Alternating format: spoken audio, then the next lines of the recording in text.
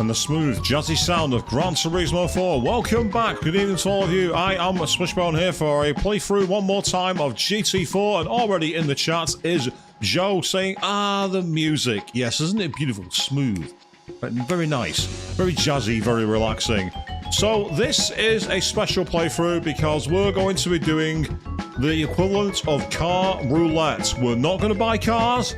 We're only using prize cars, and those prize cars are totally random. Anything is possible. Just to prove this is a completely blank file, check it out. 0% completion, 0 points, 1 day, and over in the status field, as you can see, 0 races, 0 points, and we're using my handle, Swishbone. Apparently, your name has something to do with the way the cars are randomized. I have no idea how that works. I'm not going to ask any questions. So to get a car, we're going to have to earn it. So first of all, we're going to have to go and get a license test. So let's quickly go into the B license and we'll see what cars we can unlock on this side. I am indeed doing absolutely fine, Joe. How are you doing, mate? Good evening to you. Welcome to the stream. Give me a second. Just checking something here. I get the feeling that my live chat is not presently working, so unfortunately, I'm not seeing it on the screen. Too bad for that, I'm afraid. No big deal, not much we can really do. Right, enough of this. We're starting with the B license. As you can see, it's slightly stripped down this, because this is based off the online beta. So the game doesn't have all the bells and whistles it usually does. So we start... Oh, hang on. Right, I'm going to have to exit. I just realised something. I've just realised I've had a massive fail. So we're going to have to exit the license test. There's one thing I forgot to do. Forgot to customise my controls. I've been too used to playing the version I've played for so long. I've not done that fail. I've not done that setup. So we'll very quickly go here. So we're on to day 2 and we've abandoned the license test. That's what our diary's going to say. We are a quitter. We're starting well, people. Yes, we are. We're starting well indeed.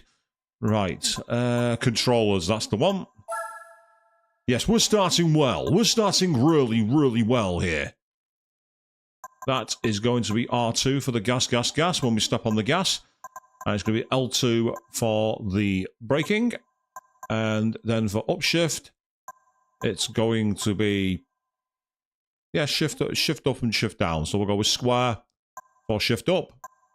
And we'll go with X for shift down in the event we decide to use any of the... How can we put this? Any of the manual gears. We may need it at some point. Right, hopefully... Like I said, I deliberately didn't want to test the race. I didn't want to give myself any spoilers. I didn't want to know what was coming. I felt that would have been cheating. So... Hopefully...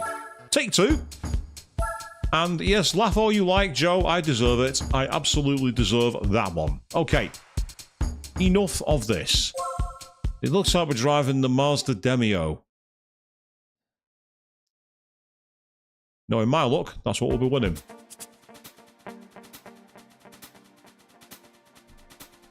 Now, bear in mind, this is an unofficial hack of the game, so there may be some issues. I've yet to find out what they are. We'll have to see how we go.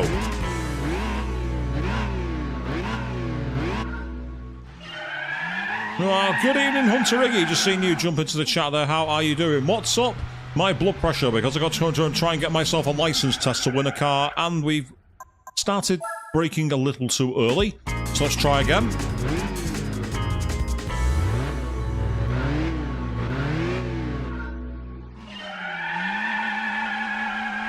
So we shall try one more time. Here we go.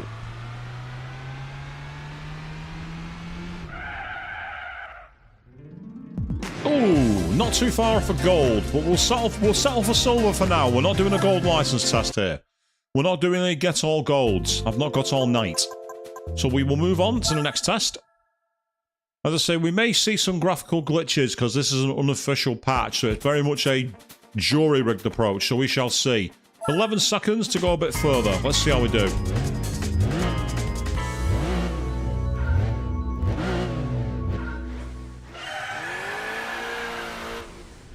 Ah, we actually have acceleration in this car. That's nice.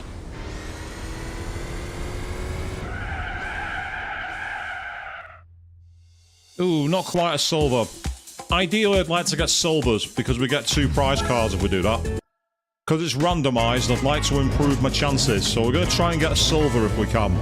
I'd like to get a couple of golds, but I'm not aiming for it. And we will deactivate the ghost car because it causes massive slowdown. It makes the image very blurry. That'll do. 4 1000s per second. That'll do nicely. And yes, the 3000 GT is a nice car, isn't it? Very old school. It was the reward for all gold in the B license on GT7, that, believe it or not. You got the 3000 GT, which is an upgrade from... You used to get the Dodge Copperhead, didn't you, in the first 2 games? Oh, no, you didn't. You got the Dodge Copperhead in the first game, and then you got the Spoon S2000 in the second one.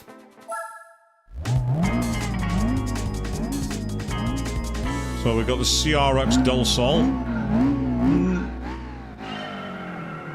Very funky car, the CRX Del Sol. Not very gutsy, but it's got a nice design. Ah, excellent, Joe. Yes, that's not my memory serves me... okay. I won't say it serves me well, that would be a lie.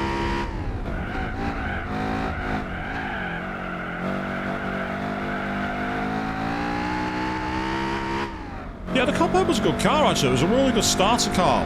Obviously, you couldn't do much with it because you couldn't race and modify it. Ooh, look at that! Only 2 tenths off of gold.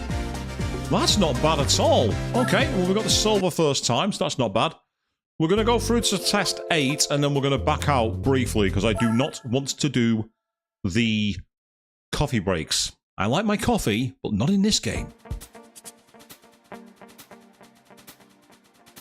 Yeah, the engine sounds do sound better, don't they? Because this is the 2006 build of GT4. It was made in the early era before the PS3. It was almost like a test bed for when they did GT HD Concept, which I would actually love to play. GT4 HD Concept was basically GT4 but with 20 car grids.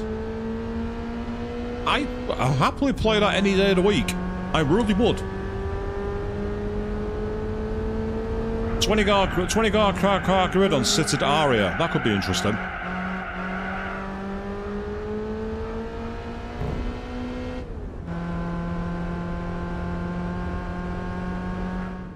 And once again, another quick silver. Not the marble character.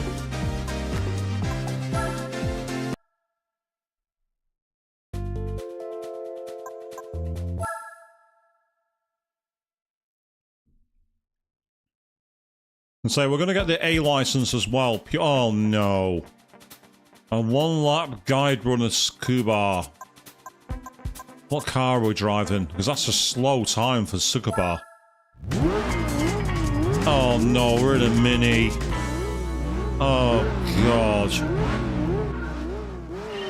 Oh, kill me now. This is gonna be horrible.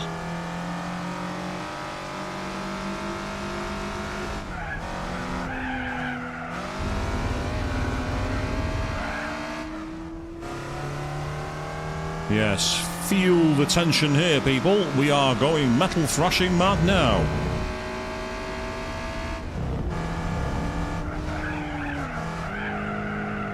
Yep, zoom, zoom, zoom indeed, Avian. Good evening, welcome to the stream. How are you doing?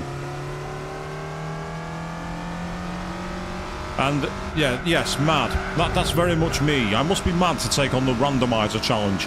I'd say you missed the early discussion for this, Avian. We have to win a car from the license tests, and I've no idea what we're going to win.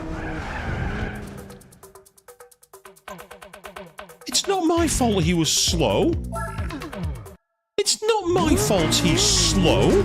How is that a fail? That was a Mini cleanly overtaking a Skyline. That's not a fail. It's not my fault that Burnt My Honda is jealous of the fact that I'm a better driver than him. For those of you who don't know who Burnt My Honda is, he's an awesome, legendary driver in the F1 safety car. And a very funny guy, actually.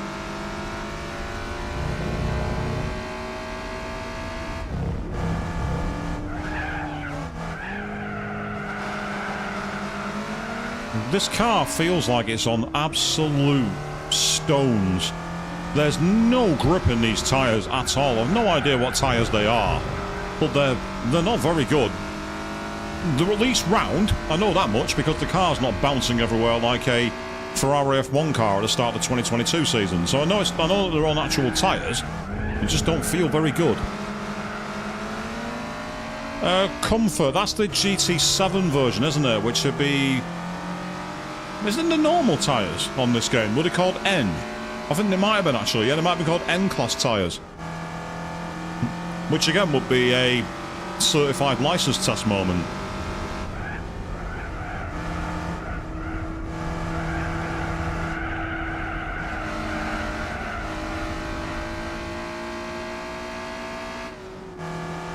Still, we got the silver, so that'll do. That's fine. I'm aiming for silver prizes, because when we get all silver, I'll get 2 cars. And 2 cars is better than 1 when I've got no idea what the car is going to be. I have no idea what prize car I'm going to get. I could get an absolute shed. Right, this time we've got 500 meters. But it's a... I wonder what car we're driving. It doesn't say what car. Right, we'll get our eye in and we'll see. It's... No, it's a Randomiser. Okay. That's not too shabby. Oh. All that wasted space when the car just would not grip. Right, if the distance is 500 meters, we're probably going to want to stop at about 450. So there's 400. On the line. That'll do.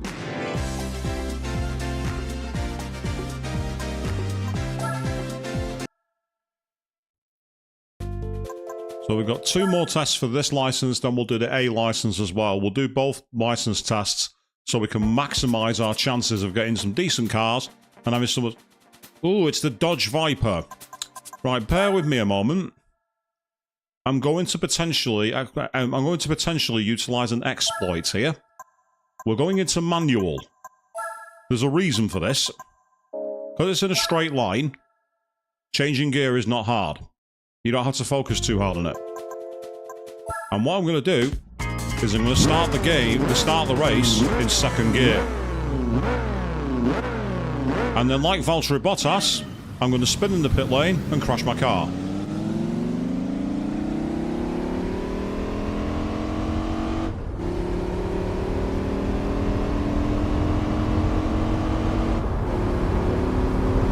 Oh, that sounds very nice, doesn't it?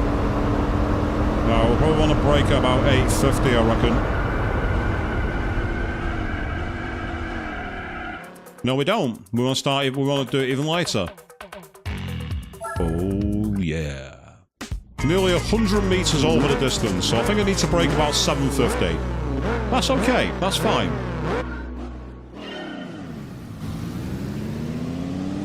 Yeah, listen to that deep growl. I'm an angry muscle car.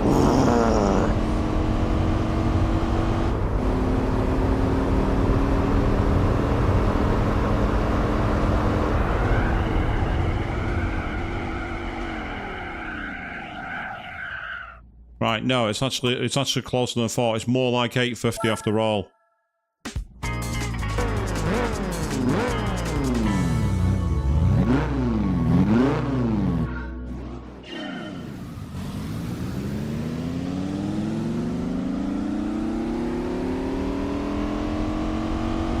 I think the first time I must have downshifted too quickly. I think that's the reason why I overshot. So we've got 700 coming up, 800 and on the brakes. Oh, just over.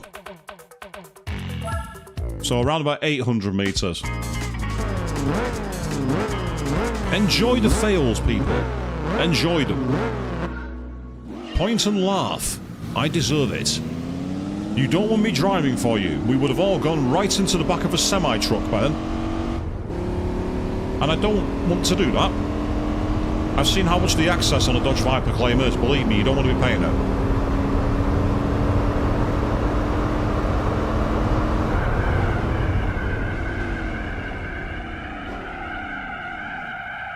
It's interestingly around about 825. It's an awkward position.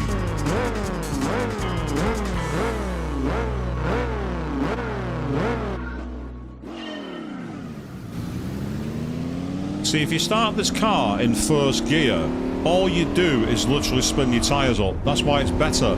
And this car is actually it's fine when it's dry, but if you drive it in the wet,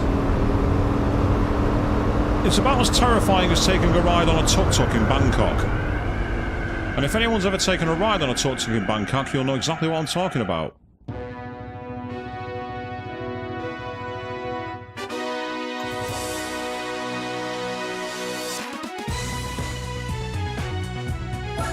And that's one of the most commonly known exploits in the license tests.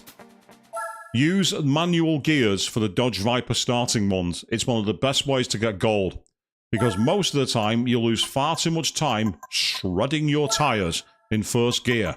Start in second gear, you negate it. And then you can have enough time to stop in place. That's the one driving tip I can actually give people on Gran Turismo history. That's the one time I'm useful.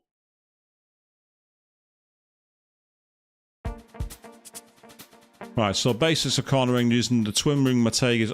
Oh, we're in a Mazda Unos Roadster. In other words, the Mazda Miata. On the Mazda MX-5. Oh, right, watch this, by the way. Something I found out on the original GT4. If you pause and press select, you get ready to drive without changing your view. Which is brilliant at the start of a race. Going way too wide there. And because how close the gold is to silver, this is going to be a fail, I think. I'm probably not going to go quick enough. 15.9, I can do better than that. I'm actually amazed that the silver time and the gold time are so close. No, it's not off you, ghost car, I don't want you.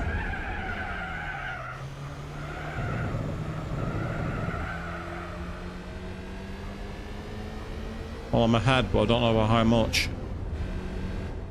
Ooh, not quite. Nearly. I agree, Joe. It is actually really nice. And yeah, there are very few areas for error on this one, Avian. It's why sometimes the lower license tests are actually harder to get the higher grades for, because there's so little opportunity. In Gran Turismo 7, on their B license, there's a test involving the track Suzuka and a Honda NSX-R, and it drove the community potty. There was a guy, I think he was either from Japan or Taiwan, who streamed doing that test for literally 3 hours trying to get the gold, because it was so unbelievably hard. Just as well he didn't stream himself trying to get the S10 license on GT7 to gold. That is incredibly difficult. Oh, come on! 2/100ths of a second! So close! I definitely want to get the silver if I can. Yeah, bronze gets me 1 car, and that's okay if I get a half-decent one. But I don't know what I'm going to get. So I want to maximise. That's right, Joe. Yes, where you're in the Porsche 917 and it's a wet, dry track. I got gold on it. Yeah, that'll do. That's fine. I'm not grinding the extra 5/100ths for the gold. I'll take the silver. That's fine. So yeah, that's right. It's the S10 at Spa in the Porsche 917 race car. I got it to gold, and it was very, very challenging. Because it was completely unlike anything else. All the other ones before it were quite okay. And then suddenly, you hear boss music. And it is very, very loud boss music in that test. So we've got the BMW, I think it's the M5 or the 3 Series. It's the M3. So it's the M3. And it's the same test. Right, but we need to be more aggressive with the brakes. Okay. Oh, listen to that engine sound. One more time, get ready. Listen to that. And that is definitely not going to be silver. Especially when I go off track. Oh, yeah.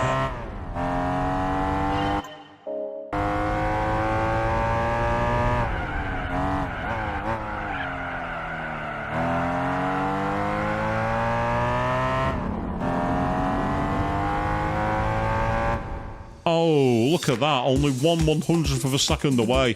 So close. Let's go again.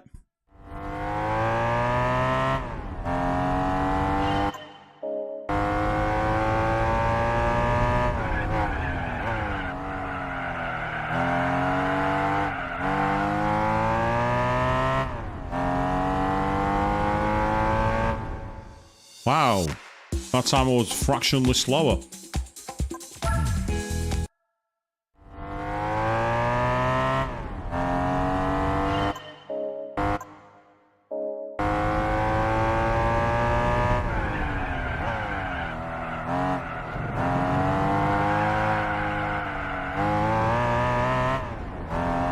Yeah, I knew the grip was going from me at that one. I just had that feeling, I'm like, I'm not feeling the grip here.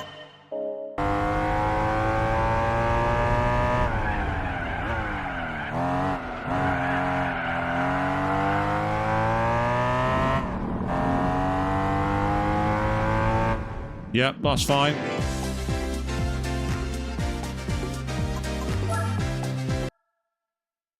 Next test. Basics of cornering 4. Number 4. So, license to... Oh, we've got a 1-lap guide run of Laguna Seca. Oh, God. I've got to do a second one. Ugh. Meanwhile, good evening, Mr. Jack. Welcome to the stream, mate. You said you're looking forward to the run. So am I. At the moment, we've not got any cars at all because we have to complete our license to win a car. Are we going to win something like a Toyota Celica or a Mazda Miata? Or are we going to get something truly useless like the 1886 Motorwagen? And Avian, I do love this course. This course is great. There's just one problem. I hate these guide runs of them because the line the car takes ahead of you is always rubbish. And in these early tests, they give you cars that are so boring. They are so boring to drive.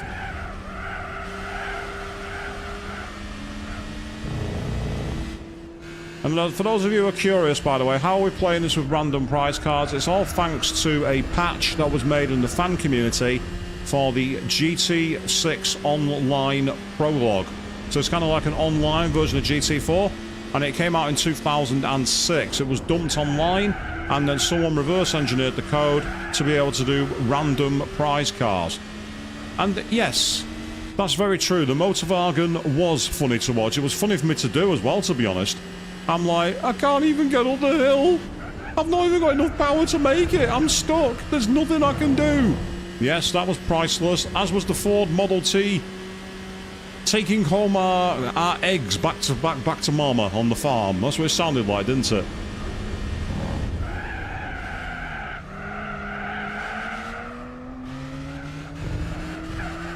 Because the problem with this car is it's front-wheel drive, and that means it's got all the weight up front. The engine is trying to drive the wheels and turn at the same time. Generates horrific understeer, and just as bad, it generates what's called torque steer. So you get really annoying, unpredictable handling. It's also an extremely heavy MPV, so it's kind of like the worst of all worlds for this track, to be honest. But so far, we're doing relatively okay. Are we going to make the silver time? Because I want silver. Gold would be awesome, but I don't think I'm in touching distance. I'll tell you, I wasn't far off. I'll settle for that.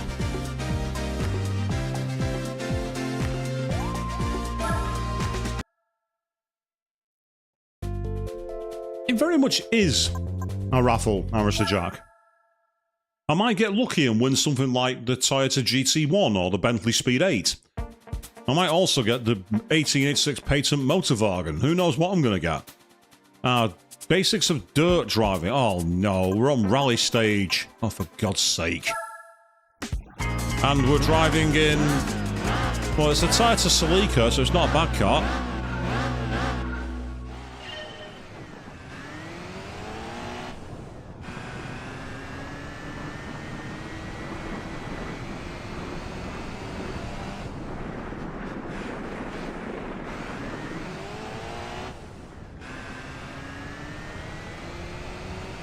Nope, not fast enough. Arista Jack, what's the worst car I drove in GT4? It would be unfair to choose the 1886 Motorwagen. It would be unfair to choose that because it was designed as like a historical piece, so I won't choose that.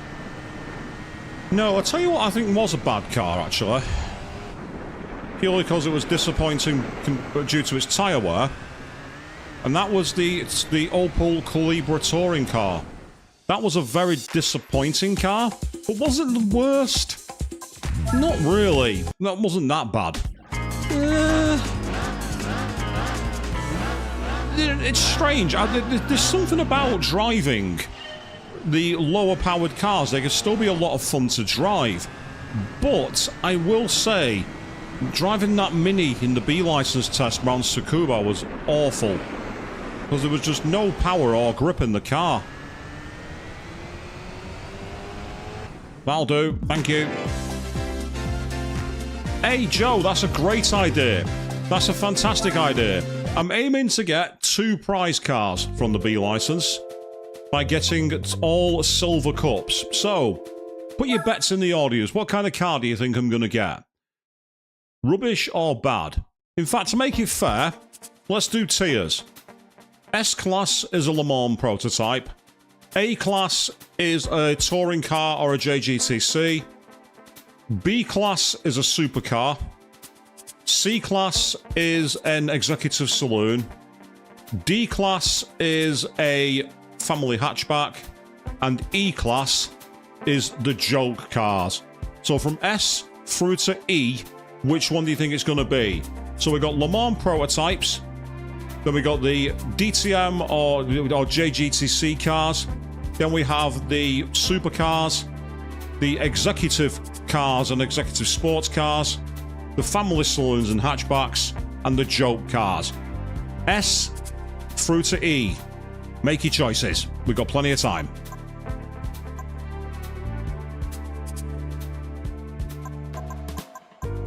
This is the. I thought this was the same test, but it's not. It's a different one. What are we driving? We're driving in. Oh, it's a Peugeot 205. You reckon a C-Class car, do you, Arista Jack? And Avian, going straight for the E-Class. Someone had to. I knew someone in the audience would.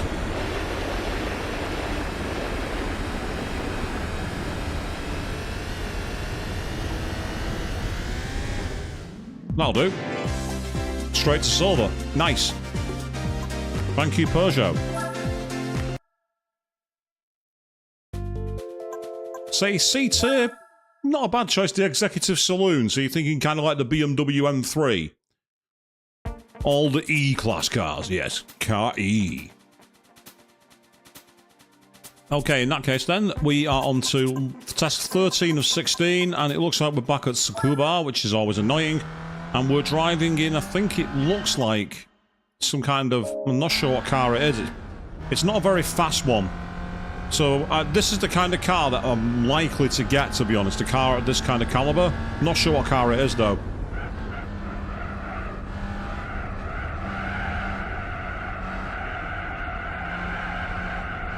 I'm going too slowly here. I know I am. No, I snuck it. That felt too slow. Oh, it was a Fiat. It was a Fiat Barchetta. That's what that car was. You can just make out the blurry license plate that says the name.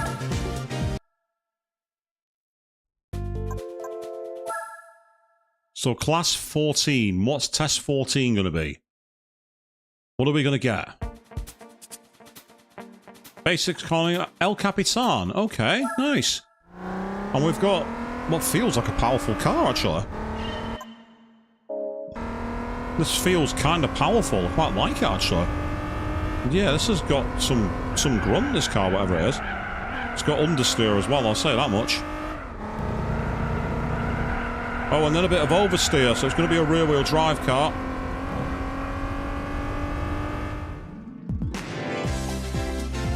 And we've managed to get silver, and it's... Oh, it's an Infiniti. A G35. Okay, interesting. And you think it's going to be a Civic, Jody? You think it's going to be a Class D? Well, that's not a bad choice, actually. Well, oh, another one-lap guide run. 3-in-1 license? Are you taking the piss? Seriously? What car are we driving here? Oh, fuck off.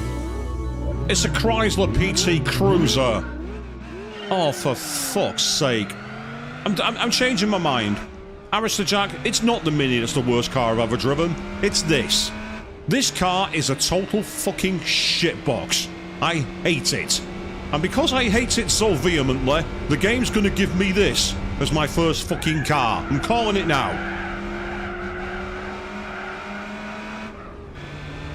I'm calling it now. I'm not calling the class. I reckon it's gonna be the PT Sodding Cruiser.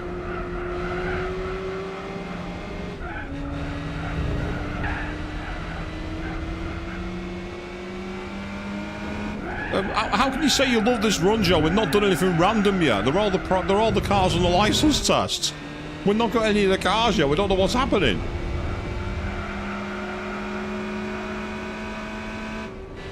Well, I never know what's happening anyway.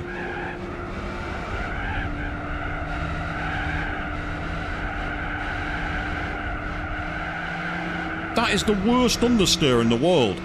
I might as well be driving the HGV. For those of you who don't know acronyms, heavy goods vehicle, aka a truck. Or a lorry, or a big rig.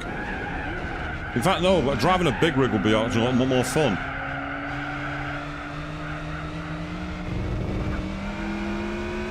Wow, what? Did that Skyline not know how to accelerate then? He was taking so long.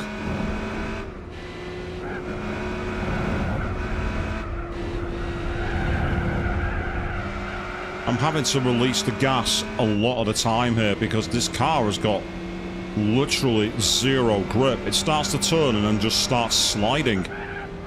I don't have the confidence to throw it into a corner at all.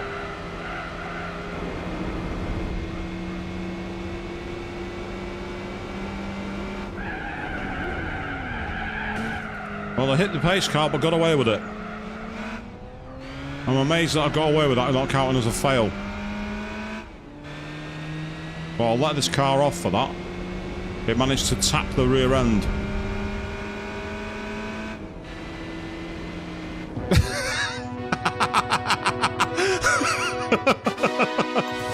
That's how much I hate this car, people. I hate this car so much that I got a gold first time. That's how much I despise this car. That's how much I truly can't stand it.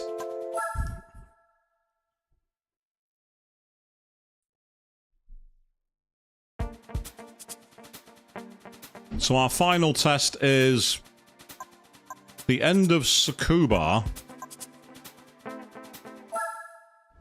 And what car are we in? Oh, that's a terrible place to give me control. It's giving me control practically on the grass. Right, I've not got time to change view. I'm just going to have to trust my gut on this one. Just enough grip to make it in there, so whatever this car is, it's holding up okay.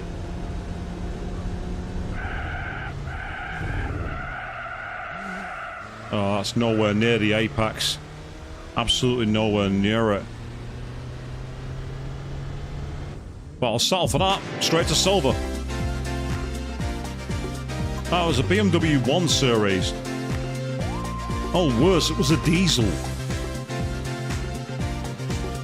I got silver in a diesel. Jeremy Clarkson hates me. Right, so here we go, people. It's time for the big news, the big reveal. What cars is the game going to award me?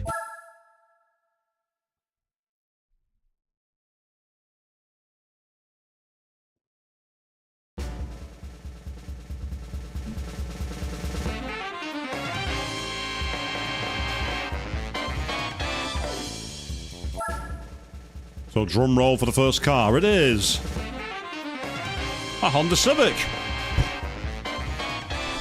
Well called, Joe. Very well called indeed.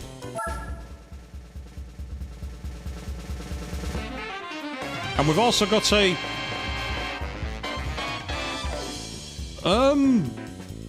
car I've never heard of. the Toyota Sierra. And it looks suspiciously like the Mazda 323. Is it just me who sees that? A very strange gull-wing family car. Only in Japan, eh, people? Only in Japan. Okay, so with that in mind, we've now got the B license. Yay, we've unlocked the Deep Forest Raceway. So, let's have a look at what cars we've got. Horsepower-wise, the Civic looks like it's going to be more useful than the Sura. We've only got 10,000 credits, so we can't actually spend money on the car much. We'll get in the Civic, we'll do a race, because we'll be able to do at least the Sunday Cup, and maybe even a couple of the beginner events. But let's try the Sunday Cup.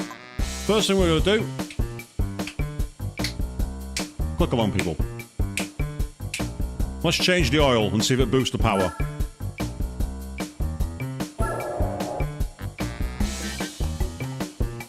I love the piano in a moment on this. It just goes crazy.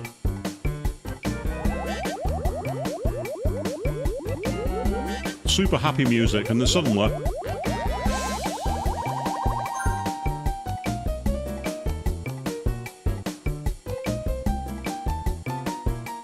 something about the soundtrack to this game has that wonderful familiarity to it. It has that weird crossover vibe between being pretentious and being actually really good fun, if you know what I mean. Right, so we can do the Sunday Cup with no license. We can also do the front challenge, because that's also got no license requirements. So that's not bad, actually. We can actually do a couple of these, potentially. Let's see what we get for the Sunday Cup, then. Standard or sports tyres are required. And we start with 2 laps of Autumn Ring Mini. Ugh.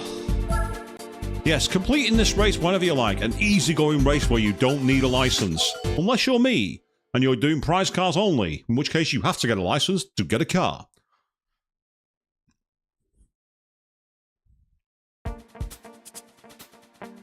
Now, we've got cars of a similar kind, so it's a question of how competitive this car's going to be. Let's find out. 9-point race, so it suggests it's not going to be too uncompetitive. But the question is, will it be competitive? I don't know. Let's find out. Well, we've got a Toyota Vitz, but it's not a pink one. It's not a Gran Turismo Toyota Vitz if it's not a pink Vitz. Come on. You had one job, Kaz. One job. It's got to be the pink Vitz. Every time.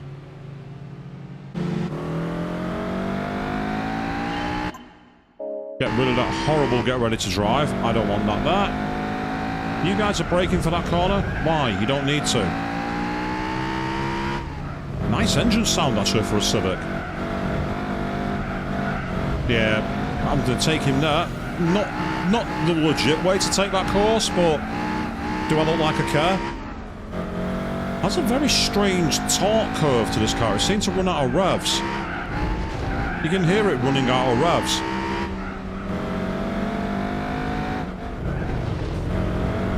Get out of my way in your Volkswagen. Get out of my way. Go and fudge your diesel stats somewhere else. Get off my circuit.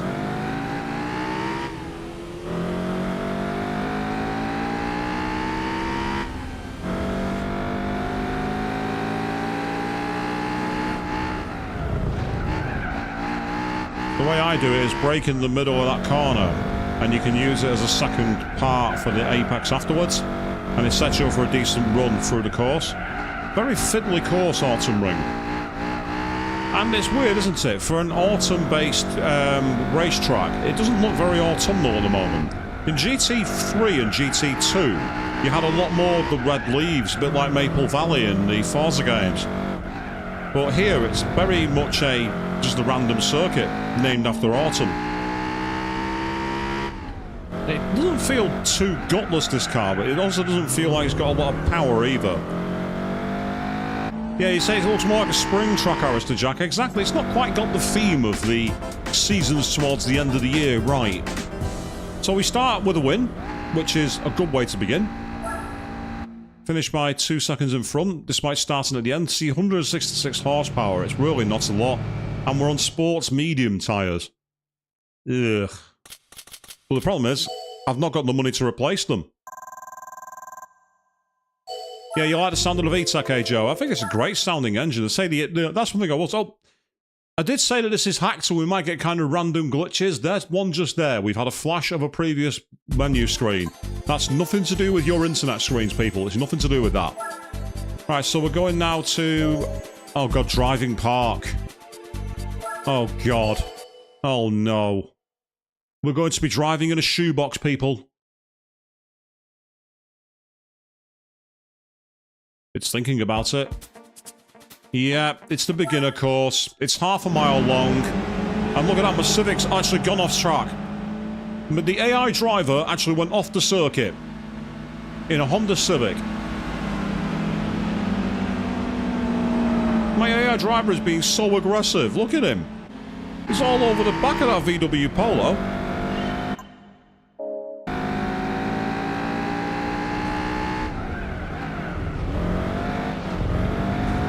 That was technically an illegal overtake.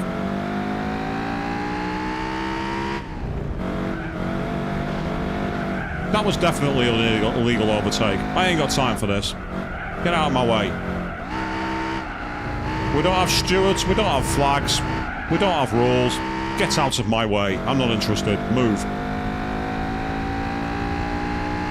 Yep, so we've just done a 32-second lap overtaking 5 cars in a Honda Civic, so that gives you an idea of the kind of pace that you can get on this circuit, people. Of course, I'm not exactly driving legitimately, but I'm also not wearing a shirt that says I care, so... And even if I was wearing a shirt that said I care, I'd be wearing it ironically.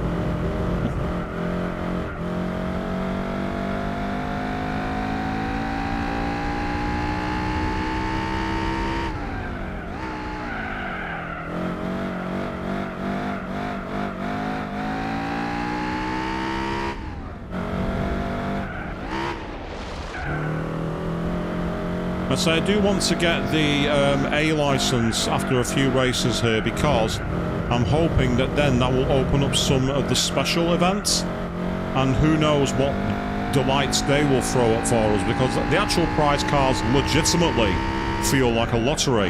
In one race you get like a 1970s shed and the next one you get the Toyota RSC raid car that's worth $250,000 credits. So it makes absolutely no sense. There's no rhyme or reason to them. So it's almost like you're playing a randomizer run when you're playing a legit game. So I'd be really interested. But we can't get in there until we got the A license at the least. Possibly even the IB now, think about it.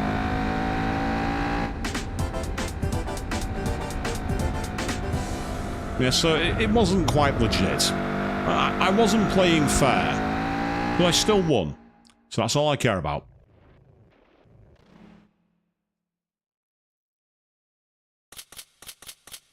Ah, 600 credits. Gosh. We're swimming in cash now, people. We are Scrooge McDuck diving into his safe. We are absolutely loaded. We are Smough on his mountain of gold. Right, high speed ring. We'll do that in a second. I'm going to quickly back out just for a moment. We've now got a save. That's the main reason I did that. I wanted to get a save. It's the only reason I wanted to do it. I also think we might be able to do the first series of driving missions now, think about it, because we've got the B license. So that might be an option to get a car as well. So we have ways to grind out a few cars potentially at a decent rate. But first, we're going to the high speed ring. In cars that are anything but high speed.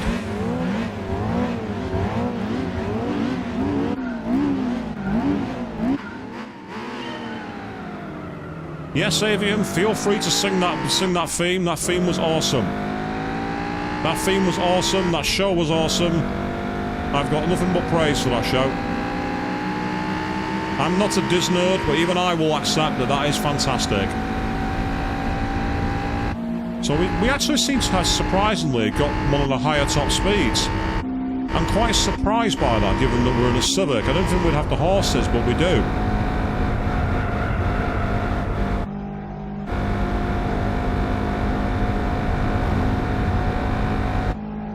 I've not actually seen the remake, maybe, because again, I don't watch TV, but it's something I'll have to possibly find a way to watch at some point.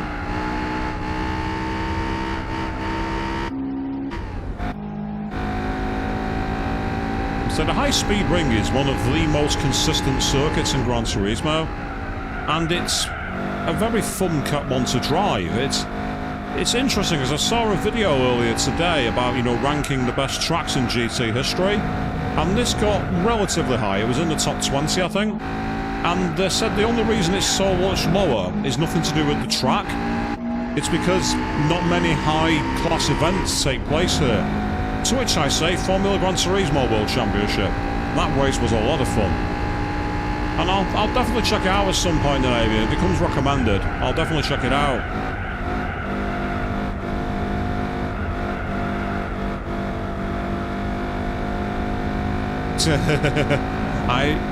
I no-sold the existence of the Rugrats remake.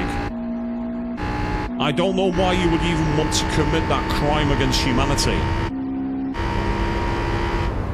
I don't even know how it is remotely suitable for a remake in the modern era. I don't get it.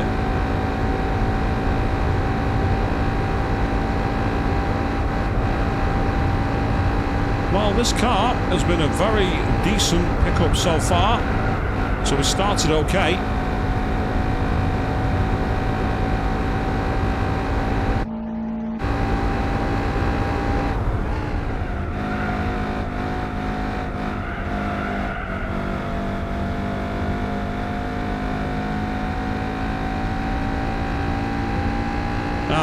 Yeah, if they take away all the charm, then yeah, it loses what made it appealing in the first place.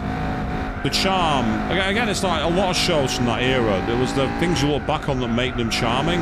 It's like playing old games. The limitations and the way they work around them is why they feel so much fun to play. Because there's a sense of knowing what they've got and how they've extracted things from it. And it's not the same when they try and do all the hyper-modernity to it.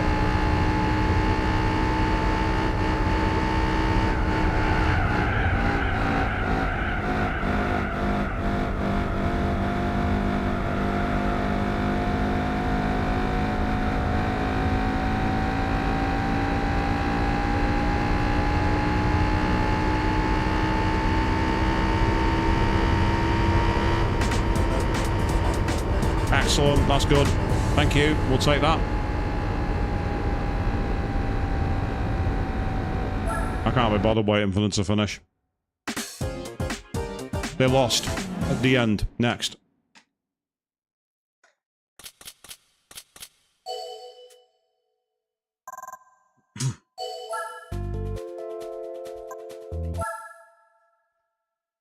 So, again, using the tiers from S through E, which car do you think, what car class do you think I'm going to win? We've got the Clubman Stage Route 5 and Twin Rim Motegi to go. And then after that, we're going to have the Grand Reveal. We'll only get one car this time because we haven't done a double criteria. So we will be winning one car. The question is, which class are we going to get? S through to E. It's purely random. So don't think that it's too early to get a good car. We're randomizing. We could literally get the RNG gods giving us a silver bullet.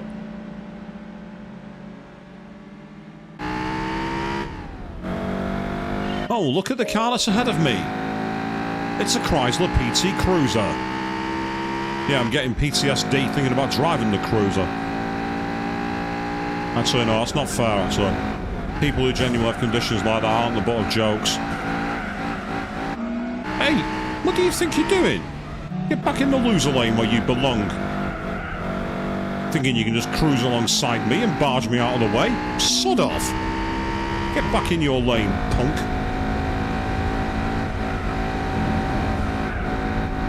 You too, Citroen driver, trying to shove me into the wall. I'm not blaming my bad driving on the AI. Oh, no. Why would I? When would I ever do anything like that? When would I ever blame a bad AI for my driving? As if I'd ever do that.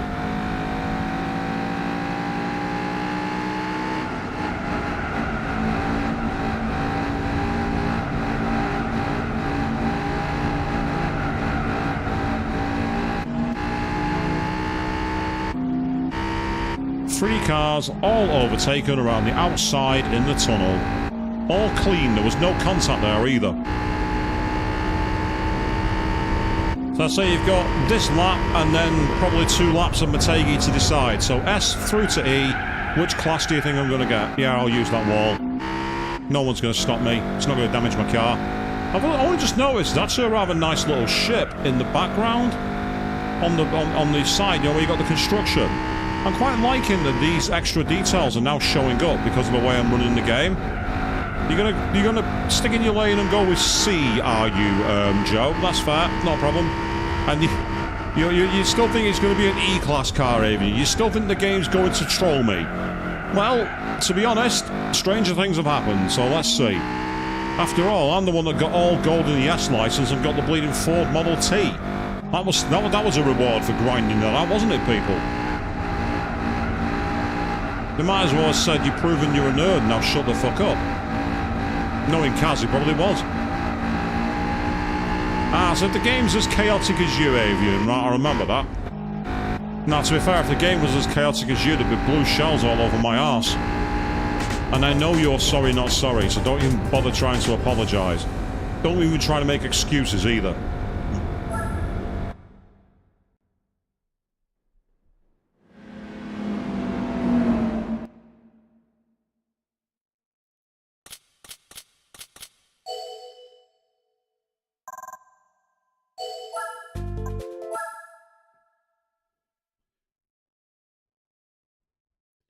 Yes, that's right, Avian. The fact that you've doubled down and revealed another strategy of yours, which you totally didn't abuse playing Double Dash. Oh, no, no, no, no, no, no, no, no. You'd never do that.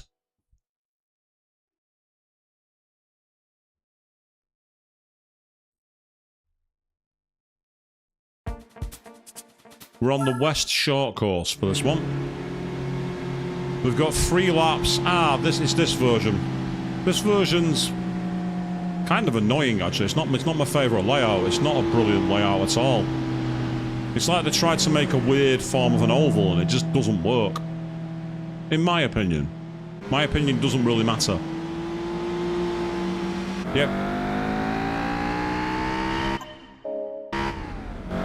I love all the time capsule adverts in the background here. Like they had an advert for Indy Japan in the pit lane.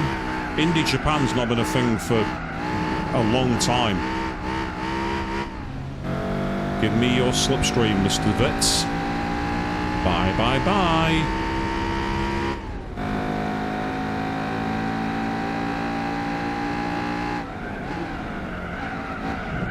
What's really annoying there is the brake marker boards, and not for that corner, but for the corner afterwards on the route you can't go. So getting your braking point right is a pain in the shitter for that one. It's a really annoying place to get your braking point.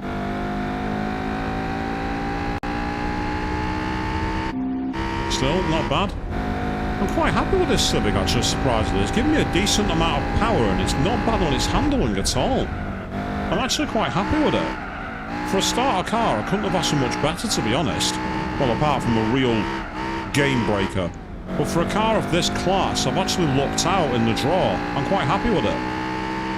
But now I've got to catch this Peugeot, who for whatever reason has streaked miles ahead of the audios. Oh, what the hell? How early do you want to brake? I almost rear-ended him then.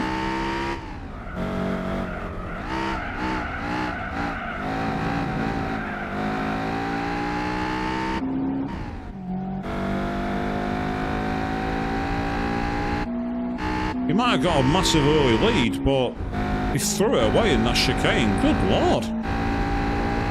See, he's just lost 4 seconds in 3 corners. That's ridiculous. Who do you think you are? Sergio Perez? Too soon?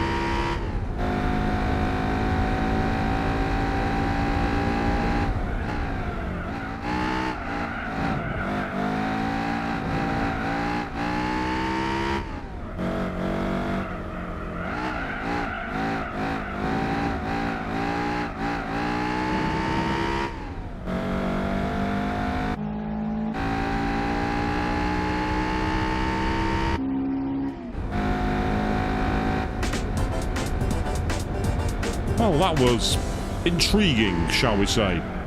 So we managed to win, and that should mean that we get another prize car reveal. I'll say, good job, Honda Civic. Very good job indeed.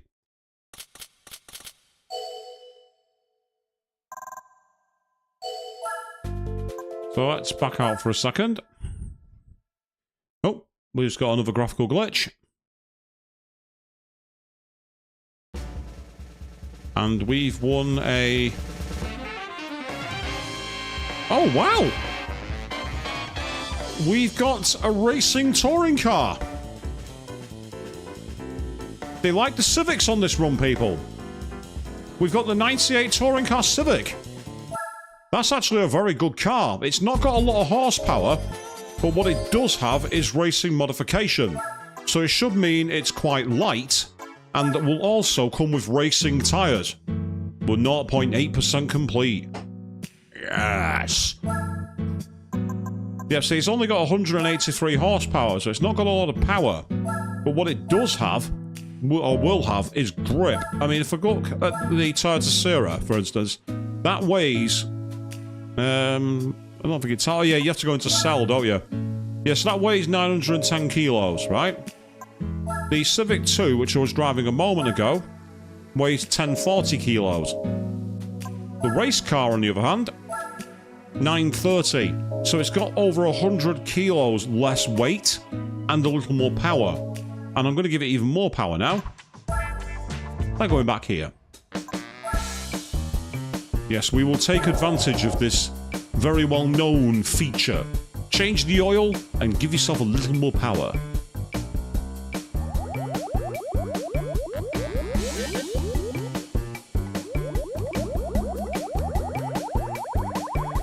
We could use this to dominate the Civic Manufacturers Cup. We could definitely do the front challenge quite easily. So we've got a few options there, but I want to see if I can get into any of the special events. If I can... I mean, it says here you got special condition, special car. Ah, right, so this is proof that it's a beta, because the information is not there. We can't play those events, they're not there.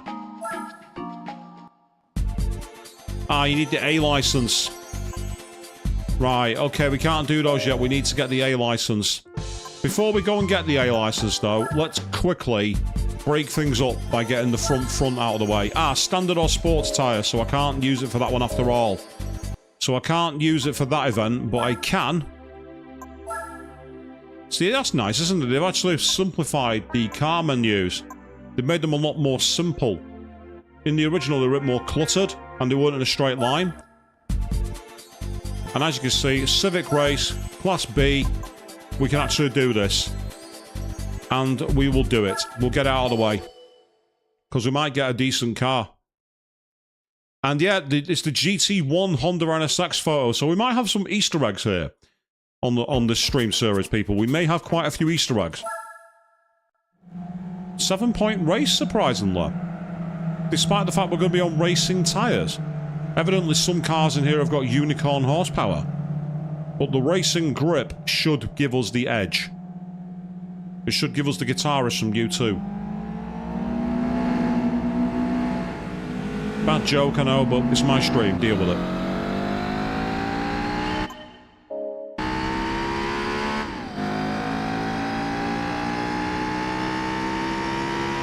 Yeah, so you can clearly see it's not got the horsepower for some of the other cars.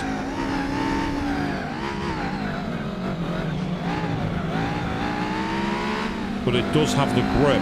Oh, well, if you two want to crash, go right ahead. You two have your play date. I'll go past the pair of you. That's fine by me. I'm okay with that.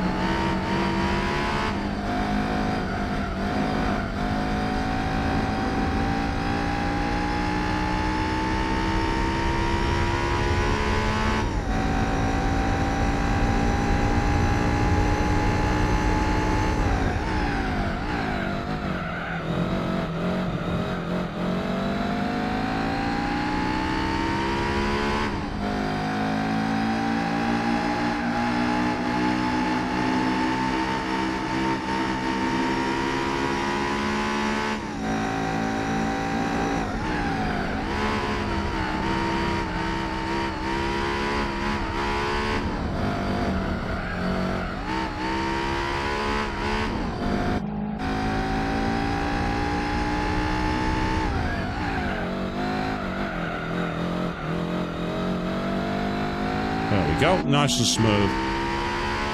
But yeah, so I wonder what other Easter eggs to the older games lie in wait for us then, Joe. We'll have to find out and check them out.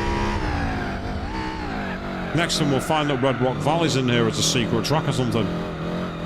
To my knowledge, that's not true, and I'll be very surprised if it is. Right, so that's lap 1. So we've got a second one to do. So what's the prize car for this going to be? Normally, I believe it is the car I'm driving now, or an 80s variant of it. So the question is, will we get that, or will we get a different class? Get your votes in there, people. See how lucky you feel. I'm going to put this as a Class B car. It's not quite powerful enough to be an A class, but it's also not slow enough to be a C or a D.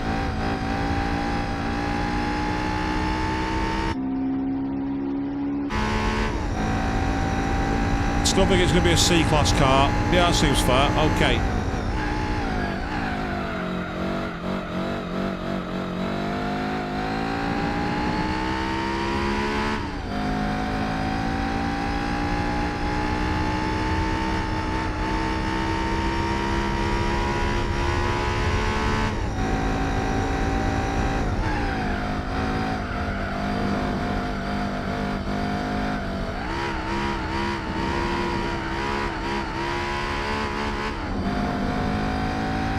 Say manufacturers normally win other variants of Honda cars in the Honda series and so on, but again, we're on random mode, so anything could happen. You have won the Patent Motor Bargain 1886. Now that I've said that, it's going to happen. But to be honest, I think that'll happen after something like the 24 Hours of Le Mans or the Formula GT Championship. Oh. Yeah, see, because it's a hack, we will have points where the game might briefly hang, so it's why I'm going to be constantly backing out and saving, just in case we have any crashes.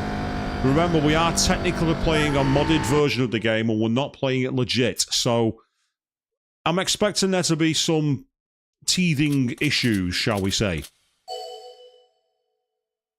Decent earner, actually, 5,000 credits, that's awesome. I'm happy with that. So I'm going to very quickly... Yep, okay. We'll back out to the front just so we can save our game. Ah, now it's got the Civic one. So we've got rotating car art. That's interesting. We went from the NSX to the two Civics. And now we've got... Oh, wow. What car's that? Is that the Honda Accord or the... a form of the Prelude? This is kind of fascinating.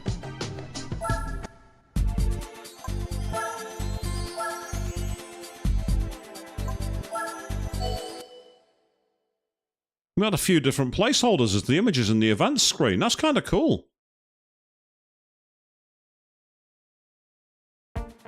We're doing Suzuka East Course. Ah, I remember this one. This is just the chicanes.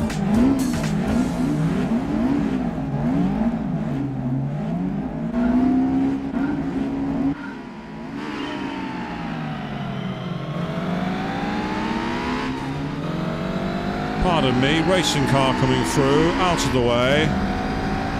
That's right, get thee behind me, Satan.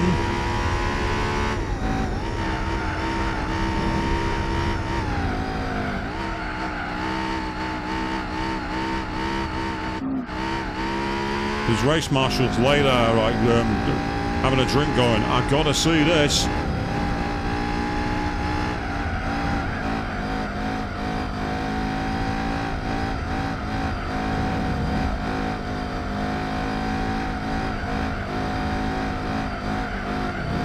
It's actually quite enjoyable to drive through the S's, this car. It's not doing too badly at all.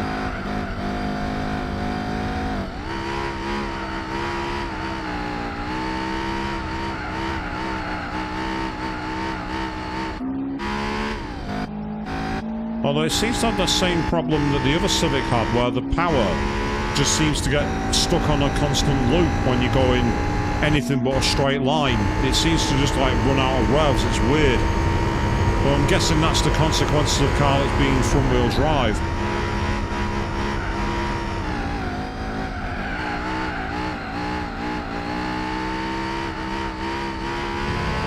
So I mean, when I wasn't turning, then I was gaining quite a lot of, I was gaining power. But the moment I was in the bend, I was just spinning the tyres. Because it's trying to drive diagonally rather than forward, so I get why it happens, it's just annoying. That's why most people prefer four-wheel or rear-wheel drive, because that way your steering doesn't interfere with your power application. Unless your Nissan at the 24 Hours of Le Mans one year who thought it was a good idea to turn up in a front-wheel drive prototype. It didn't go well. It did not go well for them.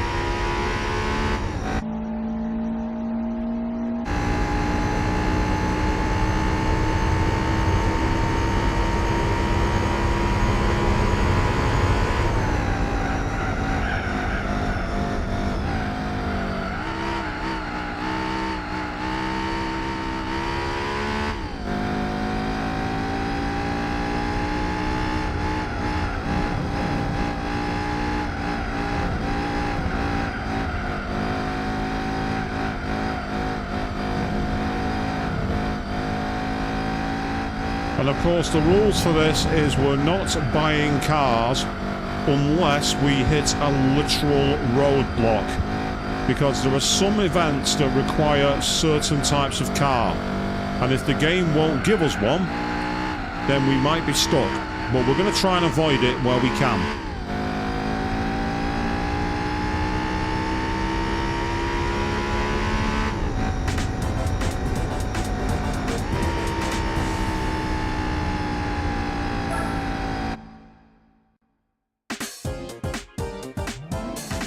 Now we're on racing super hards, so we're actually on the lowest grip tyre with these. So that's something to bear in mind. We're on very low grip tyres. They're designed for endurance racing rather than racing at high speed. But at the moment, it's doing all right. It's not doing bad at all. So we've got Deep Forest, Autumn Rim Mini, and then finally we're finishing off at Midfield Raceway. That's awesome. So we are going to carry on, and we're going to take on the Deep Forest. Once we've done this, we'll find out what car we get. We're then going to go after the A license. So we're going to try and get our A license as quick as we can, and see what prize cars we get from that. But then also what we'll do is take on a couple of the special conditions races, because we might get something very interesting from there if we're lucky. Depending on what we get, we can carry on our progressive journey.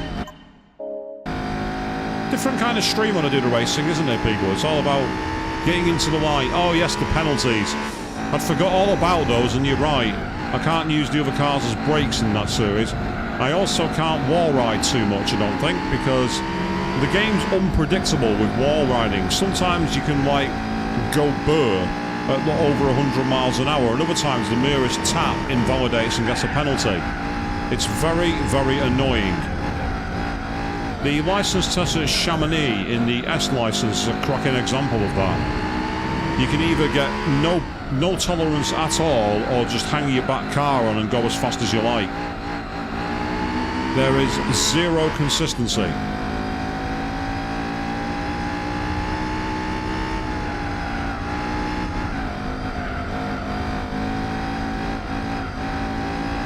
It's nice to be driving the old school version of Deep Forest. Not the bastardised version from GT7 where they added on a needless extension and a stupidly tight hairpin, completely ruining the flow of the circuit.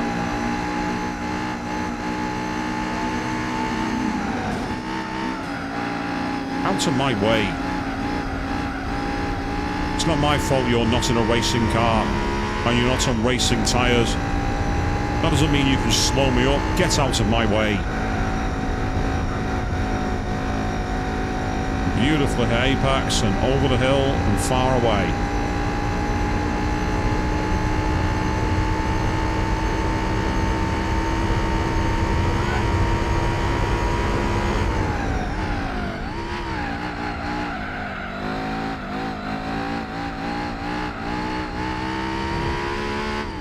Speaking of GT7 with this track though, curiously, it's located in Switzerland. A country that famously banned motorsport. Doesn't really make sense now, does it? Why didn't they set it in, I don't know, say Germany, for example?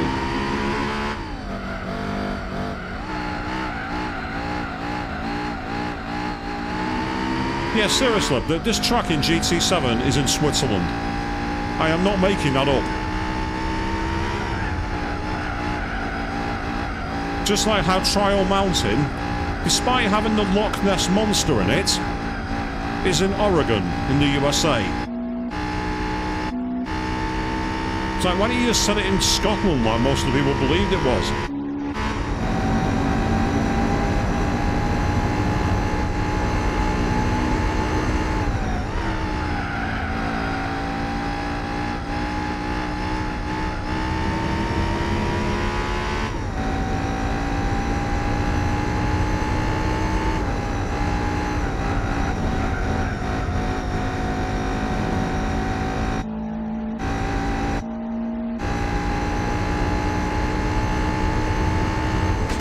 I'm done.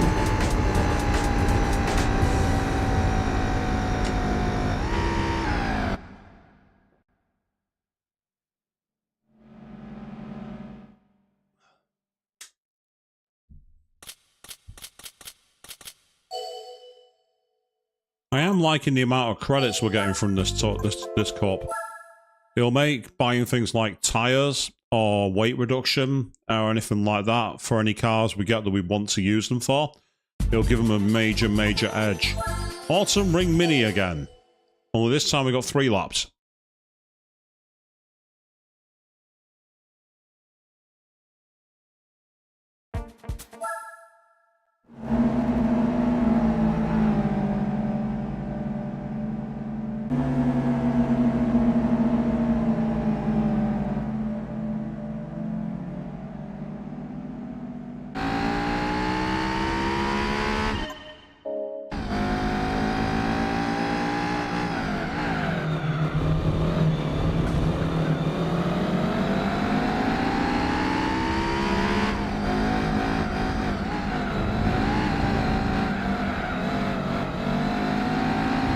We have an old school 70s Civic in the lead, holding everybody up.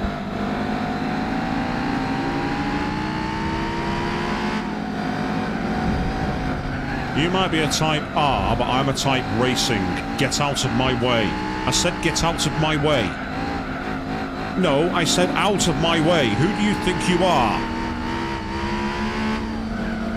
Get back in your lane, stay in your lane.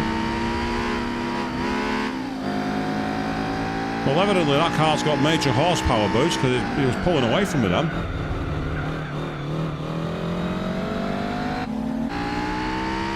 I'm surprised that Honda Civic Type R is putting up such a fight.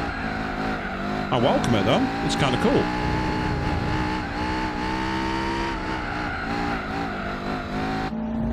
But this is where I might have a chance if I'm quick.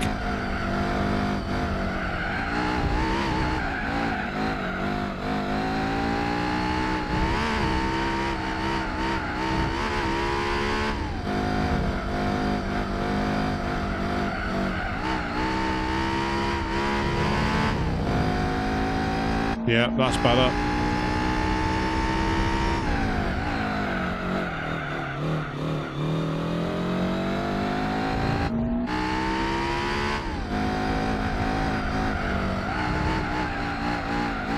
Because if I get my A license, this car, or potentially whatever I get as my reward here, will be enough for me to win the asphalt stages in the special events. And with that, I might be able to get a decent machine. And if I can get a decent machine, we might be able to take on some of the more mid-term challenges. This is where we're in that very much start of game, play as we like and see how we go mentality. But we're going to cross the line and we win the race.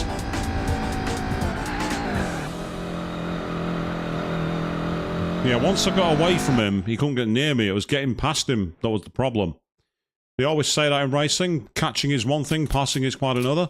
And in this case, I needed to do a lot more to get past, but it's fine. We've done it. So, on to the final race now at midfield. And then hopefully, the RNG gods will continue to smile, but my luck has to run out at some point. I've had two pretty decent cars in the Civic pair. At some point, I've got to get a bad one.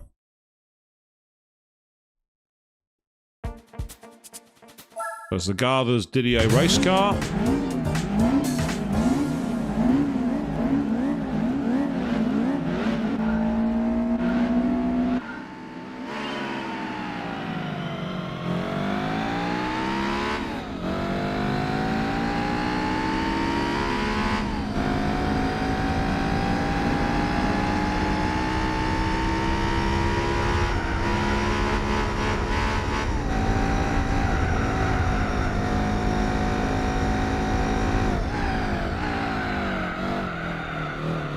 Bit understeer there, which is always a problem. But it's fine, we can get clear.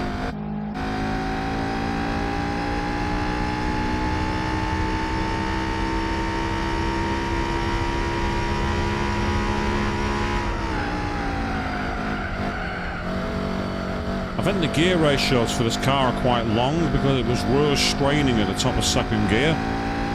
Useful for transmission if you're playing on manual mode, but not so useful for maximum speed. Having said that, we're about to enter quite an open area, so a long gear ratio isn't too bad. Having what's known as a long box, if you're used to rally terminology.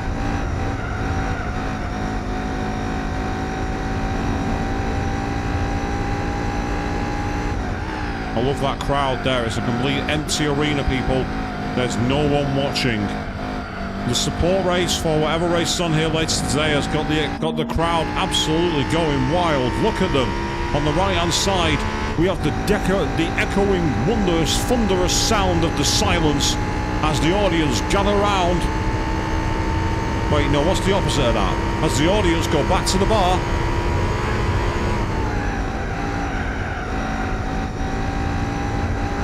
Actually, don't do that. Bars are sports event. They'll be very, very expensive. I'd like 2 pints of beer, please. Yes, that'll be $22. Thank you very much. You're welcome. Oh, we've got a crowd here, I think. Can't quite tell with those flat textures.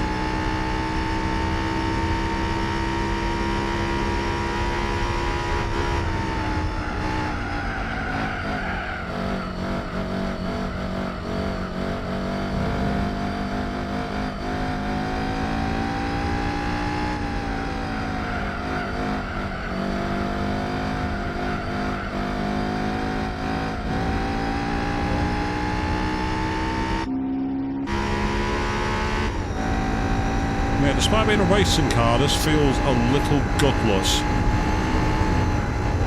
But you know what? It's more than powerful enough, so I can't complain. So I won't.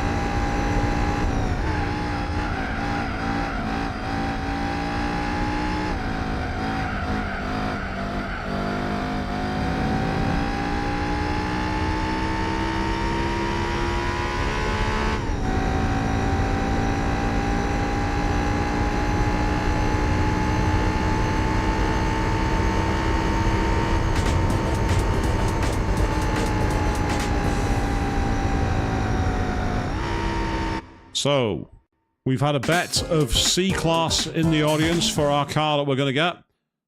As I say, normally it's one of the touring cars that we'd win, but we're on random mode, so anything is possible. Let's find out. Here we go.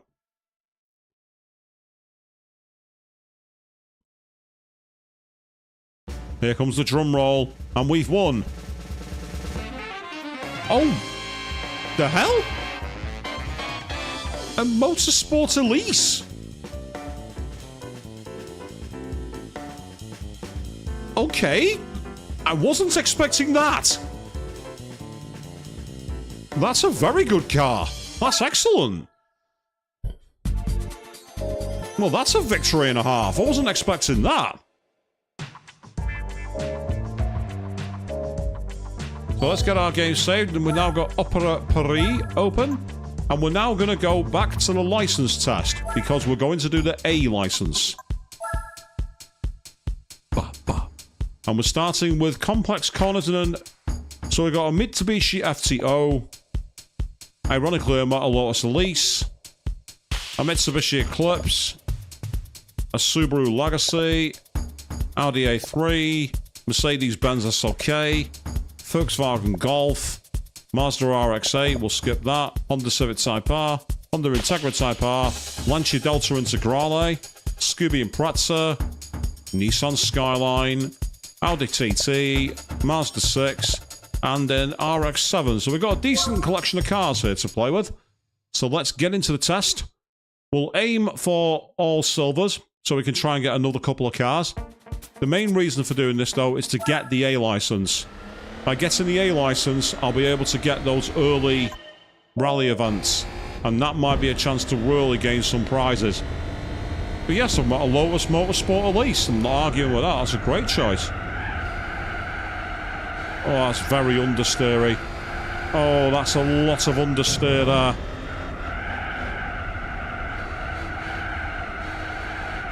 You can tell this is a front-wheel drive car because it's just not got the grip if you're going anything but arrow straight.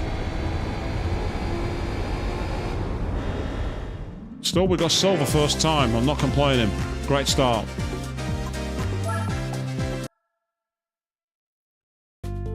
I think that one, if you can nail that first corner, you can get gold, because I was very, very, very wide, and I still got the silver.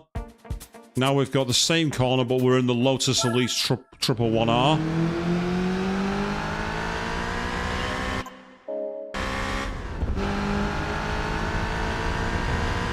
Beautiful throaty engine despite the turbo.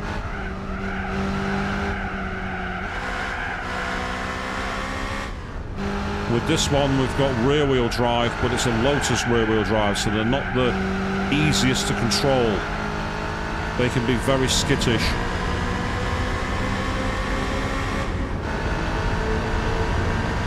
Oh, yes!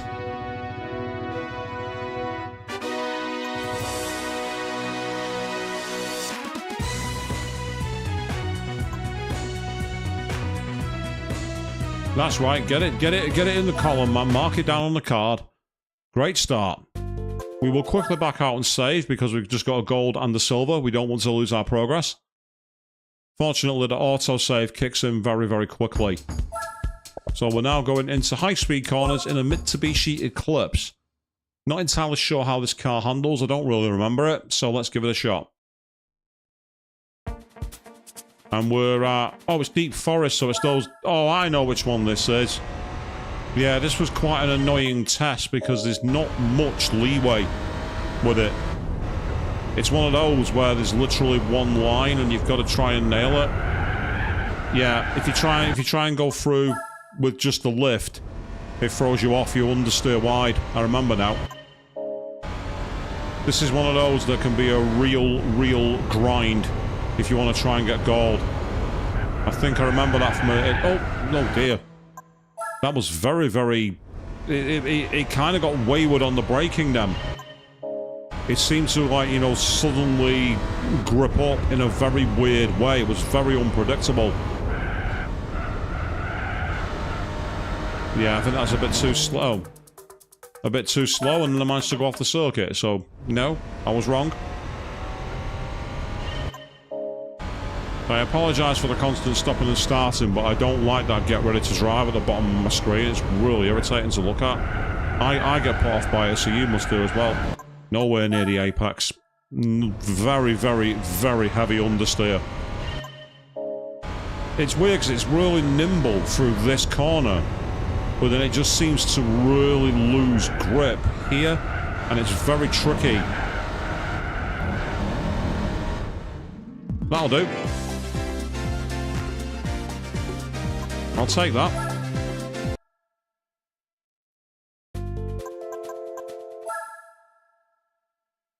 So the next track is what? High speed cars. Ah, it's Suzuka this time. Okay. Yep, so it's all about optimum turn braking, and we're driving in a very angry sounding car. But it's not that angry. I think it's the Scooby Legacy.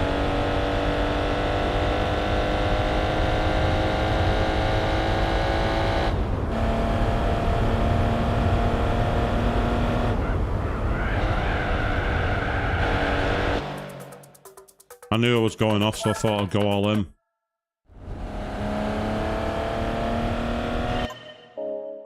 Yes, the license test part, I must say, is the lesser fun part of this game, but I understand why they do it. I just wish that they'd adapted the license test so that you learn more about setting cars up, rather than making you do complex corners like this all the time. I'd have liked it where if they gave you, like, control of just the front splitter, or just the rear suspension, just the differential, so you can understand how changing the car makes things better. I think that would have been better at passive teaching about the game than constantly doing tests like this, and it's something that GT's never really got better at, in my opinion. You could do a lot more with the license tests. Yes!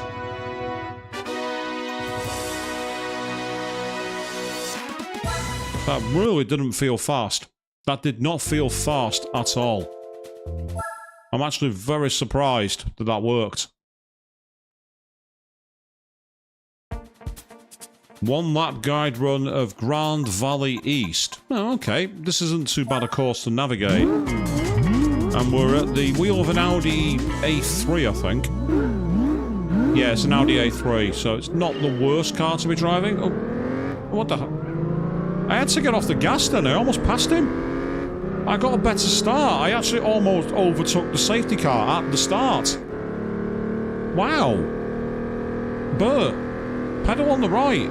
Please.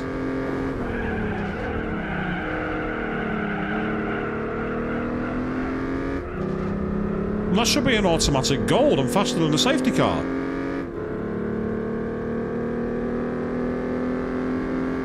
I shouldn't need to take the test. It's like, right, you've proven you're better, you're fine. Here, have your license. Go, get out of here. Oh, wide. And that was me getting cocky. Car lost all grip then, surprisingly. Right, out of curiosity, I'm not going to back off. I want to see if I'm right. I want to see if I can overtake the safety car. Here we go.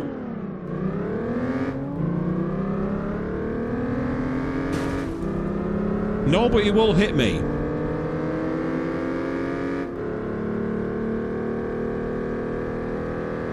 So I'm not allowed to hit him, but he can crash into me as much as he likes. How's that fair? I mean, don't get me wrong, it's not my car, so I'm not that arse, but I'm not liable for the excess on that insurance claim, GT. Not a chance. I repudiate all liability for that.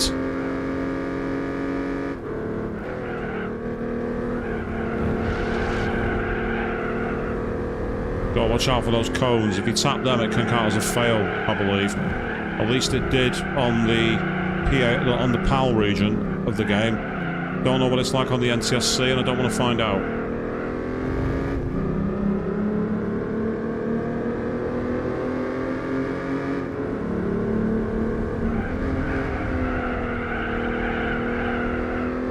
Yeah, very low grip. So again, I think it's another car that's on like normal tyres, which just don't have any grip.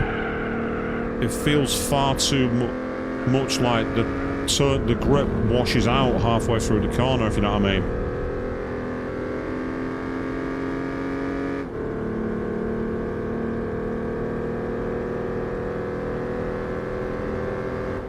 Oh, wow. Nearly a second. So maybe that's a top tip I can give you all. Let the safety car hit you. I wasn't aiming for gold. I'll settle for it. We'll quickly back out and save our progress because we've actually got a few more golds than I expected to get tonight. I wasn't expecting to get... well, any, to be honest. I wasn't expecting to... we just got 2 in a row. Now we've got complex corners intermediate in a Mercedes SLK. So where is it taking place? That's the question. It's at Swinring Matege. Ah, yes. I remember now. The S-curves and then you have the tight hairpin.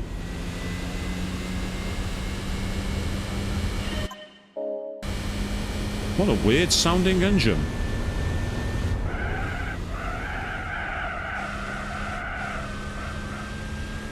Sounds almost like they muted the engine.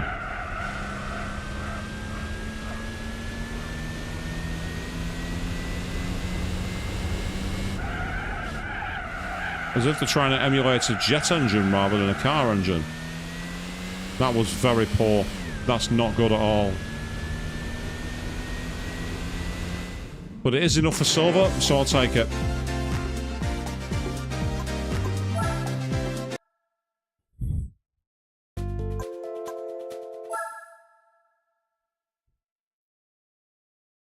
So on we go to license number 7. Oh, we're at the Nürburgring. We are on the Nordschleife.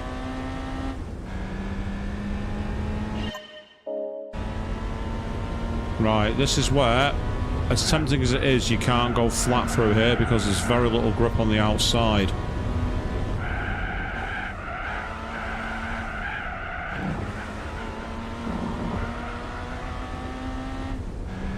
Yeah, when I planted the power at that second corner, it just didn't feel right. Very, very odd handling car, this. It's a weird one. Doesn't quite sod off. That felt nice though, I must admit.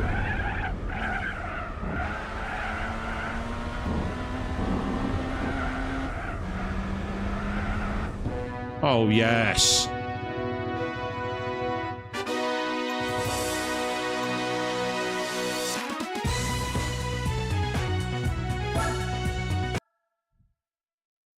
I'm not complaining, but I'm getting more golds than I thought, and I don't think the times have changed, so it's just... For once, I'm actually performing. I don't get it. Applied cornering at El Capitan. Ah, El Capitan. Oh. Listen to that rotary engine, people.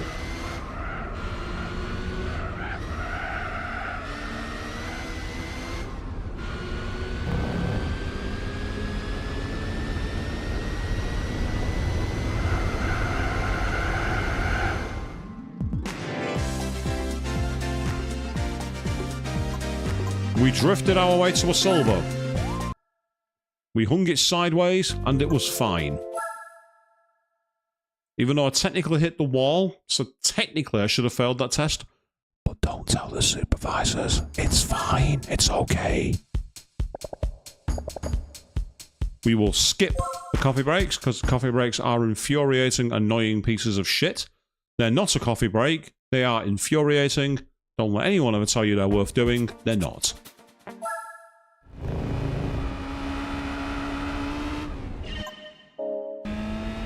Right, so we've got to get through the S's again, Suzuka.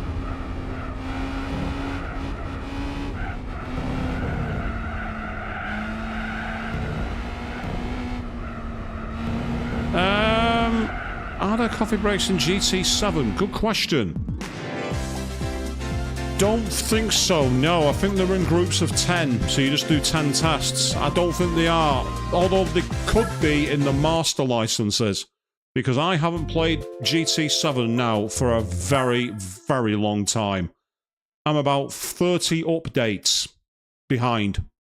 So, I've no idea. They could be. Oh, we've got a one-lap guide run one more time. So we've got to go everywhere. We're in the Integra Type R, so it should be a decent car to drive. I'll say, I was so disappointed with GT7, I walked away from it ages ago. I just wasn't enjoying the game. It was too much of a grind. And it didn't help that the one-player career ended so suddenly.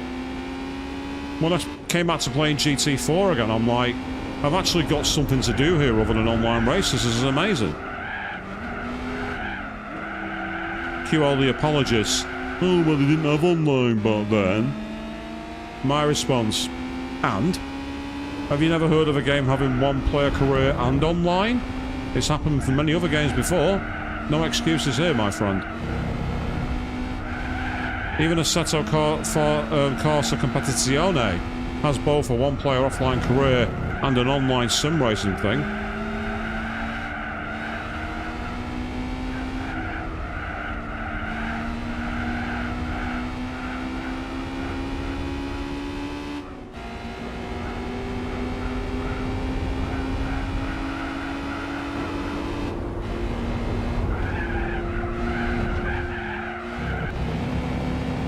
I don't know how that counter is still on. I don't care. I'm taking it.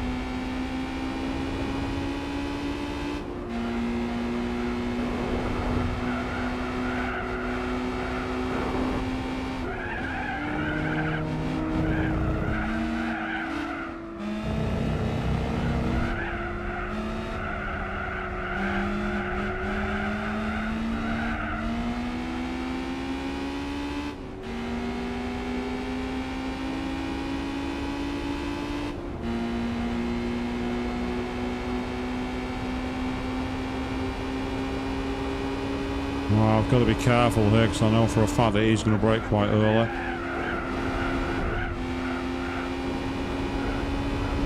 Wasn't the smoothest, but I'll take it.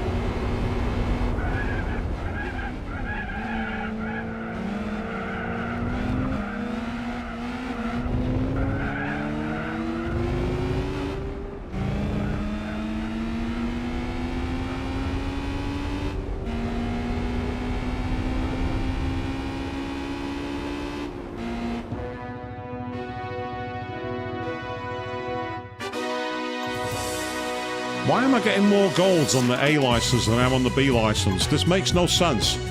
This makes zero sense. But I'm not complaining. It's good to see that I'm capable of at least some skill.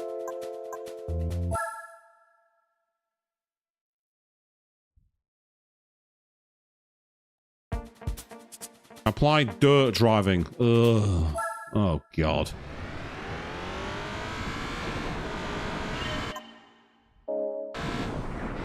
Yeah, gold! Gold!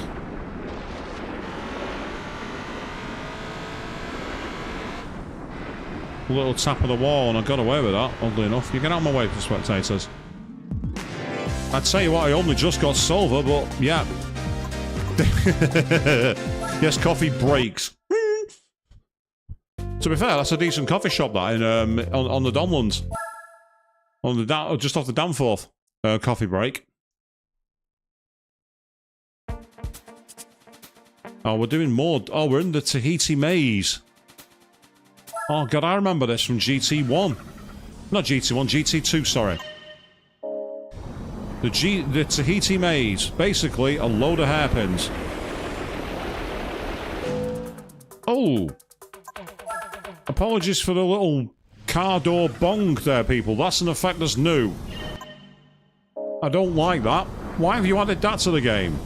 No one likes the car bonging at them.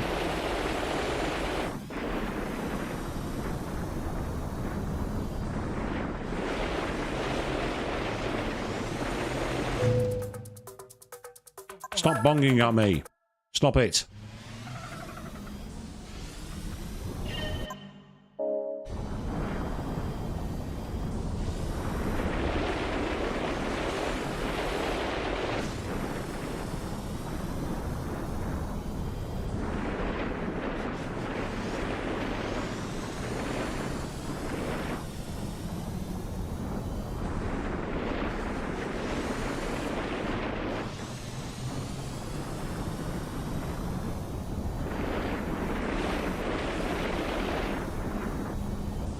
Oh, 0.004 of a second! Come on! That should be a mulligan. You should give me that for free. Come on!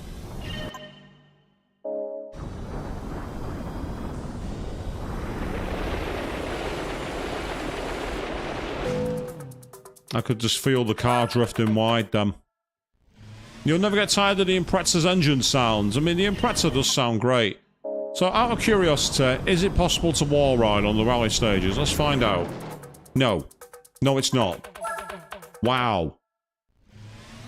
Normally, you would be able to do that as much as you like. Evidently, for this mode, they went, haha, no. And turned it down. Which is ironic, because according to some YouTubers, the modern GT7 has a wall riding problem. People are wall riding all the time.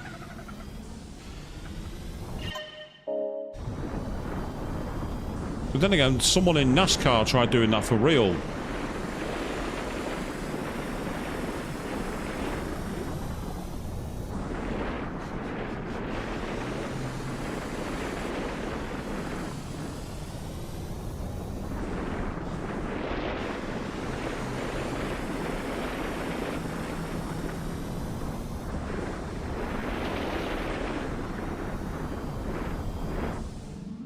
There we go, that's better. We beat it anyway.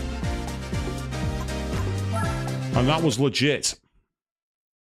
You could say I'm too legit to quit. That was cheesy. Actually, that was beyond cheesy. Tackling blind corners on where on this mountain. Oh, it's Trial Mountain. Right, we're on Trial Mountain. Oh no. I know this test. This is infamous. It is infamously annoying. This test. I remember it well.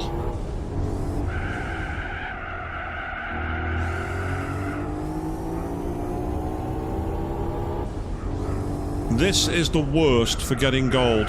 It's one of the worst tests for it. It's not the worst, but it's one of. It is really hard.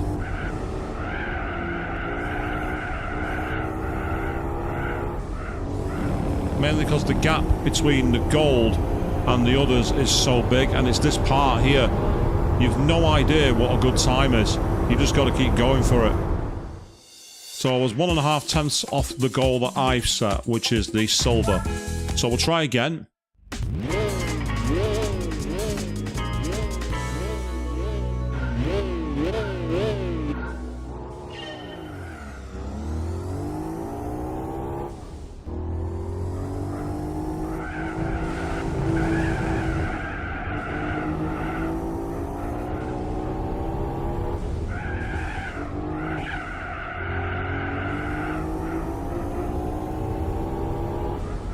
For now, it's not important.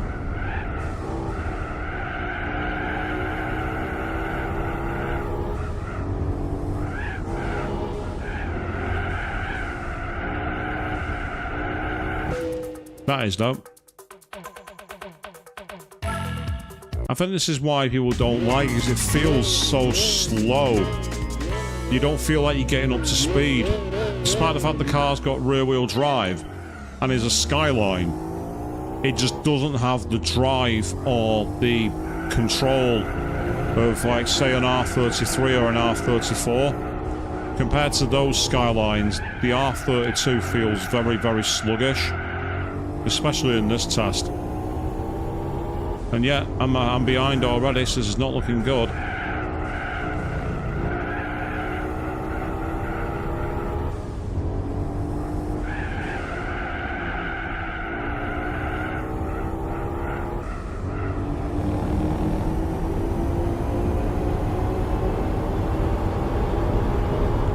I've got a cleaner exit, so this could be close, actually. Yep. Oh, 8/100ths of a second off, damn it. I was wondering if that had made the difference.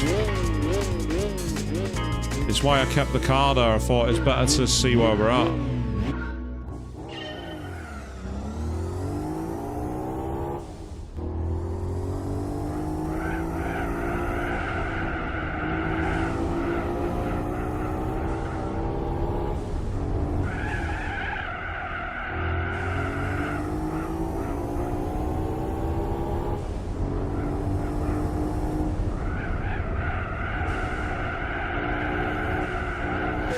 I could knew that was coming.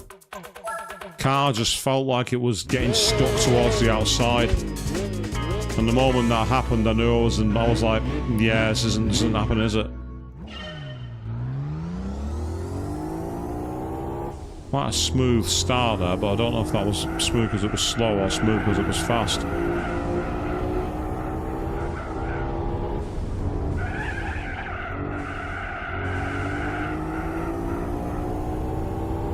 Okay, that felt okay.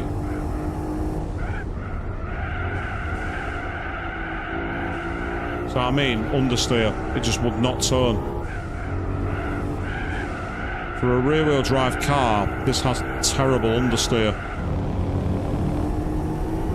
It really does not control well, and you can see that the exit speed from the corner there, I think tapping the wall is what did that. Which is kind of realistic, don't get me wrong, but it's also kind of annoying.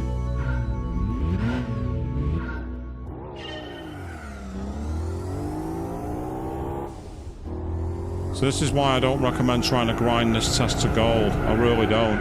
Because even getting to silver is proving a nightmare. See, again, sometimes the car feels like it has really unpredictable understeer. It just seems to not turn corners very well at all. That's not very good. Yeah, I knew immediately I was in trouble then.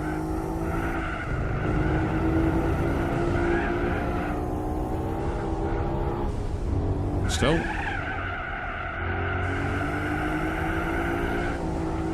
Ah, well, that's not going to help attack the wall, so we're definitely not beating this run.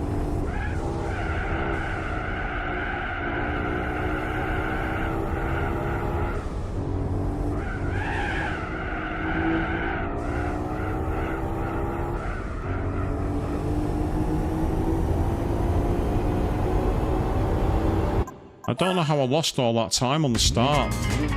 That's the thing that really annoys me. There's no real clarity on how you get a good start. So I mean, and that's part of the problem when so much of the time is from something that's very difficult to control because of the lack of throttle control. Even using the shoulder buttons on a modern controller makes it very difficult to get that kind of power planting to keep it where you need it. But this was the era where they recommended using the second analog stick, and it just wasn't very clever. It was very, very fiddly to use. Oh, that's horrible understeer. That's dreadful. I've had the turning circle of the fucking moon, then. I've had the turning circle of the sodding moon.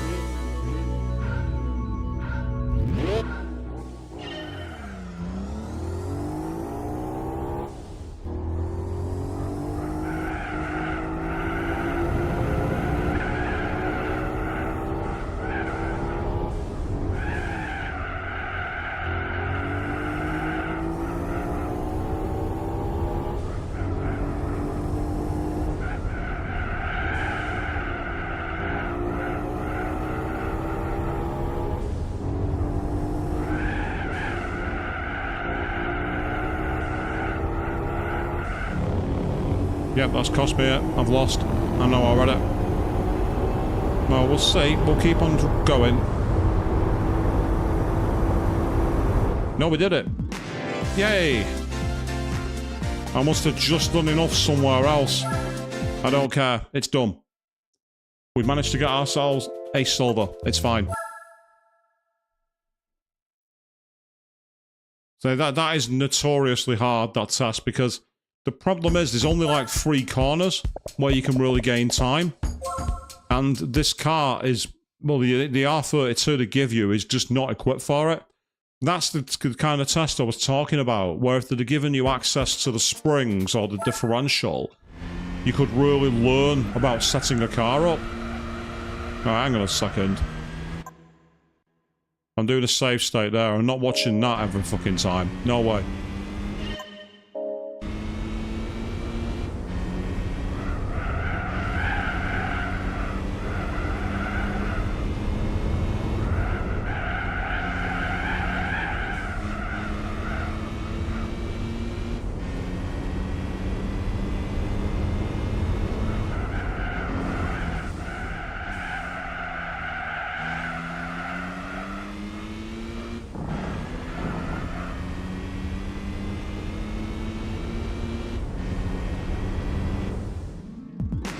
Very close to gold.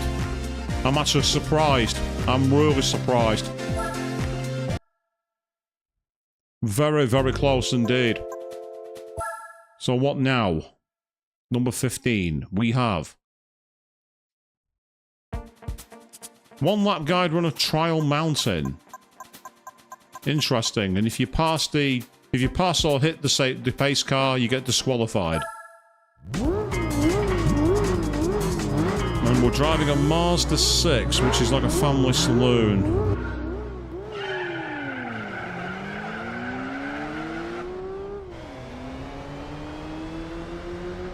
Okay, here we go. 2:07 is our time to get through. We want to be faster than that, so 2:06.999 is our absolute apex speed in terms of time. Yeah, that's good.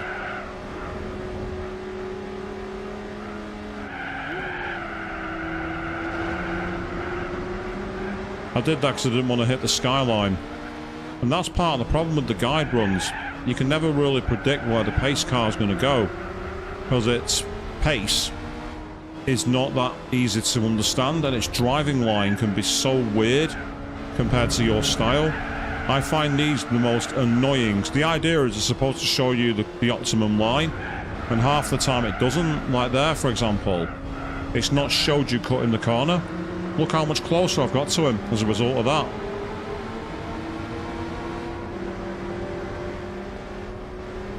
I will say this Mazda 6 is handling quite beautifully. It's not bad at all.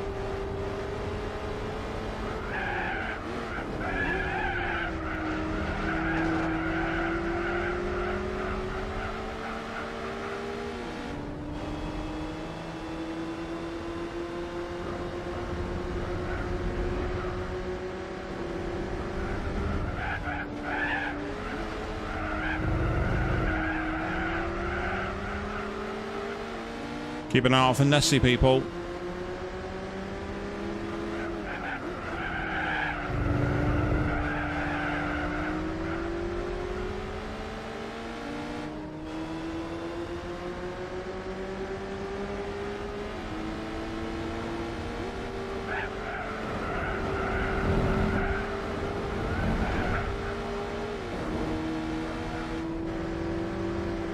Ooh, 2/10 off a gold. So close, but that was a great run. Couple of more optimum corners somewhere else on the lap, and that gold was there for the taking. So we're at our graduation test, and it's the Nürburgring. We are driving in a pay close attention to the demonstration car. No, I don't want to do that, thank you very much. I want to drive. I think we're in an RX-7 by the sounds of it. Same as before, I'm doing a quick state there so I don't have to watch the intro build up because it's annoying as anything. First corner, ignore that because it's actually surprisingly a flat corner. It doesn't look like it, but it is. This corner's deceptive. This corner can be taken flat usually. This corner you want to have a dab of the brake into the middle of the apex and aim to go wide if you can to get towards the outside edge. Here you want to have a dab of the brake quickly, careful, very, very twitchy car this, very, very twitchy. But then again it was a drifting legend, this machine. You liking the engine, are you, Joe? It's a beautiful sound, isn't it? Yeah, it wasn't the best apex from me, that, to be honest. I wasn't handling that very well. But that was better.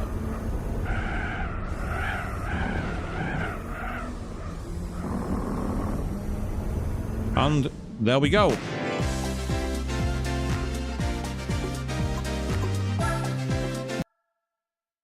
So we now have our A license. We can back out of here.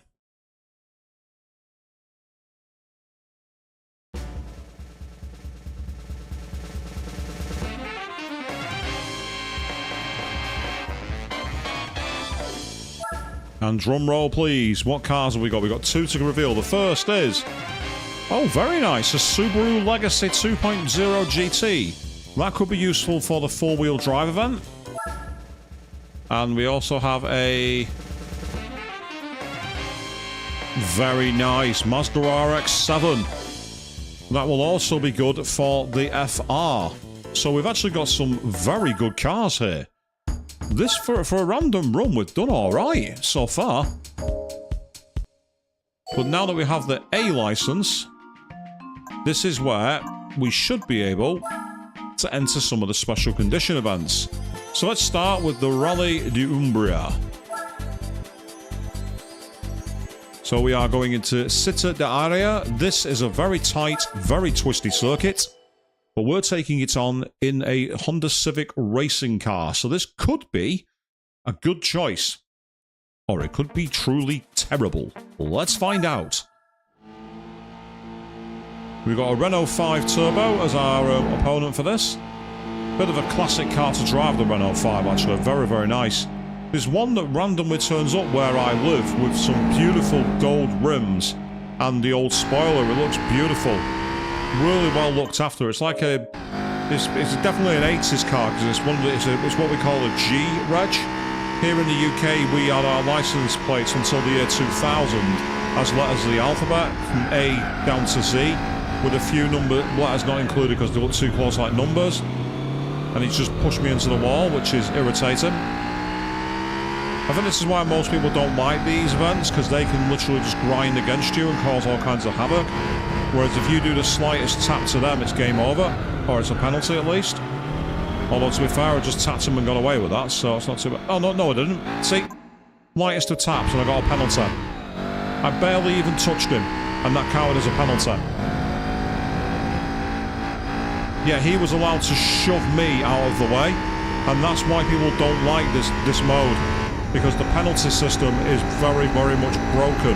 For the player, you can barely put a foot wrong, yet the computer can smash you out of the way. It's always been unbalanced. No one likes it. The problem is, they actually retained it in the modern game. In GT7, they have a thing called a collision, like, you know, you get penalties for time penalties per lap. And I've had it where opponents have turned into me, and I've got a penalty that says car collision. Wrong, it's collision car. They hit me, I didn't hit them. Well, this time, you are going out to pasture.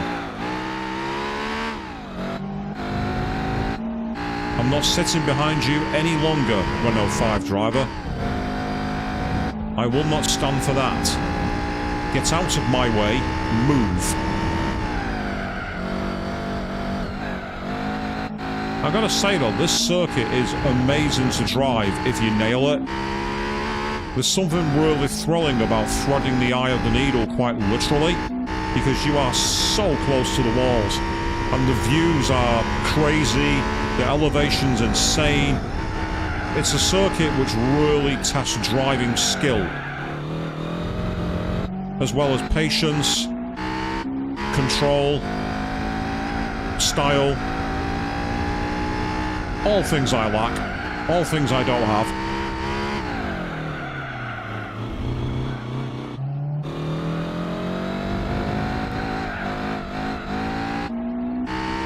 The good news for me is this car's got the legs when it's in a straight line.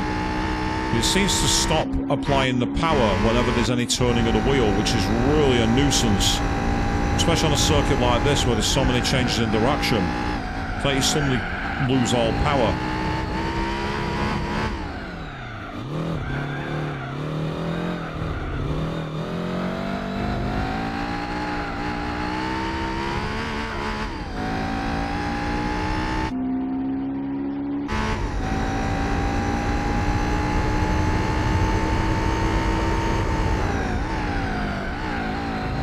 With these events, there is one little hack that I can recommend though. On any of the tarmac races, and also on the wet stages, if you can afford them, buy racing qualifying tyres, because these events do not have tyre wear. So give yourself some qualifying tyres and you will have all the grip in the world. There's a little hint for you all. If you can afford them, that's one way to overkill them.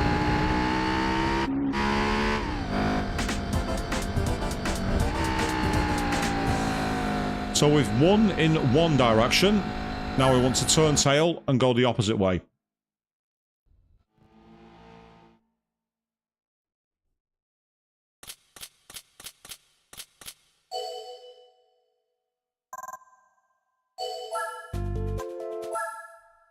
So I get the feeling, oh, I apologise for that random photo negative moment. That's definitely a graphical glitch, people. That was not your screens, I can assure you.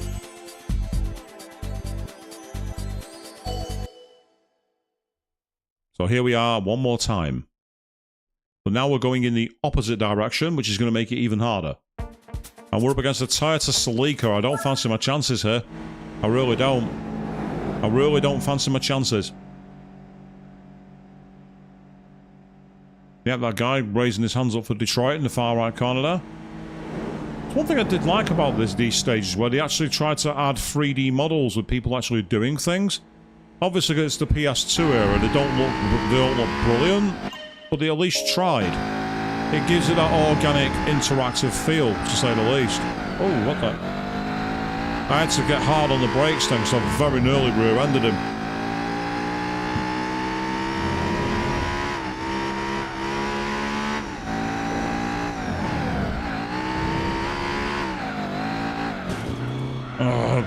Absolute. No. If you're giving me a penalty, you're not pulling away. I'm not having that. If you're going to give me a penalty, I'm going to make sure you can't take any advantage. How dare you? Get back behind me. Stay in your lane. Oh, what the? Okay, that's now a jump.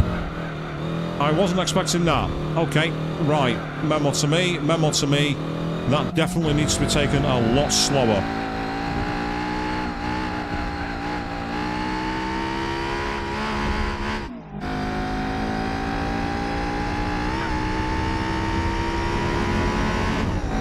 So this is kind of it's kind of interesting how much these tracks change when all you do is go in an opposite way.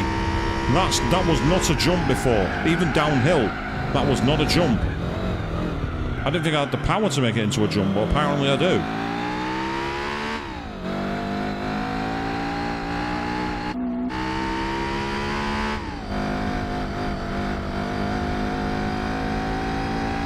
Ah, yes, I remember this corner being a nuisance, actually. You had to be careful because of the wall. Still, considering I said that I don't fancy my chances, we're actually in a very good position at the moment. But can we stay there? That's the question.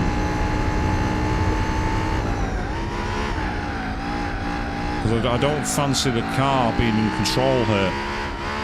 If the way up on the other side was a jump before, coming through a full pal tells me that this is going to be a jump on the way down.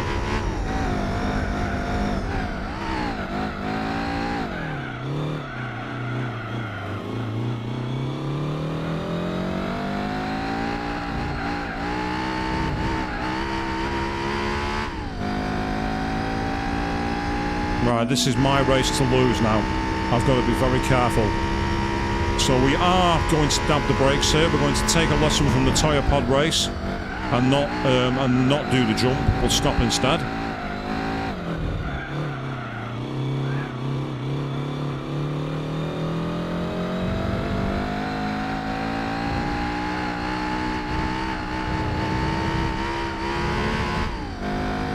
Yeah, it feels like your car is just not able to climb hills.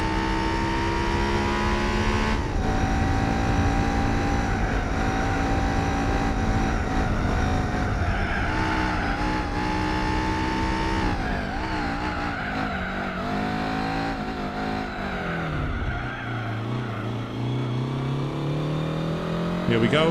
We're in a good position. Random Union Jack flying for whatever reason. We're in Italy. I don't know why it's there. I'm not complaining. The flag of home. Yes. A country is tearing itself apart at the moment with rioters. If you're one of those people who supports that shit, get off my channel.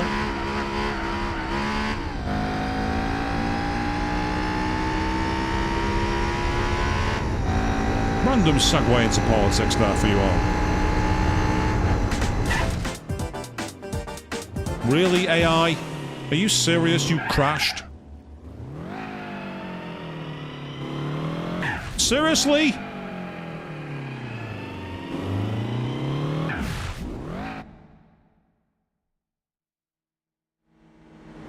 Memo to me, do not use this B-spec driver. I don't know what the hell he's doing. Exactly, Joe. Twice. Right, here we go. So, this is the random, truly random moment. What class of car are we going to get? Let's find out. Let's see if we get anything. Well, once again, we get the weird graphical glitch, so I do apologise for that. That's not your screens.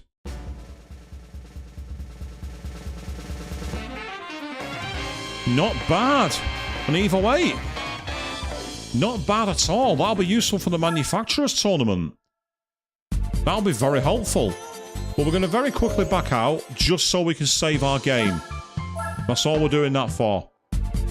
We're now going to try... Interestingly, before we do that one, we're actually going to go to Tsukuba. This is a wet race. And I'm in a racing modified car. And as you say, yes, we're getting nice cars at the moment, Joe. It's going very well. Which is weird. Oh, 132-point race for this one. So we might not win. But we'll do our best. We'll give it a try. 132 A-spec points means that this car is out of its depth in terms of power. Usually.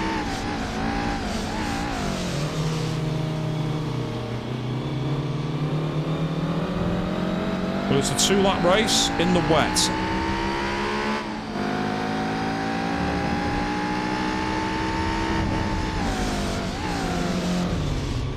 And because it's the wet, it's all about how you apply your power and control your car. And while you might have all the horsepower in the world, what you don't have is the same level of grip, considering you've just gone off the circuit, mate. They're in a 4-wheel drive, though, so they should absolutely dominate me. So I'll be surprised if I can win this, but I'm going to try. Oh, God, this is annoying.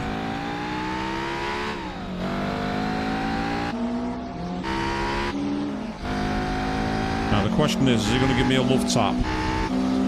Yeah, that's right. I'm weaving. What are you going to do about it? Answer, tap me off the circuit. That's what he'll do.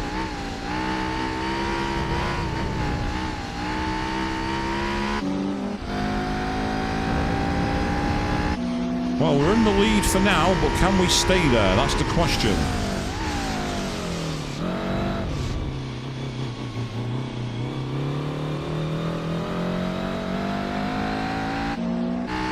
We are a bit gutless, it must be said.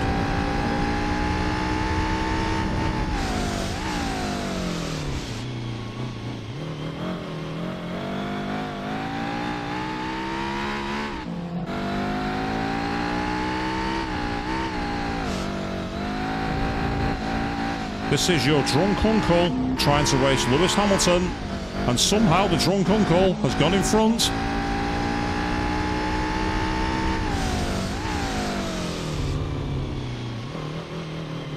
Maybe Michael Massey engineered something for us, I don't know.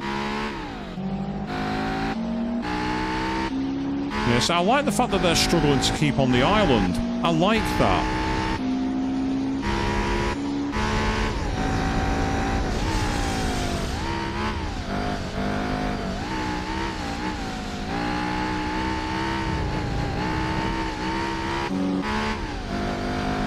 This is going to be tight, but victory is mine. That was a good race. I like that. I've definitely earned the car I get from this one, people. That was a brilliant race.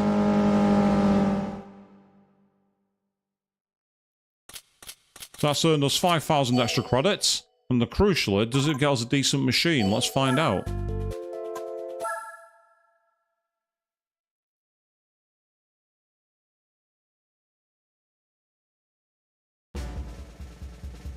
We have won.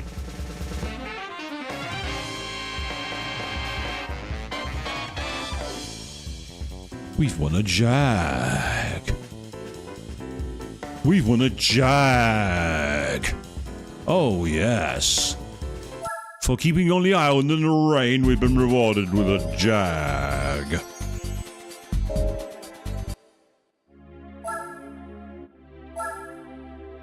That's another nice machine.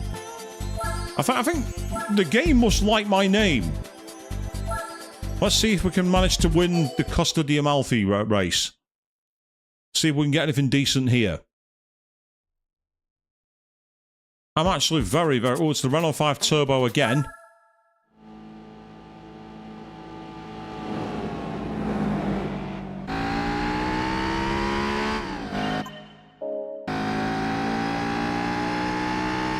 So unlike the City d'Aria, this is a much wider circuit. So it gives us a better chance to get in front and stay in front. As long as we can keep the power down, and that's the issue there. Good overtake, actually, from the opposition. Because while I've got all the grip in the world, what I seem to lack is the power. Which isn't much of a surprise, especially like that. The car seems to really get bogged down for no reason. It really bogs down.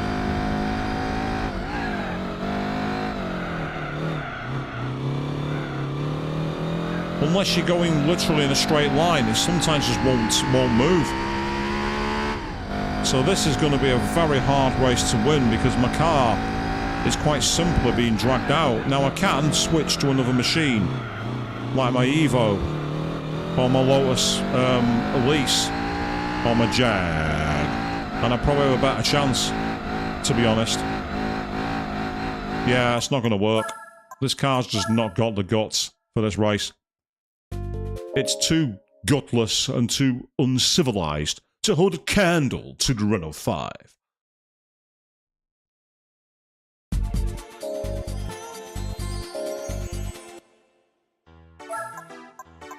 So then.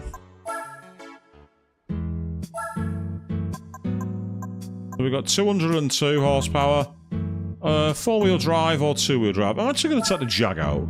I'm going to drive my Jag. My Onyx White Jag. Awfully sorry, but I'm turning up to this race in a Jag.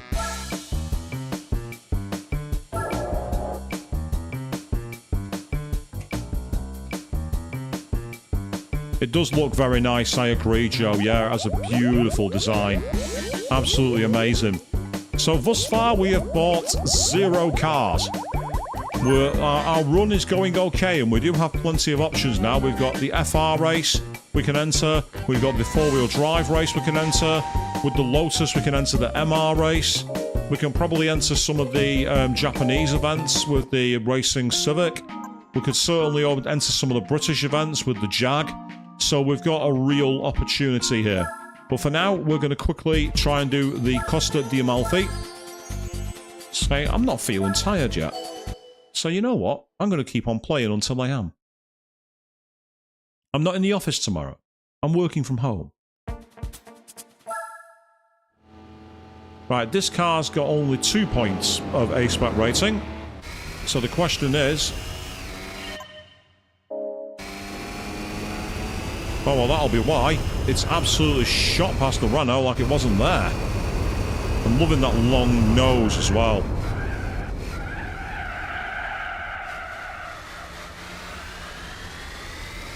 Very odd sounding engine.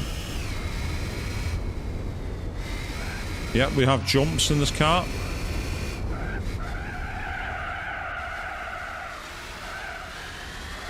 These tyres don't do the XKR much justice, but it does have the power. The difference of getting up the hill here is extraordinary. Yeah, this feels much more like it. A lot more like it. This is way, way better.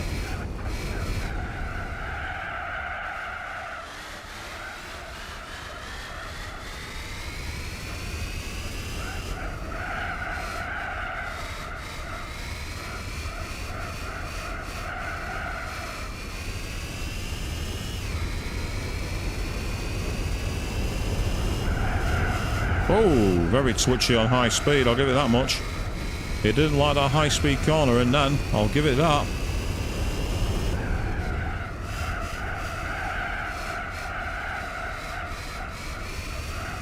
So I'm having to restrain myself a lot in this, but I'm still doing enough to pull away.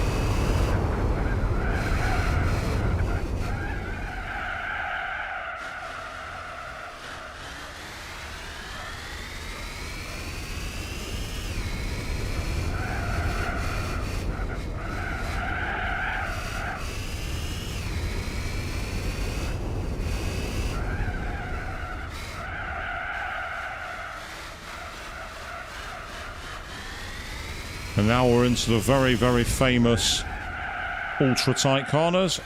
So tight, my car can't even make it round them. So that's going to cause a problem.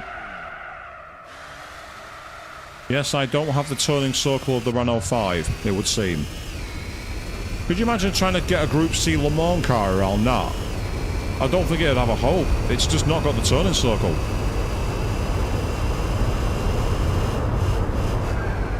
Well, we know from the last playthrough how much I like driving the Jag, so it's good that we've managed to get one here to give us a real chance now.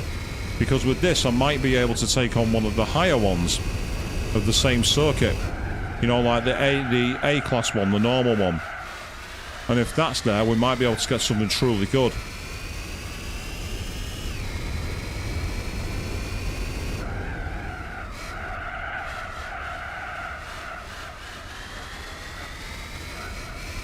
Say, the engine doesn't sound like much, but I do love the long chrome nose. I think that's beautiful. Makes me feel like I'm driving a proper, like, legendary car. Which I am. Yeah, it's a Jag XKR. You can't go wrong with a Jag.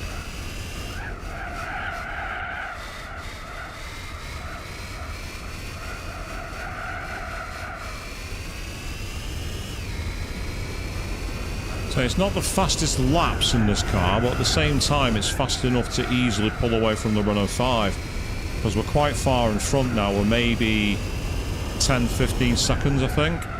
So if we've got a car where we're pulling out 7 seconds a lap, it tells me that the normal versions of these events, we might be able to get maybe 2 or 3 seconds a lap. And if that's the case, we should be able to coast towards another relatively decent car. I definitely will not be taking this car on the wet Tsukuba race though. Not a hope of that. It's not got anywhere near the grip. Having said that, I've not upgraded the tyres, so I might need to look into that at some point. But for now, I don't really need to. Yep, very slow around that corner. You've got to go very slow.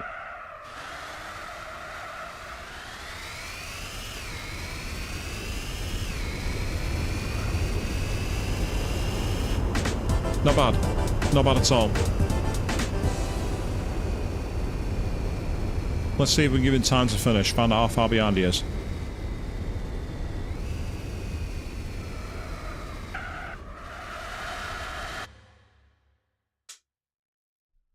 No, we can't. So that suggests we had quite a long gap.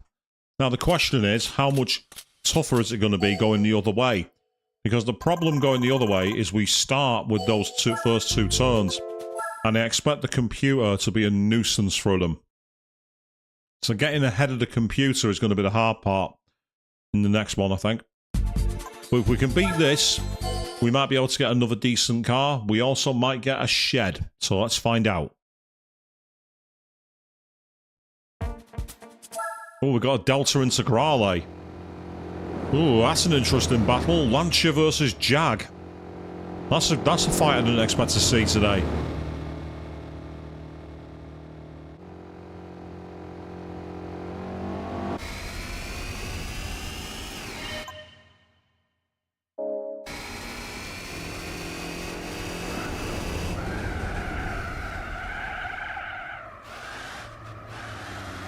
I've used the length of my car to get ahead and try and stay ahead. That was a surprise. I did not think I'd be able to outbrake and overtake cleanly into those hairpins. That's a real shock. A very positive shock. Oh, what the hell? Sky C there, people, wasn't it? Jesus.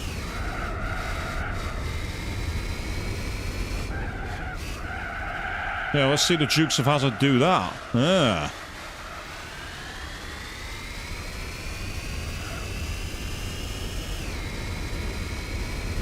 Good thing is we've got... I think we have a power advantage here going up the hill, which is helpful, because we're going to need all the help we can get, because the Lancia should be way better on this coastal drive.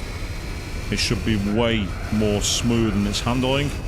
This car feels like it's got a very heavy V8, V10 dragging it forward, which makes it difficult to get predictable grip. Not impossible, just difficult. Well, that was very nicely cornered. I'm surprised I got that line so well. That's slow. That's rubbish. These people stood on the walls is kind of creeping me out.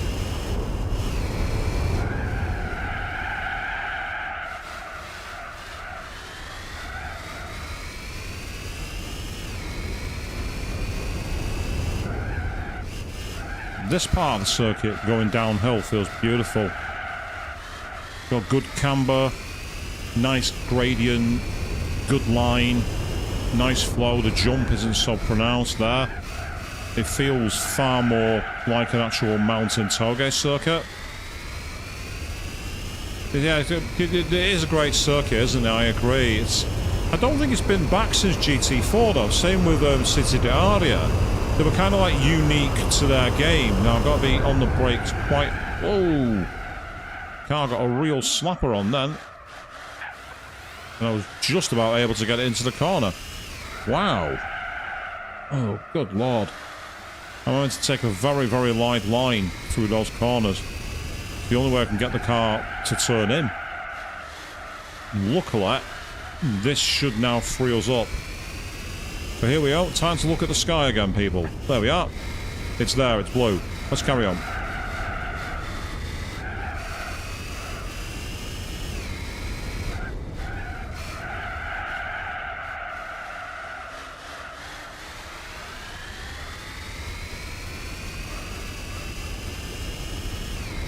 Yeah, the downhill version of this circuit, this car can easily handle. The uphill, on the other hand, it really struggles.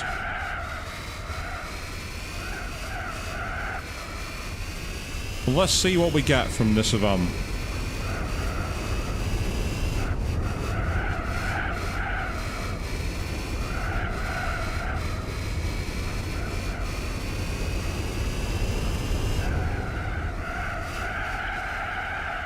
We've always been getting good cars. We've had a couple of okay average ones. But as I say, the Jag, the Lancer, we've had some very good machines. We've had the Lotus. I'm actually really impressed with the look we've had so far. So at some point we'd do a distinctly poor car. What the Australians would call pretty ordinary. We'd do one of those. It has to happen at some point. We can't keep getting banger after banger. And I don't mean that in a old banger kind of way. I mean as in a classic. As in a belter.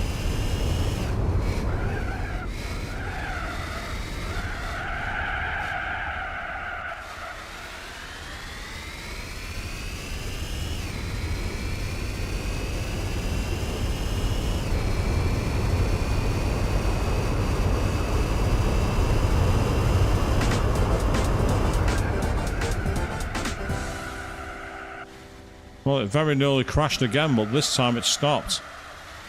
Now, is the Delta going to finish? No. Well, that's a surprise. Yeah, we're on sports mediums, so no wonder we're struggling for grip. Sports mediums are not good tyres.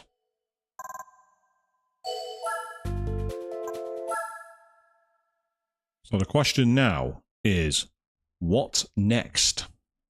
What's our prize car? We have won.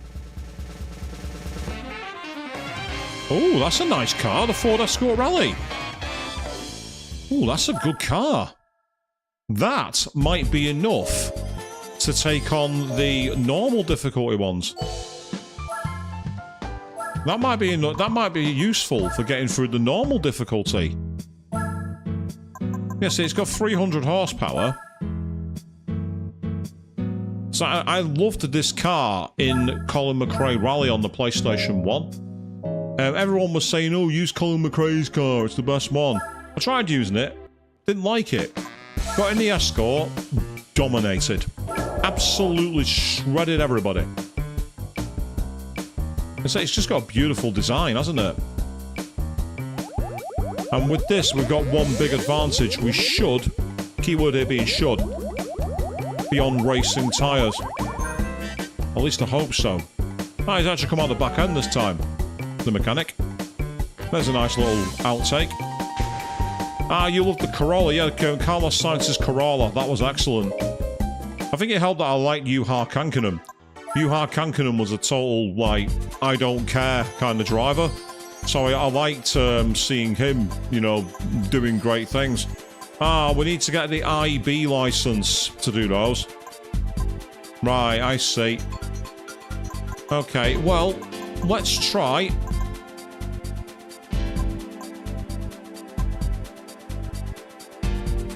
That's George Paris. Let's try George Paris. It's a street circuit. Let's give it a try. I can get the IB license, don't get me wrong. We could do it. I'm up against this Celica GT4 in the Escort Rally. Very strange circuit, so I remember driving it. Now, let's hope we don't have slowdown. Last time I played this on stream, it slowed down badly. And I had to mess around with the settings. Having said that, I've had to actually run at slightly lower settings to get this to work. I tried running it in 4K and it kept crashing, so I had to put it down to 1080p to even make it work. So I think for that reason alone, we're actually not going to have much in the way of trouble.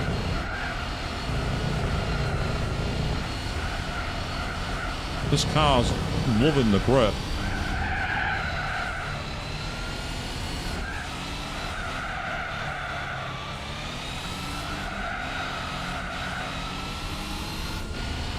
Oh, what a beautiful sound. You have that snarling engine with the little, like, pew of the turbo. Is it just me who finds that marriage of sound absolutely gorgeous?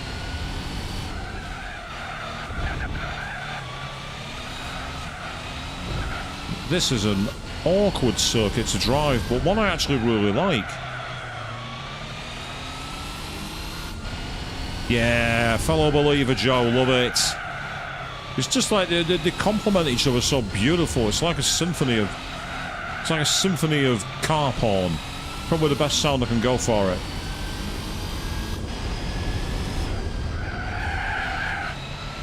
Okay, I don't know how I got away with no penalty then. I'm not complaining.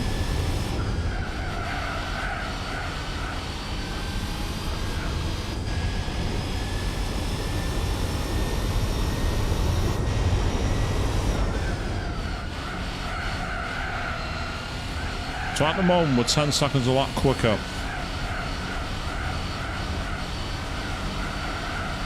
As we go around the Arc de Triomphe.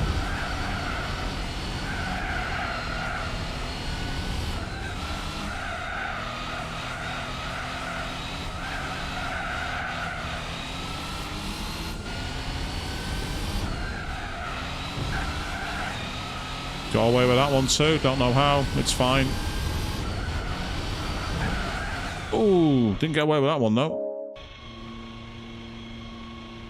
So I was trying to get rid of the tax, and I'm like, I can't do that until the penalty's served.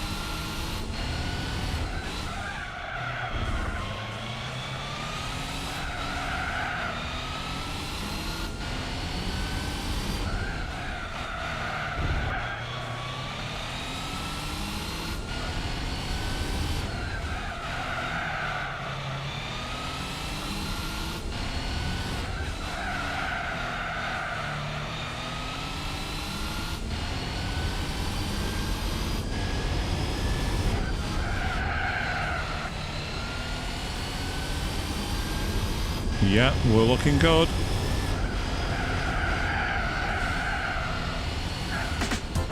Maximised the grip then, and that was awesome.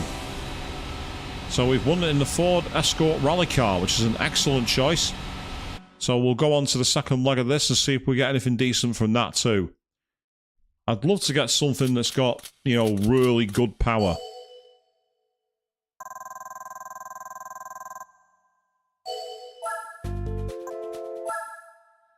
But again, it's a randomizer, so anything is possible.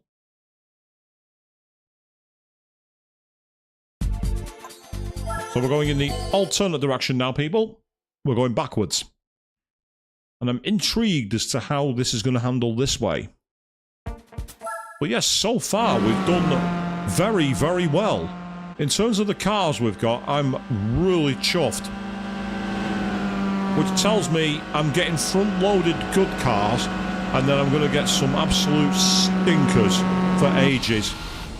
Because this can't go on forever. It just can't.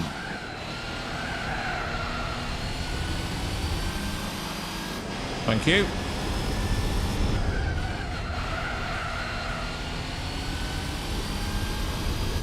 So this is a beautiful design, this circuit. It's not really one for racing. It's a bit too narrow. But it's a great time trial run, like, you know, a city rally. I think it's awesome. Definitely the kind of event where people would show up and show cars and just lap the city and blast the engine to make noise, go off the buildings, you know, that kind of thing.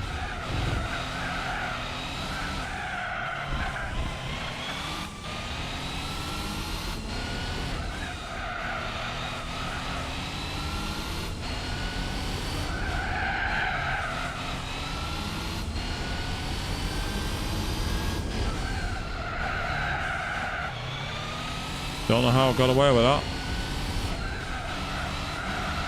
Must have just put enough brake in the car to make it count as not going too slow.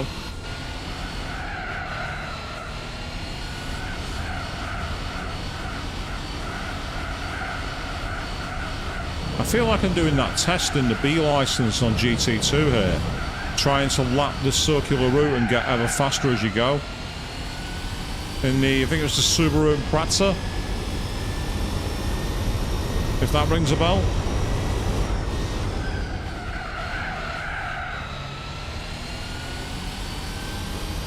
I must say, actually, at some point, I'm tempted to see if I can find a ROM for the very, very first edition of Gran Turismo 2 for the USA. Because I'm tempted to do a stream where I try and beat the Vector M12 at Trial Mountain. For those of you who don't know your Gran Turismo lore, basically in GT2 there was a race, an endurance race at Trial Mountain, a 30-lapper, where the maximum horsepower limit is 295, I think, and the computer turns up in a Vector M12 race car with 660, so it's way beyond the horsepower limit, way beyond the performance limit of the cars, and people have challenged themselves to beat it. I know that Matt J did it using like a version of the Chrysler concept car, and someone else did it as well using the Nissan Silvia S15.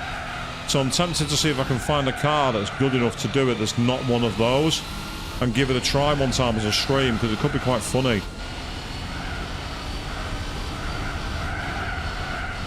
But I'd have to find, I think it's version 1.0, I think, is the one to do.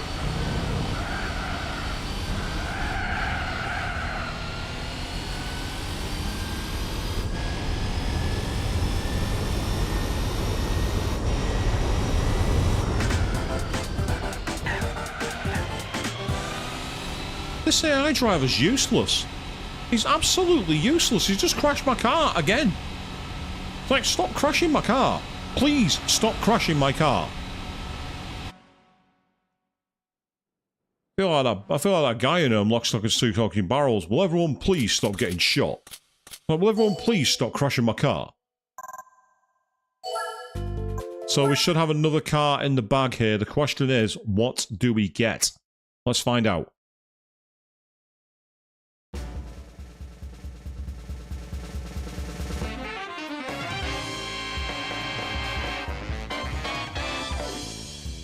I've just got an Aston Martin. It might be a DB7, but I don't care. I've just got an Aston bloody Martin. This is getting silly. This is getting crazy. Right. Purely because we're on a roll. Let's try the Swiss Alps. We'll do the Swiss Alps. Ah, you need dirt tyres. I need to buy them. Snow tyres required. So I've got snow tyres, but I've got snow tyres, but not dirt tyres. Interesting. Okay.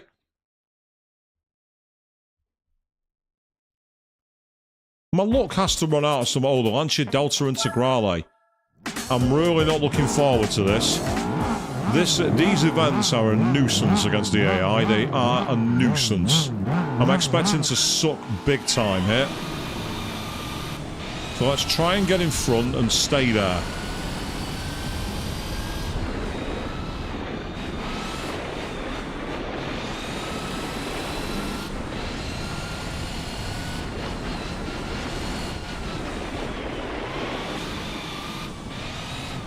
Yeah, this car's got a lot more power than you think it has.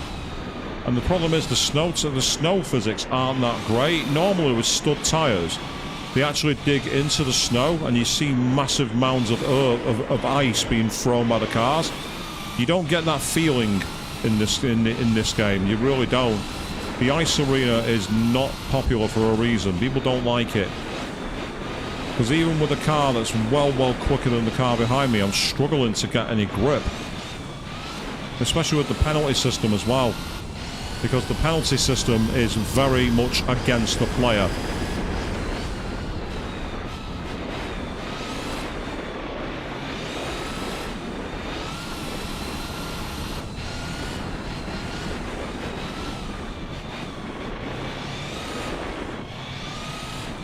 Now, a lot of this could be down to me just not being very good at the rally driving, to be honest. I'm not exactly a rally driver.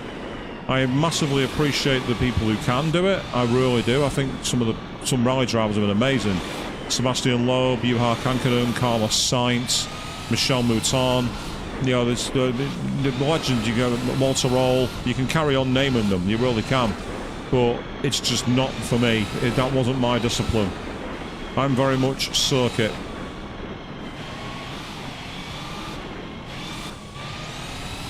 Still, we're going to win, not by much, but I don't really care.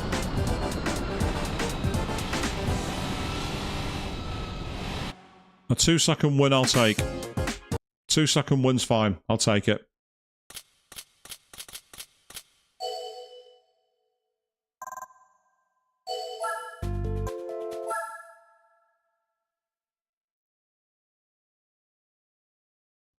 So we've done one. Can we win the other ice arena stage? And what spoils, if any, wait on the other side?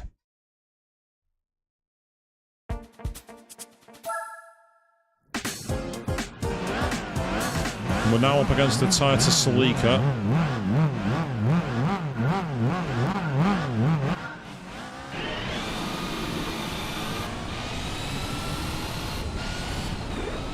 I had to get in early there. If I didn't get in early, that was going to cause me a problem.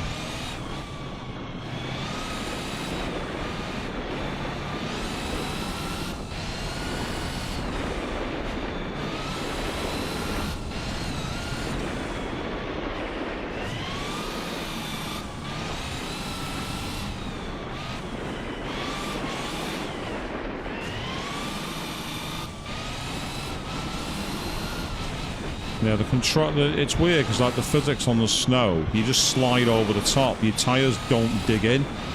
Which again, as I say, from the footage I've seen of ice stages, the digging in is what made what is part of the USP of the race, to be honest. Seeing the cars literally throwing snow behind them.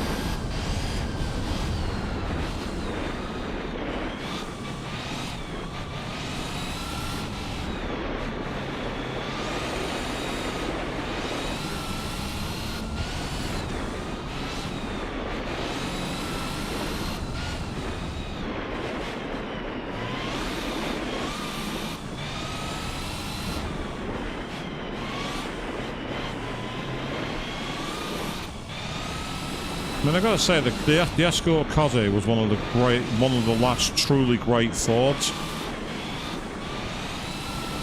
lightning fast, four-wheel drive, easy to like tune up.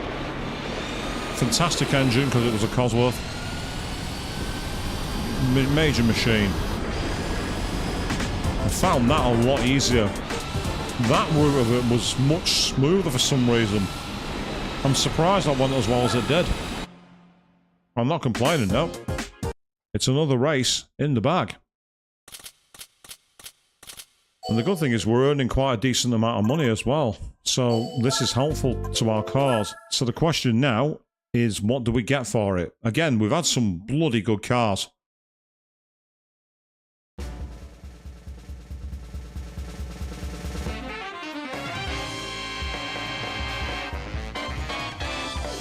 Well, we got ourselves a pickup truck. We can enter the pickup truck race. So that's what we're gonna do. We're gonna enter the pickup race. We're gonna take our truck. That's right. We're gonna go and take our truck.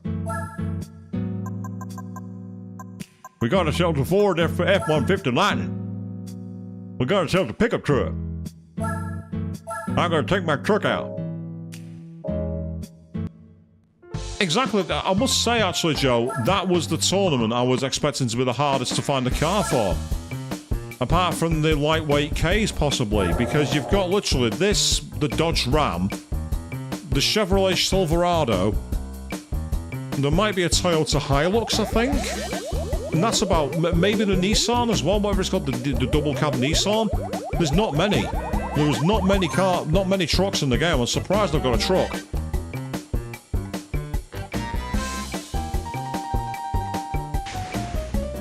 We got ourselves a pickup truck. I mean, of course, the Dodge Ram I used infamously in the rally stages, which was kind of amusing. Yeah, there it is, sport truck race.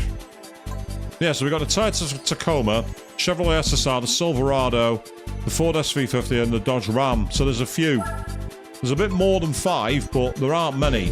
2 laps of Fuji Speedway. We're going round Fuji in a pickup truck. Oh, yeah. We're taking on a pickup truck. I'm expecting this to be a nuisance to have a chance of winning. Oh, we got a 10-point race, apparently. Surprisingly, we got a 10-pointer. I'm surprised only 10 points. I just realised I've not got the tax to get rid of. Oh.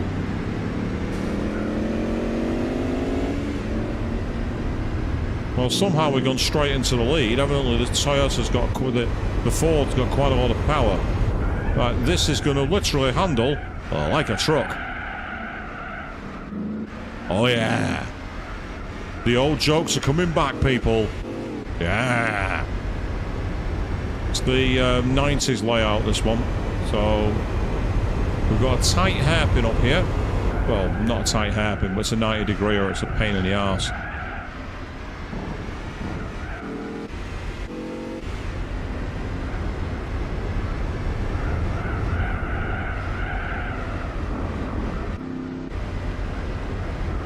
I've got to say, this Ford Lightning truck's doing a decent job so far in this race. I'm surprised. I've not done anything to it apart from put some extra oil in the damn thing. I don't know what tyres it's on compared to everything else, but now the Chevrolet Silverado is in second place, so this will tell us just how good the pickup is, the old 150.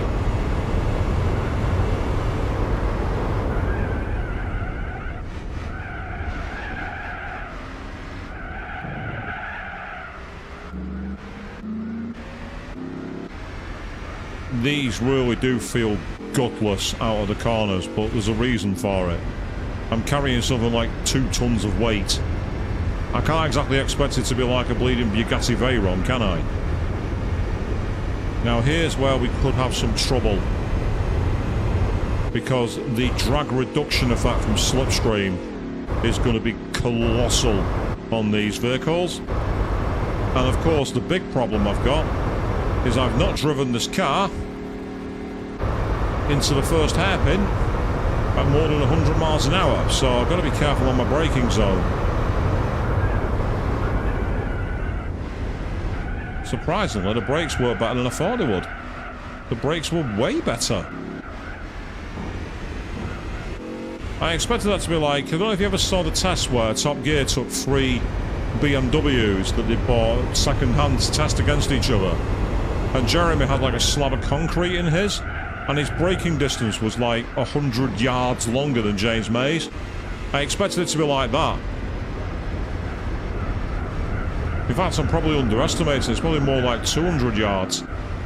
He was literally pacing back to the car. It was hilarious.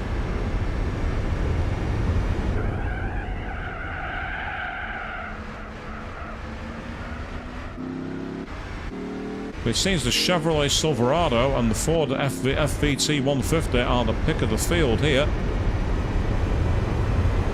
Again, I'm surprised at the cars we've got. We've got some majorly utilitarian cars, and there's more to come, I'm sure.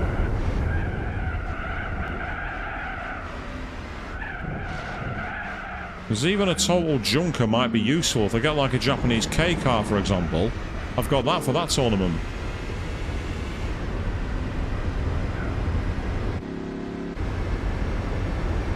Watch it now, you have won the Formula Gran Turismo.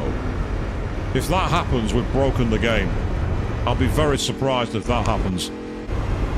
If that happens, we have broken the game in terms of progression.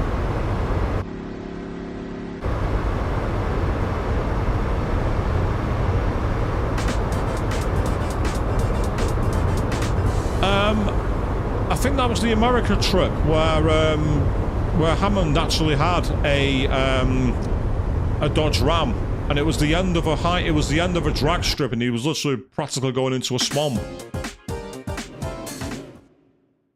That was the one, yeah. It was the American one where it was like the Dodge Ram, the Chevy Camaro, and the Cadillac. I think it was. It was a Cadillac. James May had the Cadillac that was like a boat. Jezza had the murderer's muscle car. And Richard had the pickup truck. So we're going down to Laguna Seca now. This could be quite fun.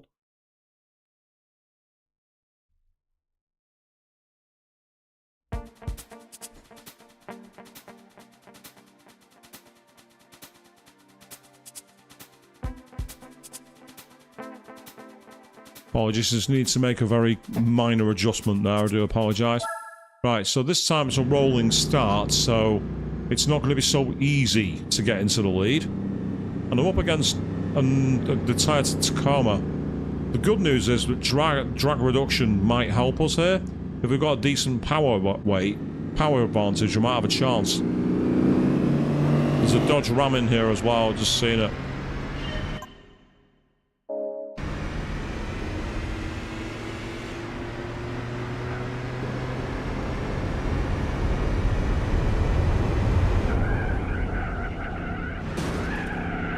Don't rear-end my truck just because I'm ahead of you, you knob.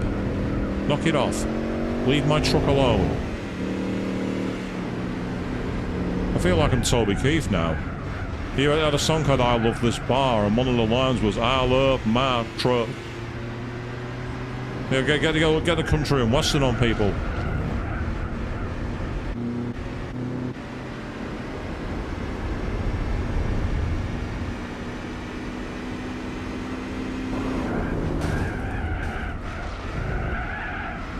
It's not my fault you're slow, my friend. It's not my fault at all.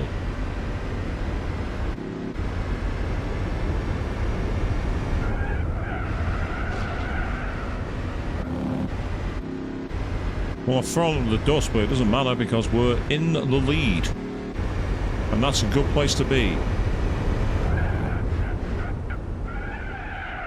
Oh, that is a heavy car. That is heavy. Yeah, that's very heavy going through the corkscrew, people.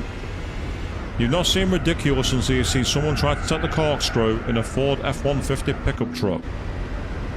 Unless, of course, you're Ford, who are suing Ferrari because they named their car the F-150 when it was a Formula 1 car. Because apparently that would have confused people buying machines.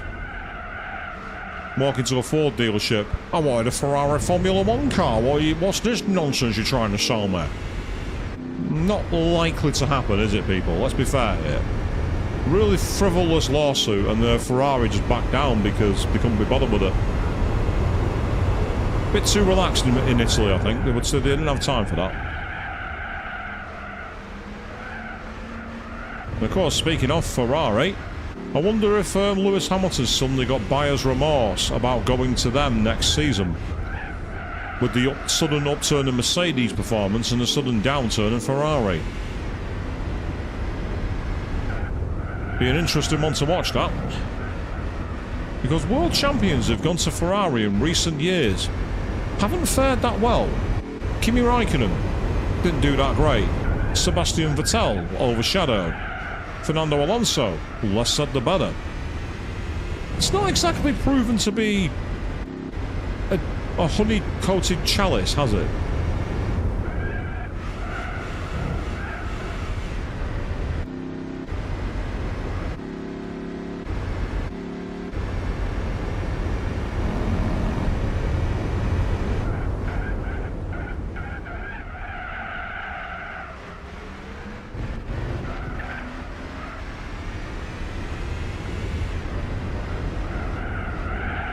Good evening, Queen. Just seeing you jump in there. Yes, all is going well. We've had very, very good luck on our vehicles for what we've got random. We're currently driving in a Ford F-150 pickup truck because we have managed to win one of the rarer types of vehicle, and we're now in the pickup truck races. We're trying to get rid of them. But in terms of the roulette, I'll show you some of the cars we've got when we finish this tournament, Queen, because we've looked out on quite a few. Very, very well indeed, to be honest.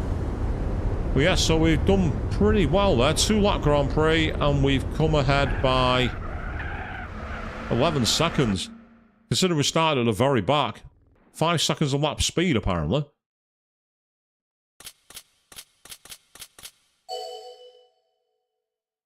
So we came in first place in the sports truck race. So we have one more race, and then we're going to get a random car. Normally, I think you get the Chevrolet Silverado as the regular prize car for this tournament. And we're going to Seattle. We're going back to the USA again on the road. So the question is, are we going to get a good one or a bad one? We are overdue a bad one. We are very much overdue one. Now, what's really rather interesting about this, Queen, is that when I set this file up, it said that the cars are randomized, but it said based off your name. So it tells me there's a sort of formula in the background. Now, I don't quite know how it works, because obviously I had nothing to do with the patch, but evidently, if you have a name of a certain kind, you might get luckier than people without a certain name. Can't confirm that, of course, because this is the first time we've ever played it.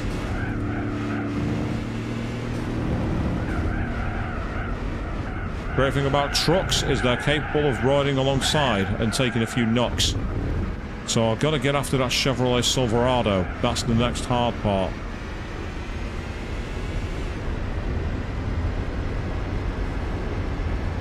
Because he had a big lead. And we've not got many laps to close it down, and it seems like he's got a car that's very much a straight line rocket. Which I think is about right, because I remember that car being quite a decent machine.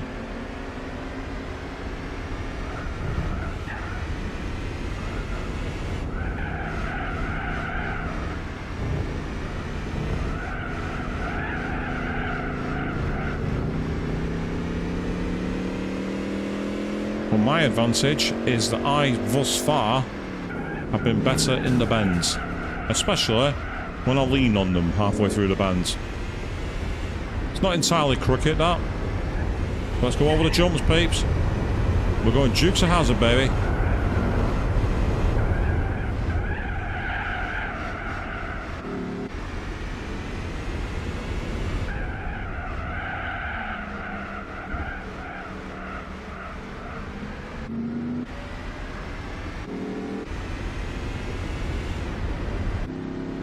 We will ignore the pits. We don't want to go there.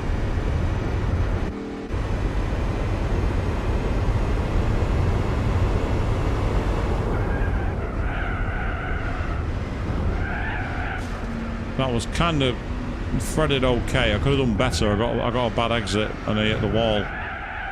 But it wasn't as bad an exit as that. Jeez. Problem with a truck, of course, is it really handles like a truck.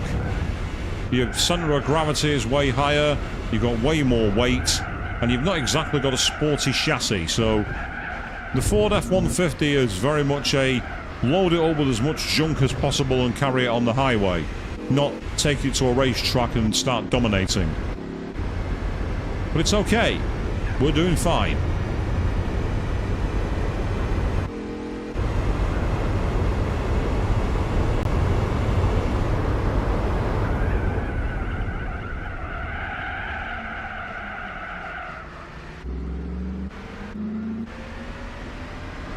It's interesting how much of a two-tier race does this though. The F-150 and the Silverado is behind me.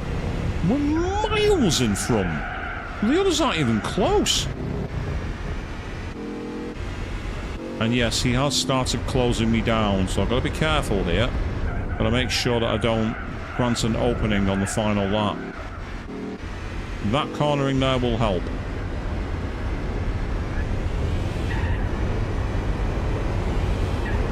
So you could hear where the wheels left the road then, because the engine was just lurching forward with no traction, no wheel spin, nothing. Because we were in the air.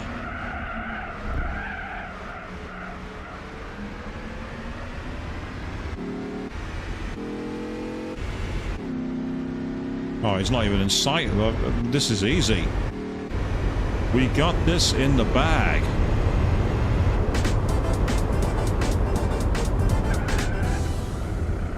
Not going to be as dominant a victory, but 6 seconds over 2 laps, I'll take that.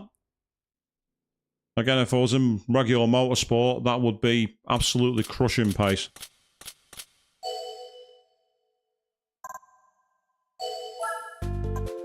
So what's our prize going to be for driving a pickup truck? What are we going to get?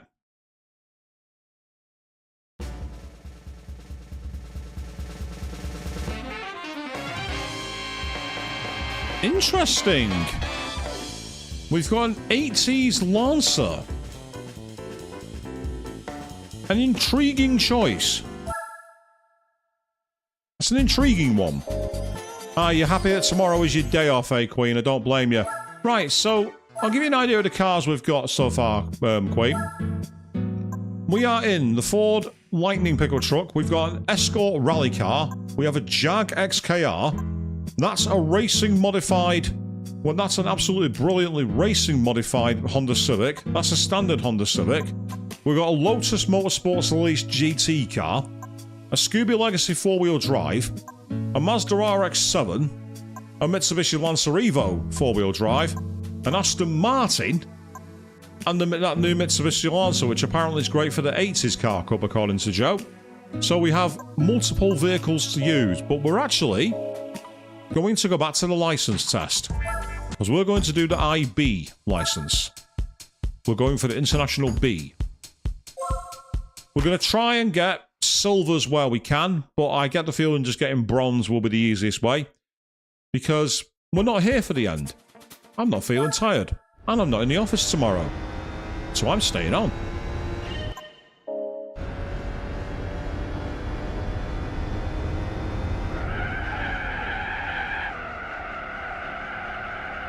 That's a wide line. That's not going to be a good one.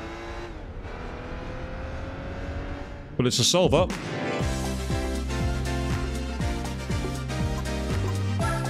If we can get all bronze, we get 1 car. If we get all silver, we'll get 2. That's the only reason I'm trying to get more than the silvers, if possible.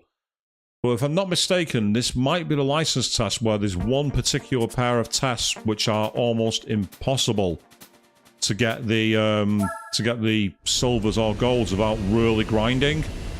And if that's the case, we're not doing that. We don't have time for it.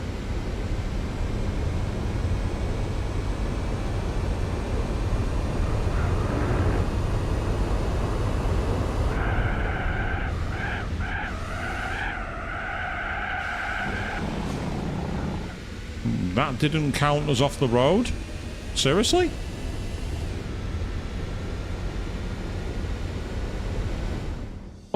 7 thousandths away from a silver. We're going to move on for now. We might come back for that one. If we need to.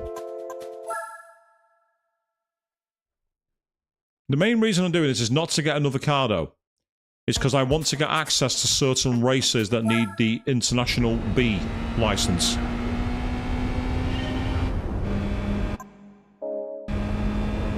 I found out by pressing change view when paused, by the way, it gets rid of the get ready to drive. So that's a way of doing it without messing around with constantly changing view. That was definitely a fail. Driving what I think's a Honda Prelude, which is not the best car, to be honest. It's great for a regular road use, but for a track car, it's not very good. It's not awful, but it's not good. That's part of the reason why it just generates horrendous understeer. Still, somehow that kept in the island, I'm not quite sure how. And I said horrendous like a mix of torrid and horrendous. That wasn't far off a goal, despite that. I'm very surprised. Very surprised by that. On to IB4.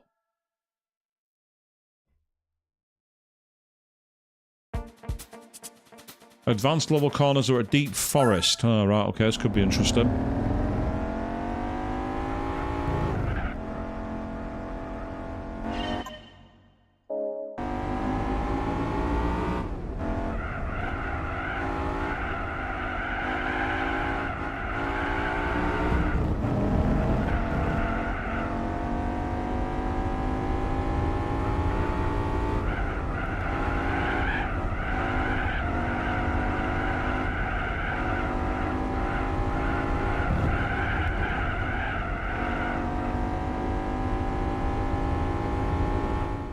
Just shy of a silver. Very close. Yeah, that Audi felt very understeery then. It felt, again, for some reason the Audis in the license test, they don't feel very planted. They feel extremely understeery. Oh, we got a one-lap guide run of the Costa di Amalfi.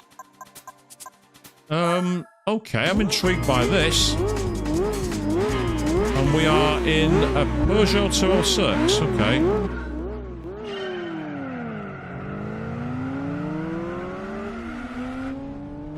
So this is one that's going to take a while, I'm afraid, people. We have to follow this car. We can't overtake it. We can't crash into it.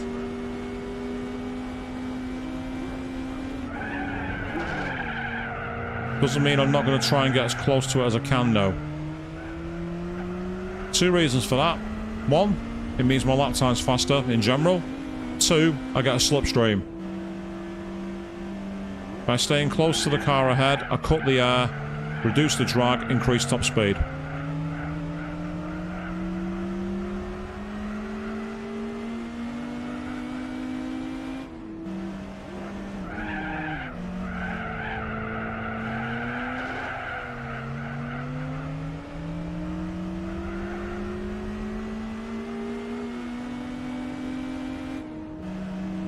Very bouncy physics there for some reason.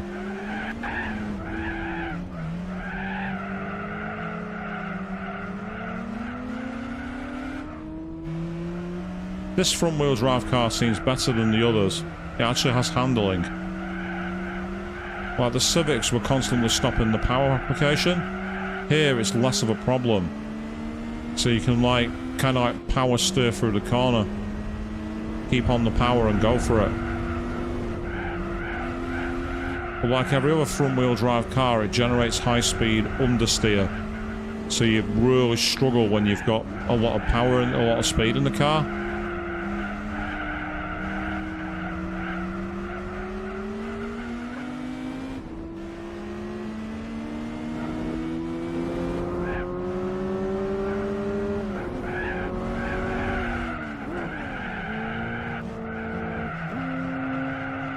I had to deliberately try to avoid overtaking him then. The car handled that very poorly. The pace car's like performance there.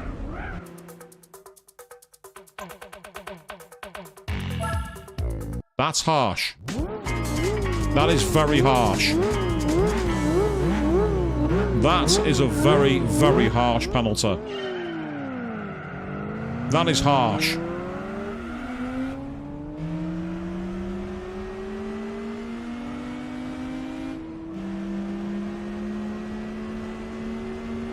The corner's designed to go into, and then there's cones, and if you hit a cone, that's a fact. I mean, I'm not saying it's completely unreasonable, it's just harsh. Because I didn't even go over the line, technically.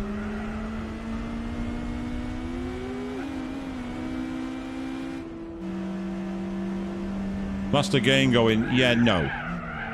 Not allowing you to do that. Sorry.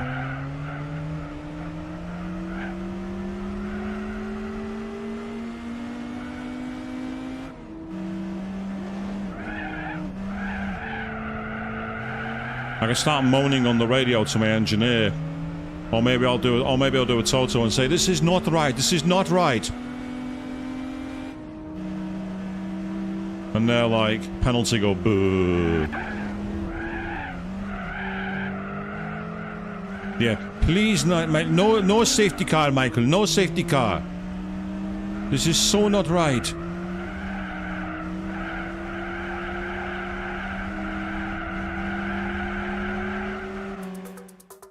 Wow.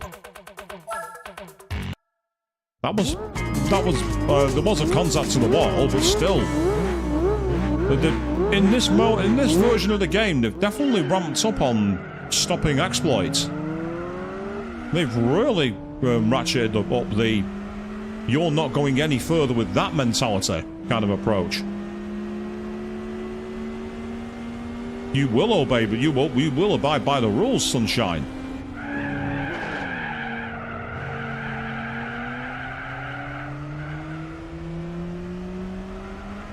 Had to go out wide because of that car then, which was annoying, but never mind. I mean, I'm not even trying for a gold here, so I probably could coast and get through.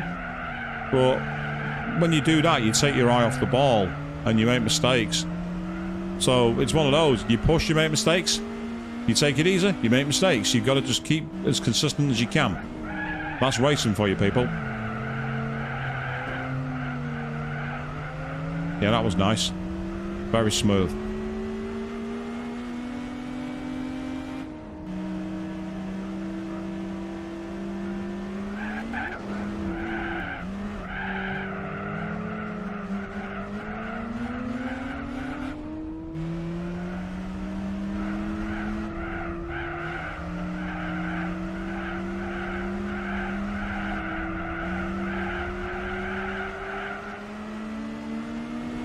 Just about got away with that. I was really, really close to the edge. Oh, come on. Seriously? Wow.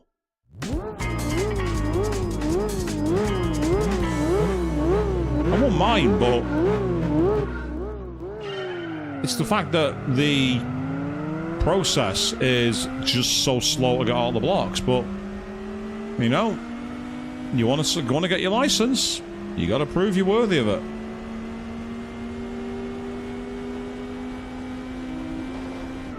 So, yeah, cue the clip, Queen. Absolutely, yes.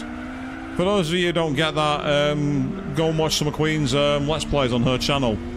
Very cool little running gag, which is awesome.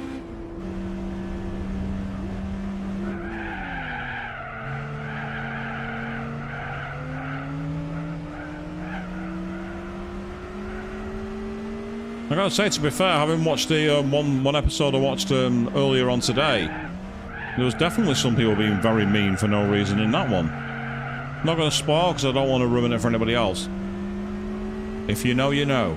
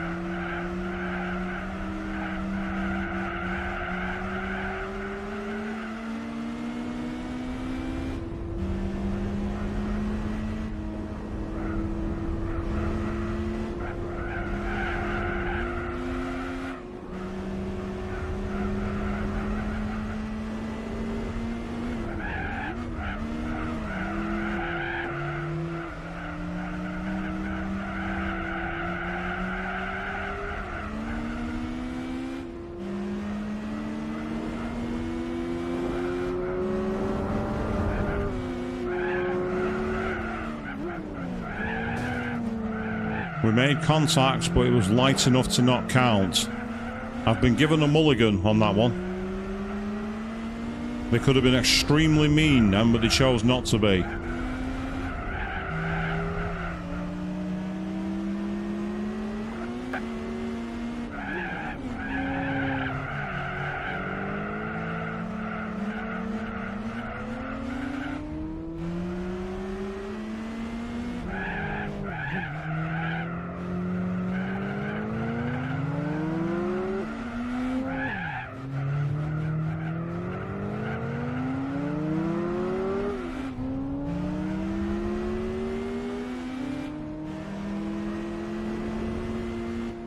Now you see, I'd have smashed gold if the safety car was faster.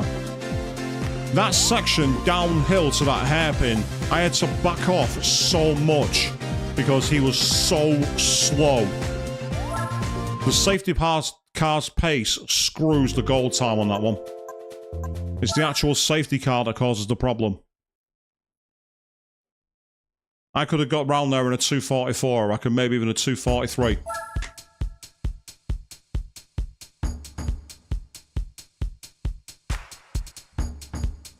Still, never mind. We succeeded. Oh no, the cone slalom. Right, this is why we are going for bronze on this license, people. Allow me to explain why.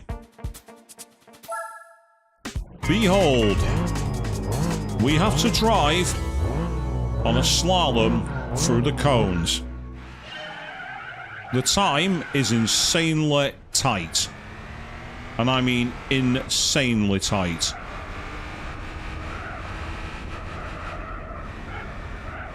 You hit a cone, you fail. Miss a cone, you fail.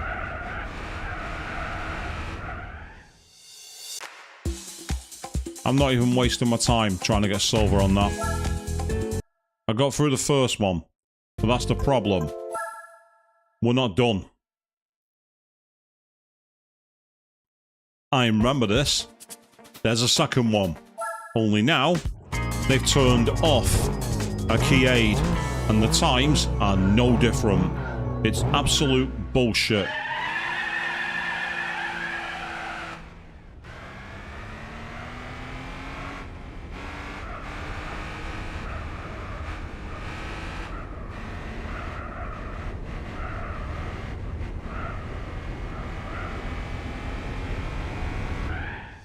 But yeah, amazingly, I went faster.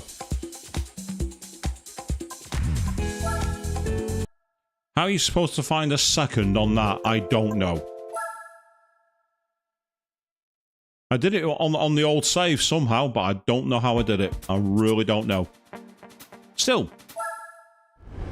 Let's keep going.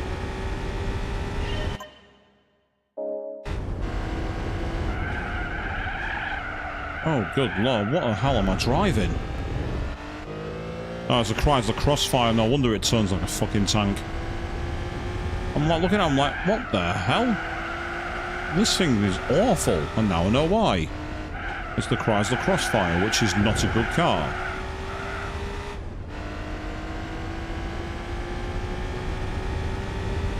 It's one of the many weird Chryslers from like the year 2000, which were absolute shit.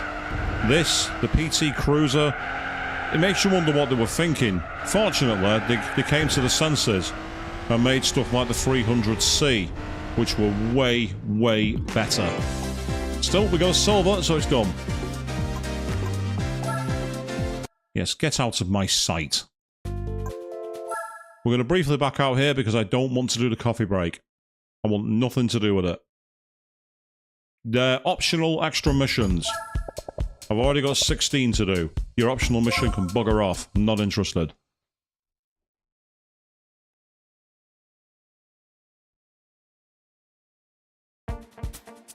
So now we're... Where are we going for a city with that kind of thing? Is this... Oh, it's the City of the Aria, right, that makes sense.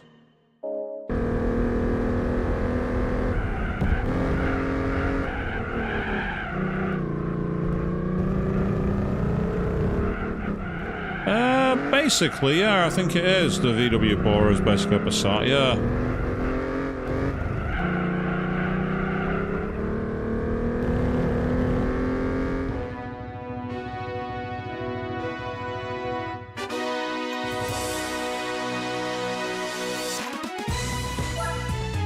How did I go so much faster than the gold time? What the hell did I do? What the hell did I just do? How did I do that? One lap guide run of Hong Kong. What? Oh, God. Alright, let's see what car we've got. We're in. Oh, it's an MGF. Ugh. Not a great car. Although, to be fair, it had a good start, then.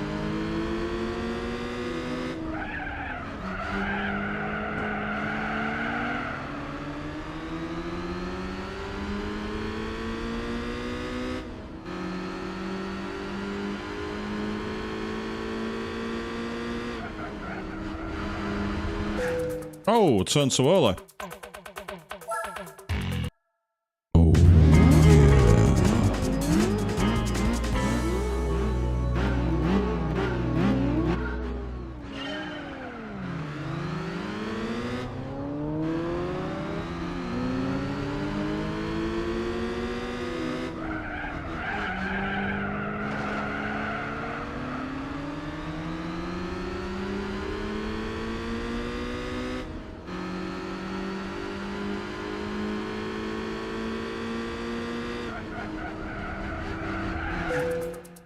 Right, I know what the problem is.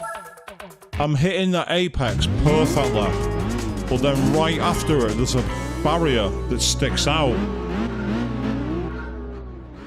And that's what I wondered how I did it, and I realised what's happened there. I'm amazed at how much ground this Skyline loses at the start, though. It gets such a terrible start.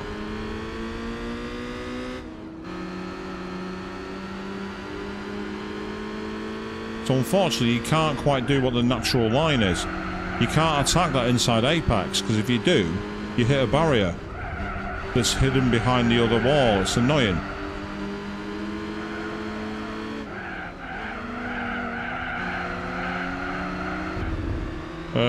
Don't know how I got away with that. Somehow that wasn't a contact with the wall, apparently.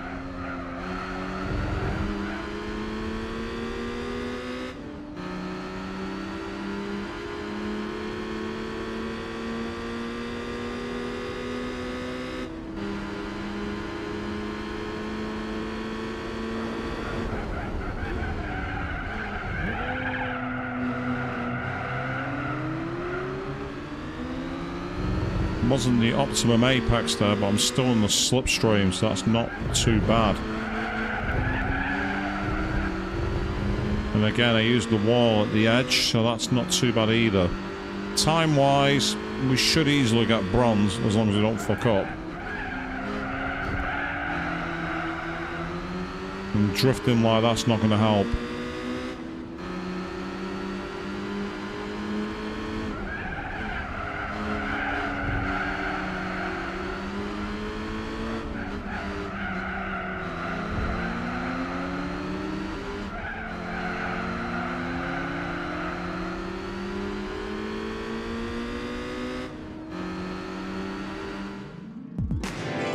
Yeah, way too much sideways activity there slowed me down, but the good news is we got what we needed. Again, I don't think not being able to do that apex corner where I hit the wall twice would have shaved off a second of time, so it's not like it cost me, it was still annoying. Ah, now we're doing dirt racing.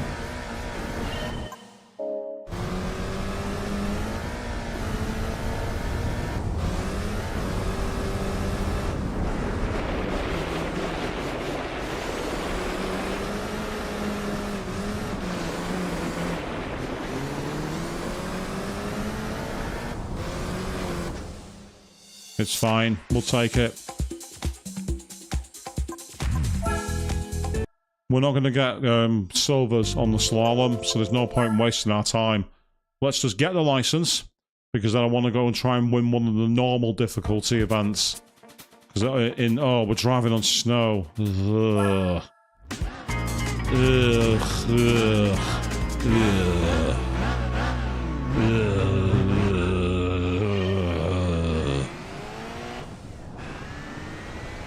The ice arena is a horrible circuit.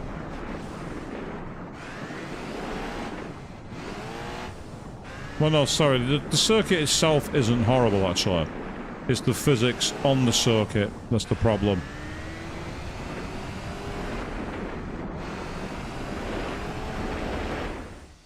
I'll do, I'll take it.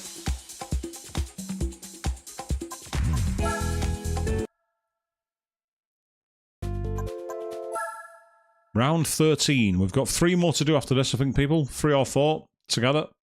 Yeah, it's 4. 4 more to do. Undulating Aspenza El Capitan.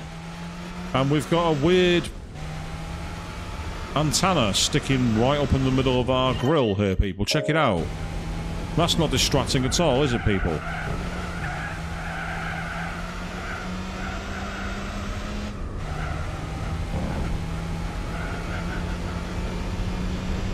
I do love this circuit El Capitan.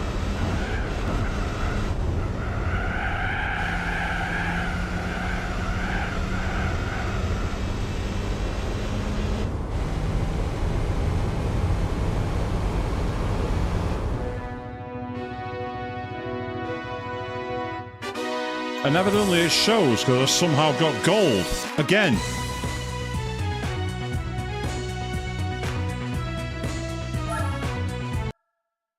I keep getting random golds where it just doesn't look like I've done anything special.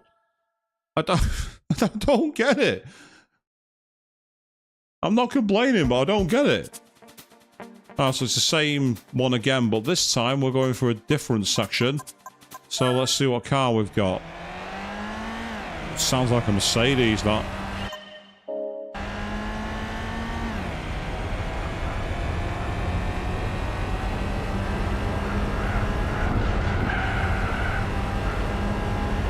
Oh, I'm not complaining.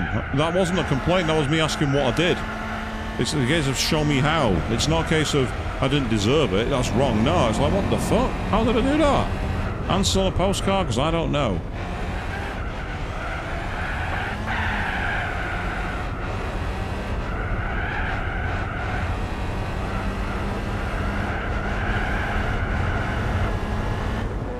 And again.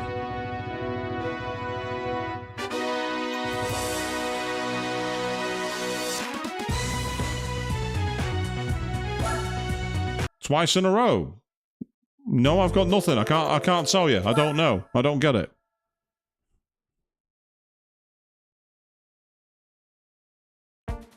One lap run of the City d'Aria. This could be annoying. We're driving in something very slow. Oh god, it's an old Alpha.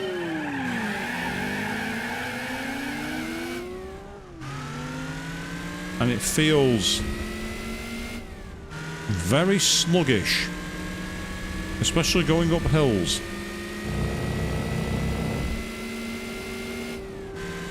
But it's up to 80 miles an hour nearly now.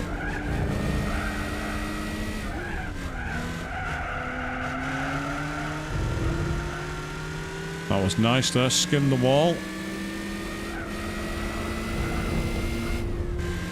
Now, of course, if I was a real YouTube influencer, when I got those things, I'd have been like going and freaking out and shouting, oh my god, and everything else, but I'm not in for that, as you all know.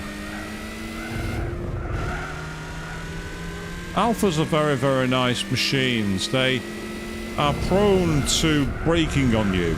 They're very much a love-hate relationship. But when they run so beautifully. They make a fantastic sound, they have a great style and curves, they have real chic to them, they usually have good colours, names are always kind of evocative as well.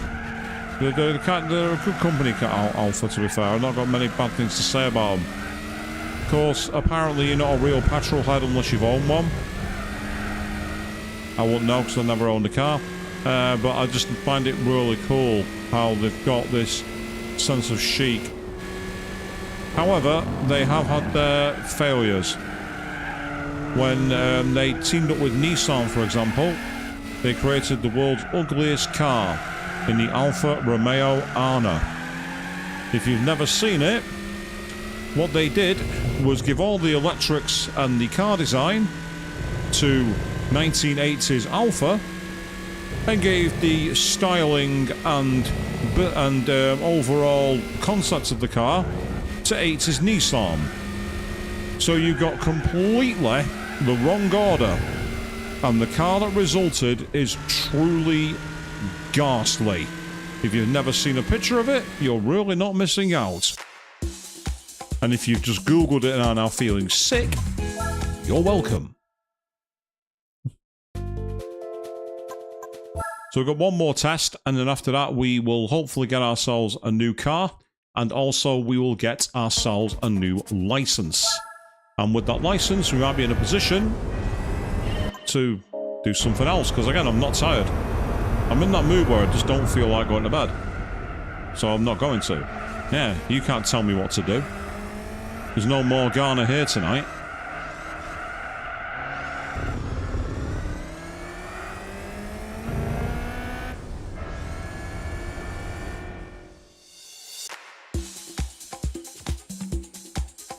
That was nice. Lotus Spree. I knew it had a feeling of a very kind of light sports car kind of feel. So we've got enough to get the IB license. What's our reward?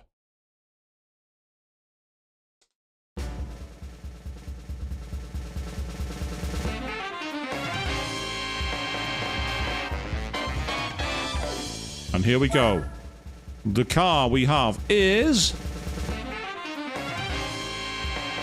very nice. The TVR Chibira Speed 6. Excellent.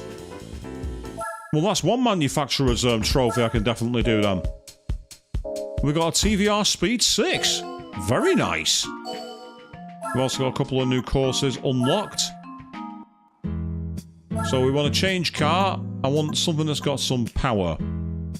In fact, I might give this a run out. I might try my Aston Martin.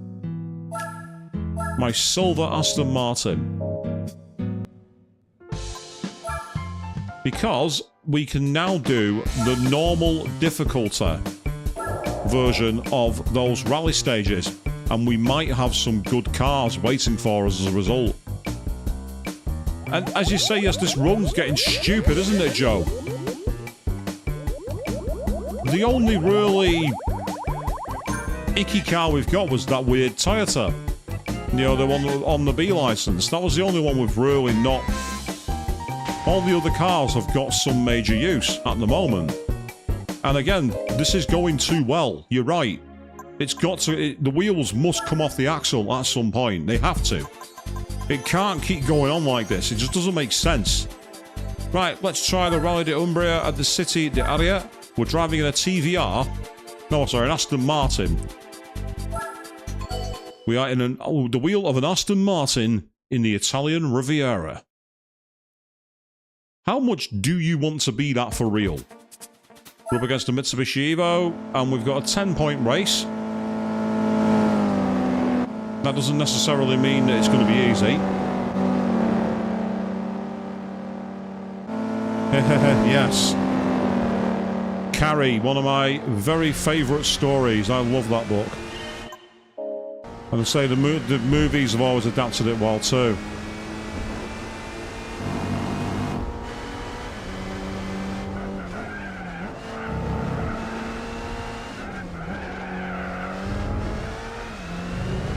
Oh god, this feels so nice to drive.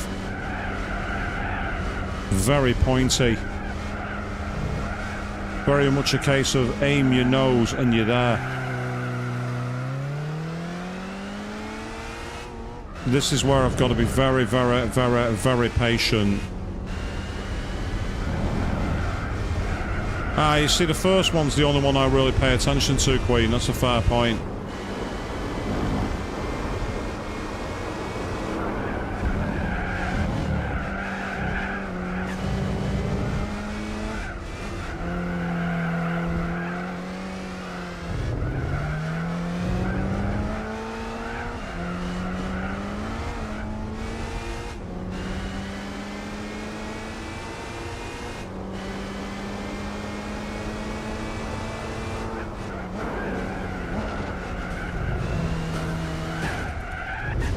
he hit me and then I went into the wall.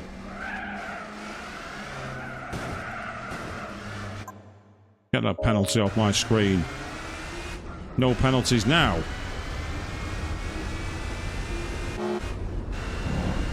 Yeah, for a 10 A-spec points race, this actually is not easy. Not in the slightest.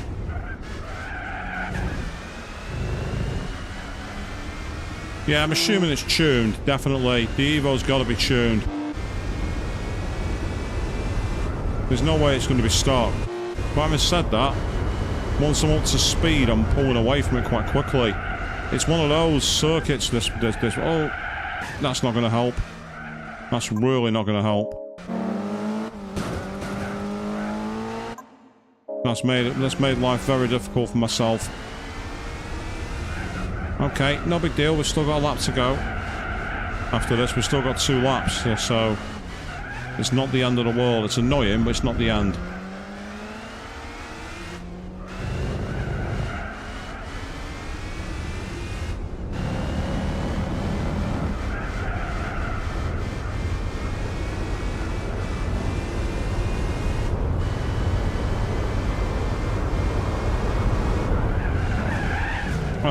Come on, seriously? I think I tapped the wall on the inside then, you know, when I was going through. I may have to restart this. We've got time though, so let's wait.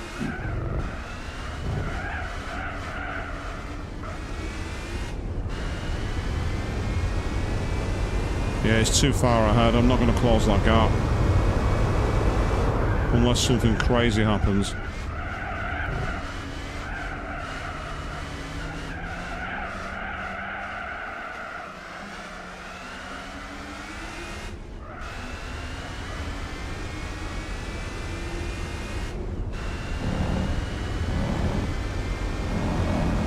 So this car is okay, but it seems to be quite odd on its power delivery. Oh, that's it. Screw it.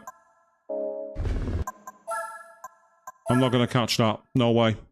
There's absolutely no way I'm catching that. I'll redo it.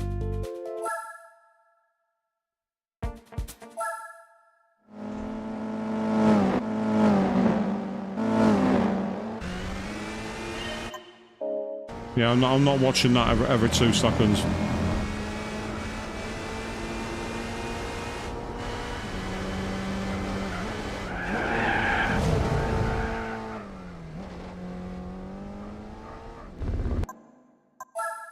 This car's not going to work for this circuit. It's not got the grip. It just does not have the grip. Oh, apologies about the green screen. I forgot about that, peeps. I'm going to try I'm going to try the other one instead, the one below it, the Costa di Amalfi one. Oh, a better chance here. Huh? Ah, just realised that was taking me on an old one. That confused me for a second.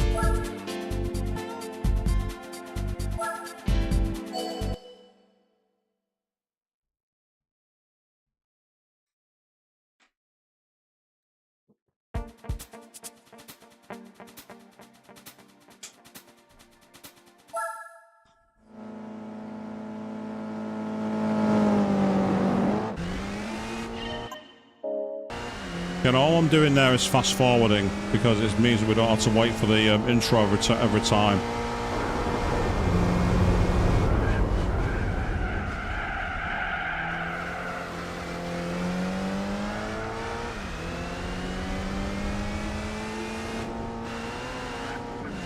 I mean, I can always bring my Escort back if needs be. I can just use the Escort rally car. But I thought I'd try and win it in a road car rather than win it in a racing car. Oh, I think he crashed. Well, that's helpful.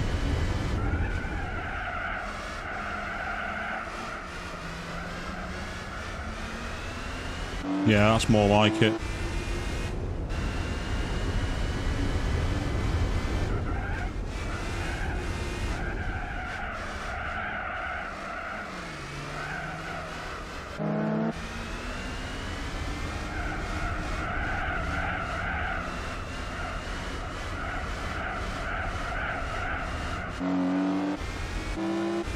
Yeah, it's these cars, they don't seem to have the same issues with the...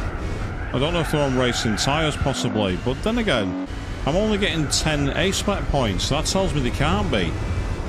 Because I won't be getting any... I'll be getting way more A-spec points if their tyres were better than mine. I'll be getting tons more A-spec points.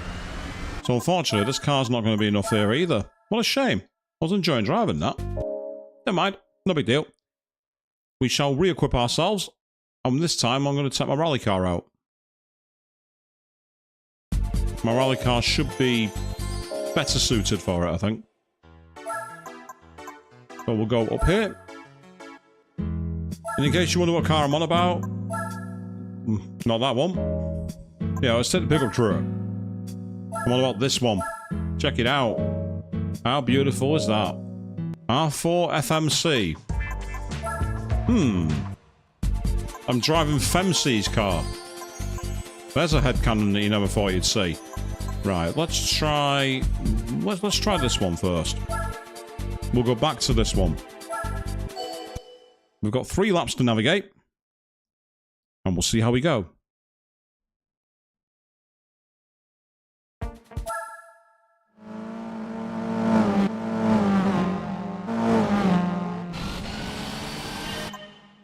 Yeah, we'll never drive that fast here. No way.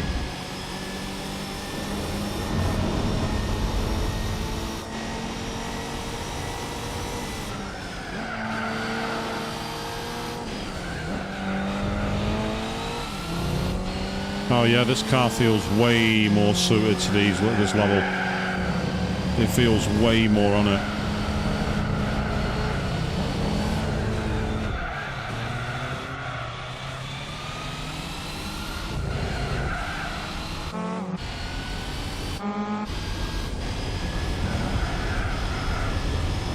Still lacking some grip, but it feels a bit more controllable.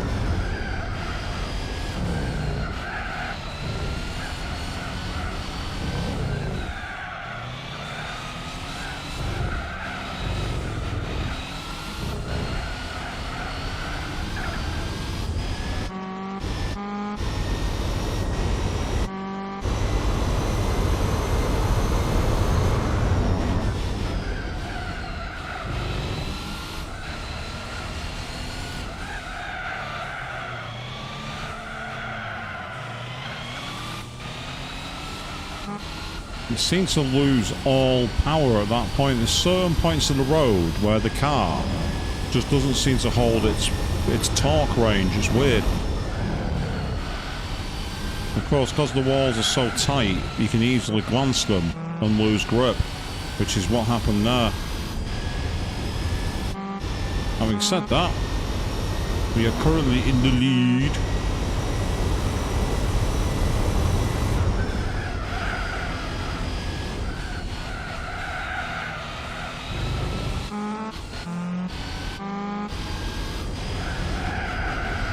I do think sometimes on tracks like this, the AI have got like too perfect a line, and they seem to gain a lot of time that's not really feasible. But then they lose it in weird ways too. It's one of those pendulum effects. You seem to like gain and lose momentum far too easily. But we're on lap 2. There's another 2 laps to go, including this one.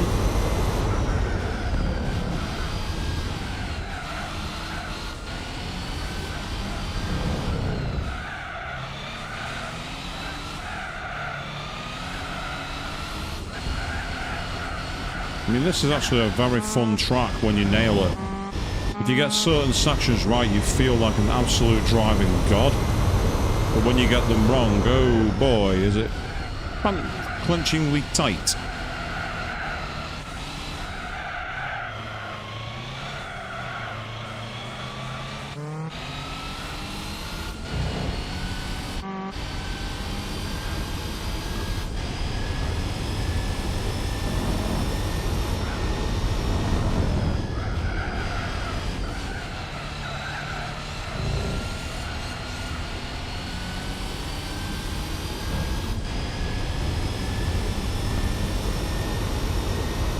Got a 3-second gap, not bad.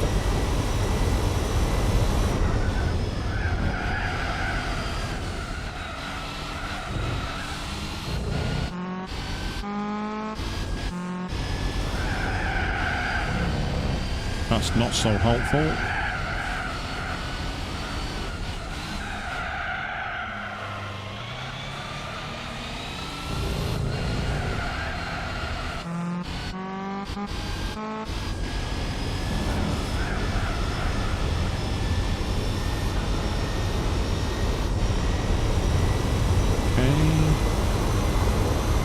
Doing good.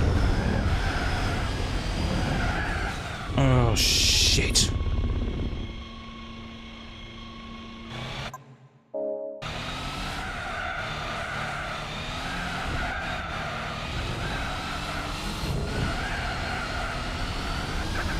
No, that's okay. I've got away with it.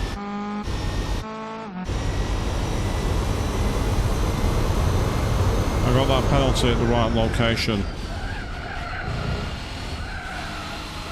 Well, there's never a right location to get a penalty. If you are going to incur one, there are some places where it's better than others.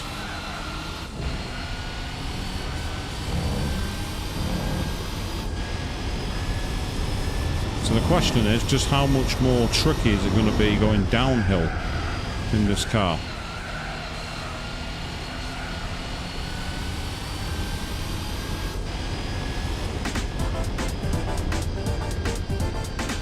Yay, one down. Not bad. Okay. I'm still feeling absolutely fine, by the way, peeps. So thank you all very much, all of you out there watching at the moment. It feels amazing to have people around, chilling out, watching me play car roulette and freak you all out with psychedelic imagery like that, thanks to the way I'm playing the game. Yes, we interrupt Gran Turismo to bring you a concert by Pink Floyd. At least that's what it felt like, anyway. Okay, the Escort Rally, we're going in the same... We're up against the same opposition, but we're going the opposite way round, so... This could be very, very, very tricky indeed. I'm not fast skipping this one because it's an awkward place to take control. So I'm going to let it play out normally for now. And off we go. Oh, well, that's already a problem. I've just proven that, haven't I? Jeez. Straight into a stone outcrop. Straight into the wall. That's my answer on how hard this is downhill, people. I've already found my answer. Oh, good lord.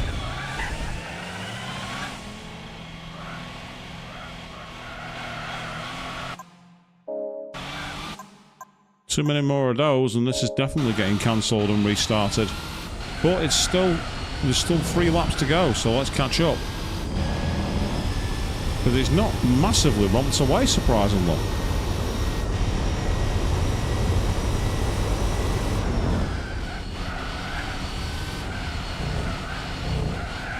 Oh, I barely tapped the wall. Don't be mean. 15 seconds of penalties incurred now already. And yet he's still not miles in front. So either A, he's very slow, or B, I'm very fast. Either way, it works to my advantage if I can get it right.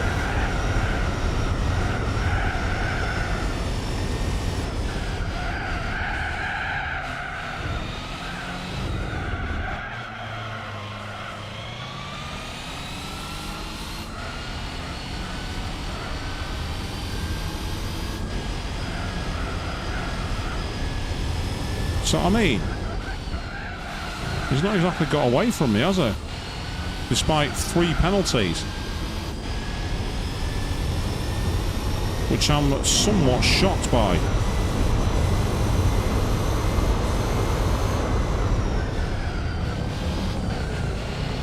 Not falling foul of that again.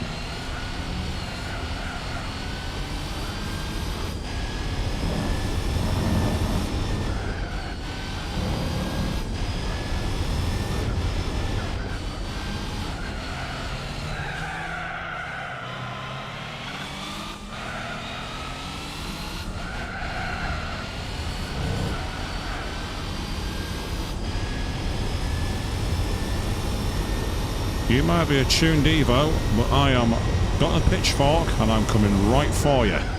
This villager wants to take you in.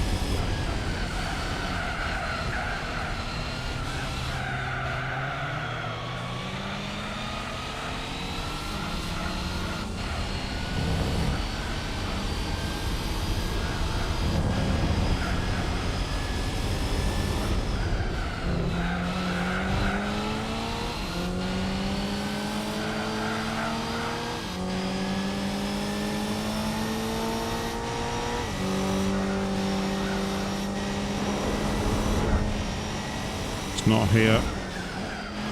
I've got to try and keep it clean, get a better exit out the hairpin, and do him up the hill.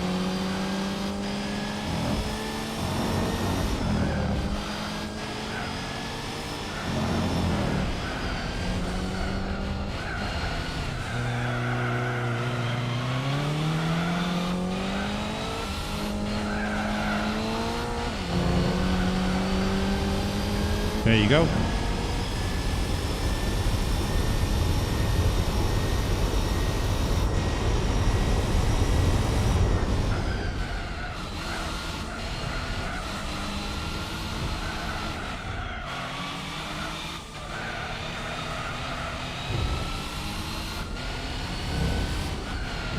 Oh, fuck.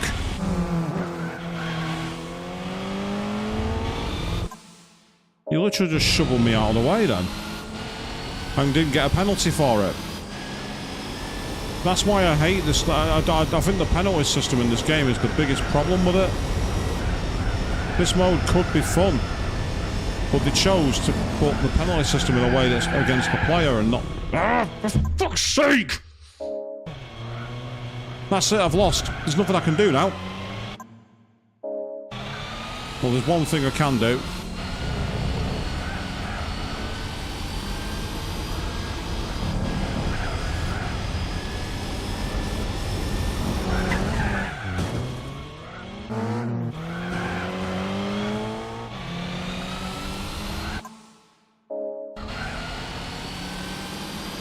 I'm going to have to redo it. All because of a broken penalty system. He hit me and didn't get a penalty. That is bullshit. They should have got a penalty for smacking me while I was halfway through serving a penalty. They should have been grilled, locked at 20 miles per hour, and made to follow my fucking tailpipe.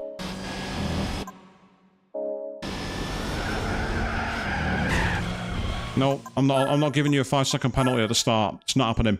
No. It's not happening.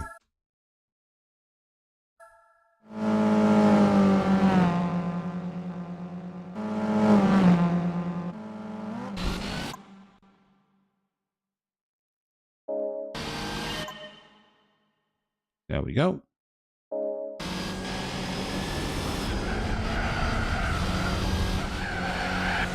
Nope. That's right. I put a save in there because I'm not watching that intro animation every time. All that's going to do is cause a lot of problems and agitation.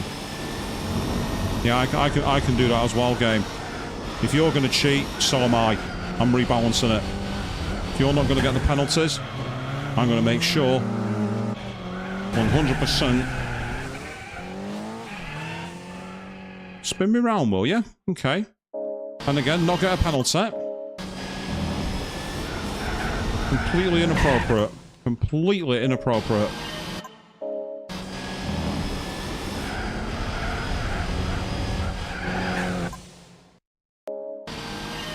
I can do this all day, game. Because I want to see what waits behind this race.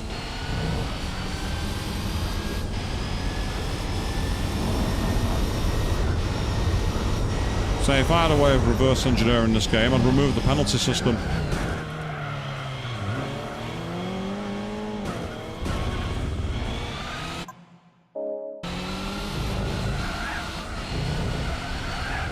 Right. There you are. State save. Now you're not getting past me. Just staying right in my wake. Stay right where you are.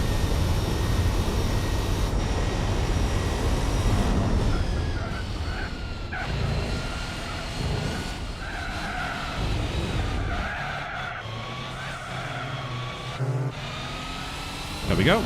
Excellent. Now we're through.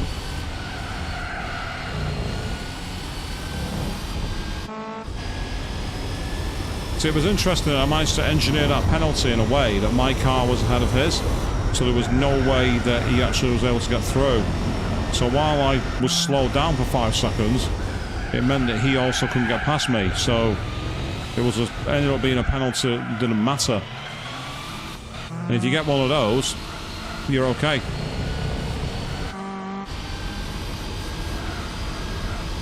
I'd say it's annoying having to use things like states, but if the game's going to be a cheat, then you've got to cheat right back.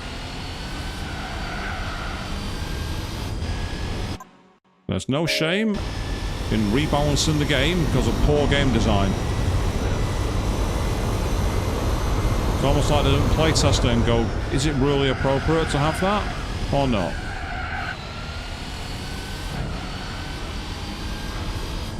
I'm sure they play tested a lot of the things, but I don't think they've play tested to that level of degree. And I think that's where some of the problems sometimes arise, because it causes avoidable ire, shall we say.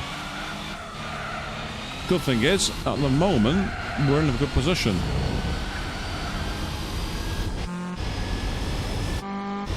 I'm actually surprised I was able to get through that archway the way I did them, because I was very, very close to hitting the outcrop, so that was pretty awesome. It's one of those Jekyll and Hyde tracks, this. It can either be amazing or awful. And I think this is where it's more suited to traditional rallying, where you have your slot and you set your time, rather than what's basically Japanese toge racing.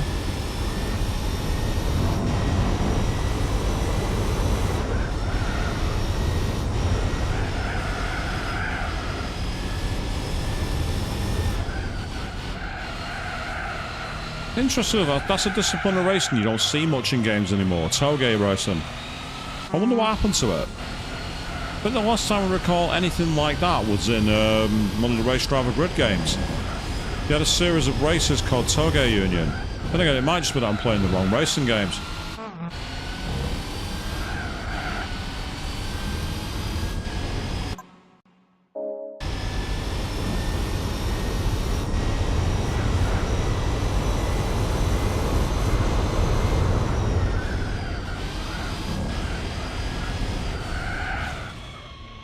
Nope.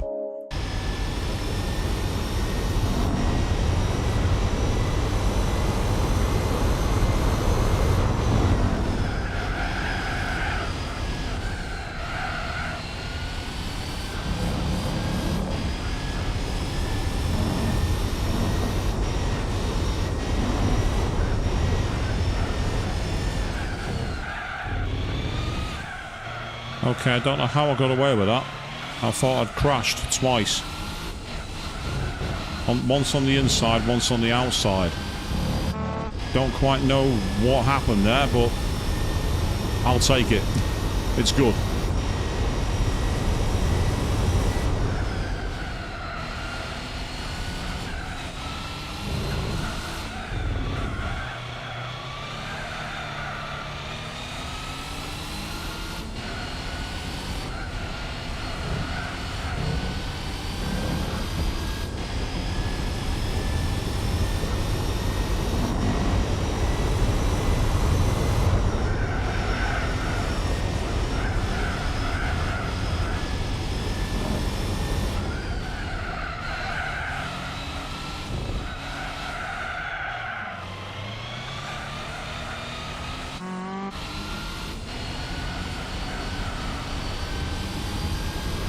Okay.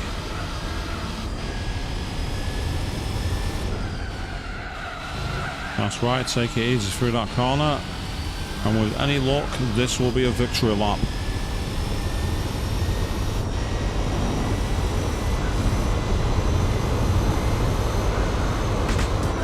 Yay, we did it. Not 100% legit, I admit, but we did it. We made it.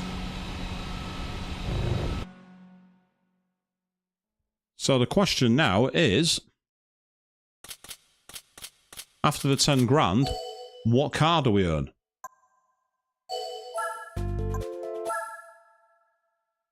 Oh, we got a 3-key imagery. I do apologise for that. Here we go. What have we got? Hey! Finally! RNG has finally come against us with the Daihatsu Move Custom RS. We've got a station wagon, people. We've got a car for Karen to take her kids to school and then demand to speak to the manager afterwards. We've got a soccer mom car.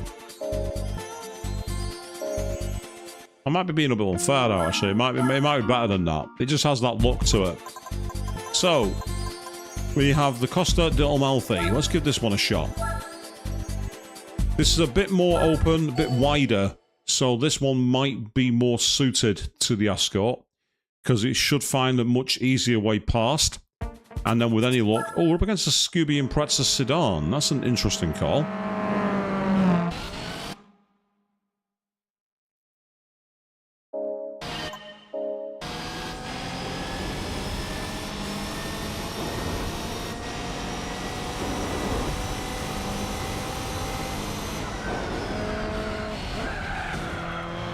That wasn't a penalty, because I was right up his inside and he turned into me.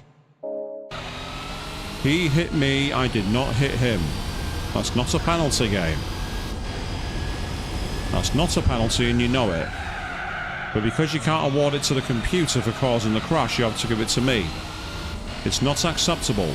It's not appropriate. It's poor control, poor gamesmanship.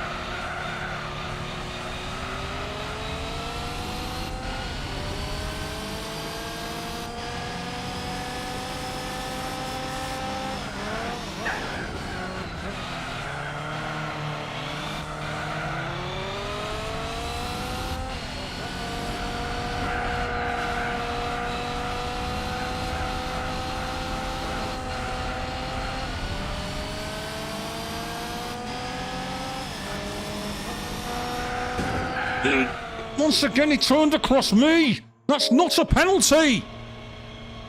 I'm getting proper pissed off with that. It's not a penalty when they hit me!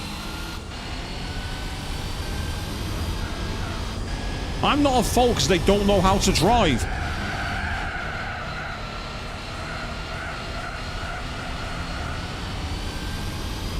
Right, I'll tell you what. You're gonna play like that, I can do one other thing for you, game, which you won't like. I can chuck a stage 4 turbocharger in this car and blow you into the seaweed. I'm not getting much in the way of A-spec points anyway, so why do I care? Yeah, that's what I'm gonna do. Fine. Have it your way, game. Have it your way. I'm not averse to spending some money. So let's get some money spent.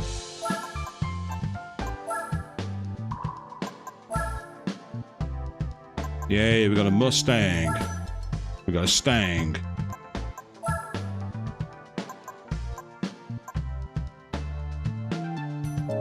It's a bit expensive, that.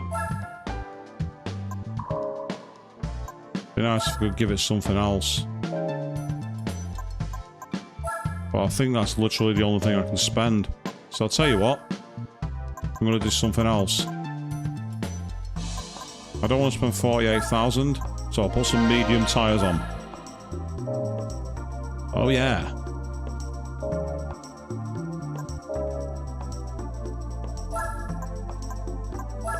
Now I have much better grip. You're going to hate it. Here we go. I want to see what lies behind this one. I'm hoping there'll be something else, but we've already had the Daihatsu move, which was shaky, shall we say. Ah, now the car's become an Evo instead. Interesting. And that car doesn't seem to be as fast.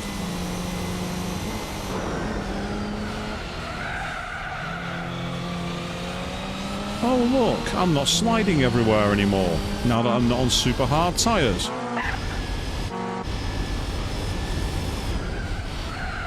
And because I'm not sliding as much, I will be able to pull away from you. Yeah, I didn't need to put a big whacking turbo kit in it at all.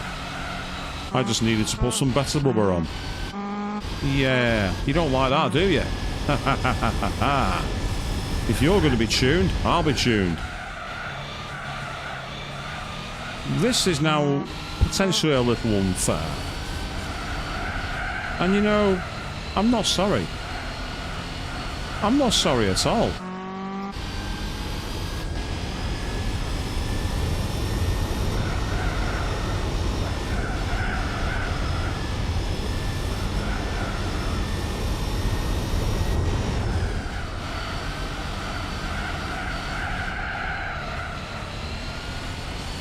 Yep, no penalties this time yet, which is good.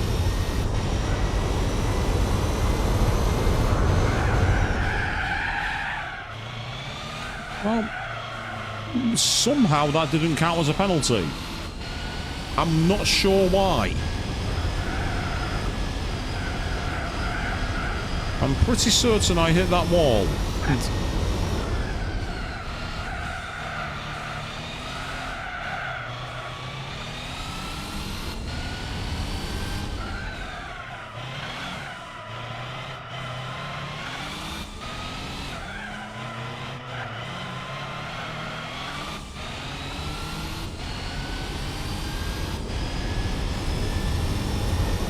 Yeah, this is pretty fast.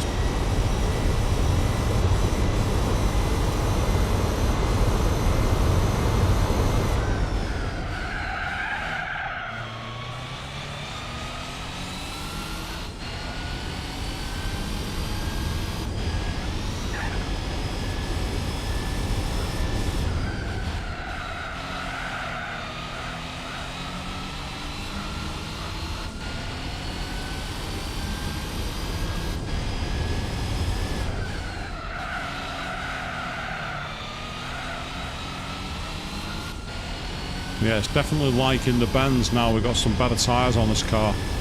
It's really liking the performance.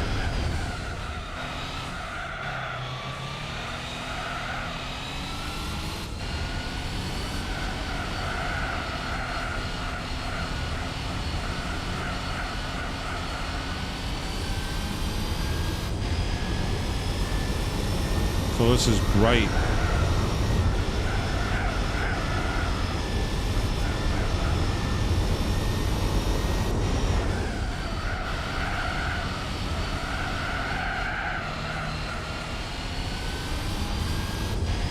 Oh, this gap has massively opened up now. Just got to make sure I don't make any real errors.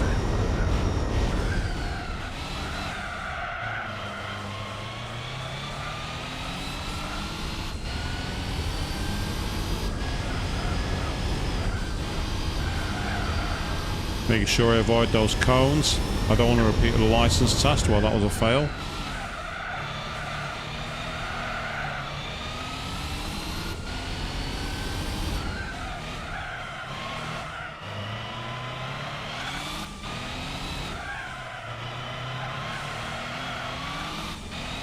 That road there with those two really tight hairpins, it makes you wonder what fundamental use they have, because they can't be good for anything that's like local traffic or logistics. It's crazy.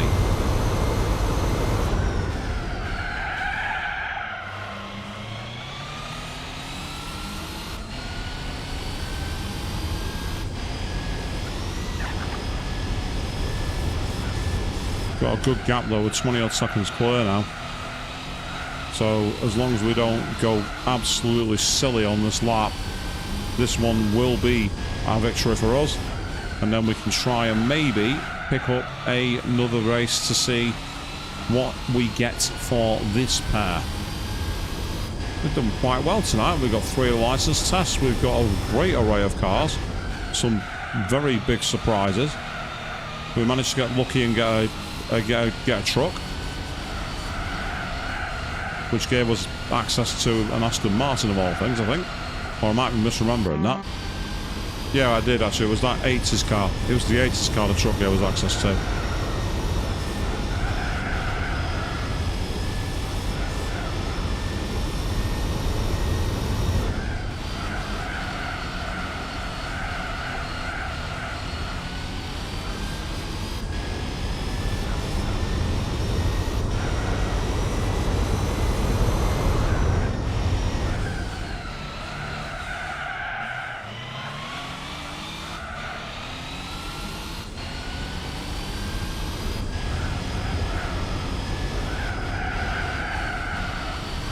Oh, I shaved the wall there, but got away with that.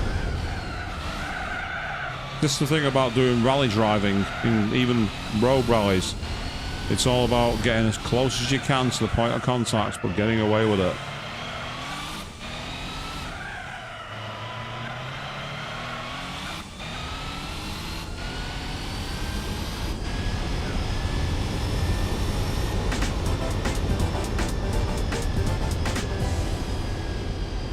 Yeah, we finished a significant distance ahead of our opponent, which is awesome. So we have one more race available. This will help pay most of the cost of the tyres back, because it costs 28,000. So these 2 races we win has almost paid for the tyres, which makes them an excellent investment. Obviously, we're not sold any prize cars because we want to keep them in case we need them. Ah, you went and got some grub, did you, Queen? That's awesome. We're doing okay. We managed to grind through one of the more irritating races. So now we're coming back for one more event here, and hopefully we're going to get ourselves a nice car again. So this part I'm not going to get through anytime soon. I've got to be very patient on how I pass him here, I think. Unless that's how I can do it. It's not entirely legit, but I'll take it. Because thanks to the medium tyres, I'm now able to start putting some serious distance through.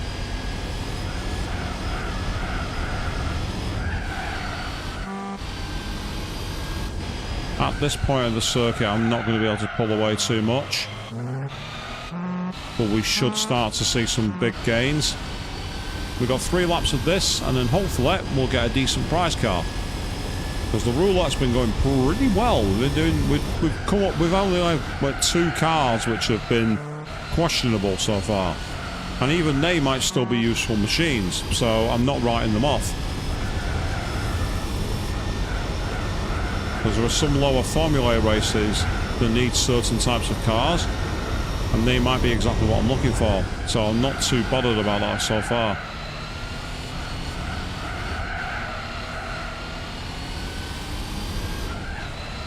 You get anything nice anyway?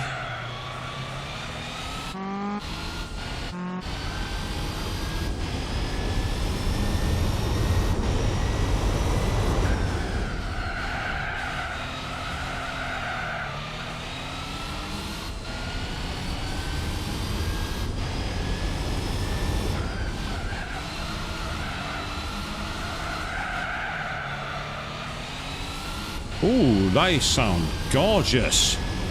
Oh yes, I'm jealous of that. Bagels are always good. Hazelnut spread's even better. Jeez, you've outdone yourself on that one, Queen. Great call.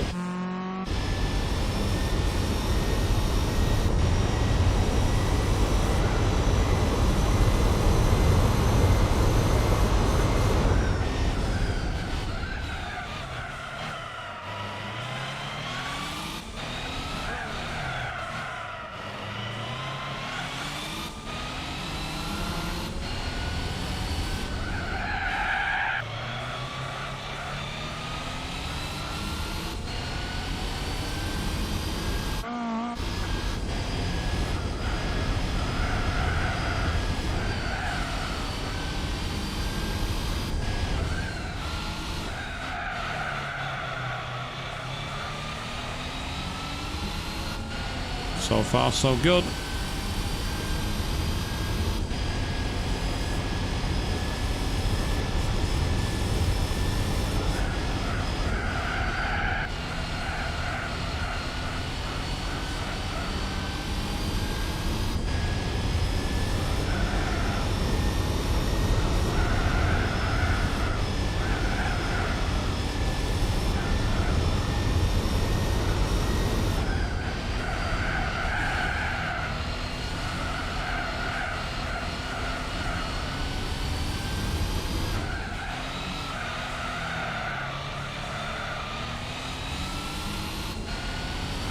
Nice view of the coastline.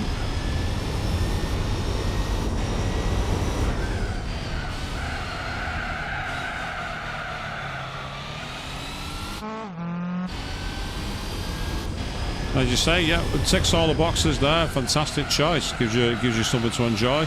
Take it nice and smooth. It's all good.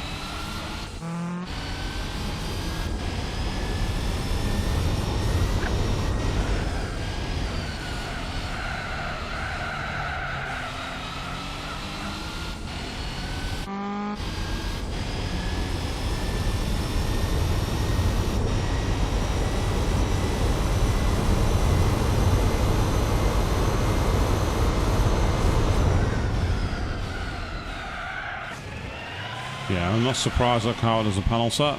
However, surprisingly, not the worst place to get one because you rarely go around those corners much faster than 20 miles an hour. So if you get a penalty there, you can use it to your advantage. By flooring the throttle, you'll still make it around the corner. So there's no real penalty.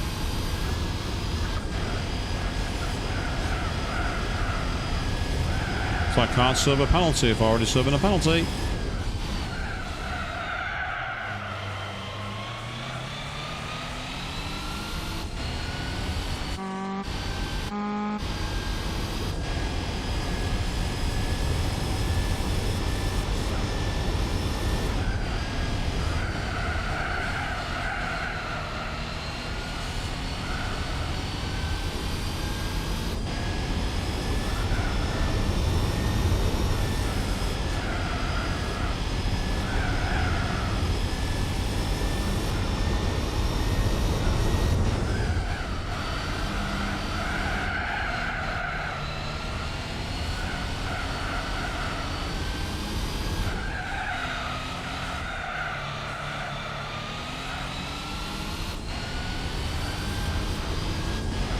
And down we go one more time onto the final spirals.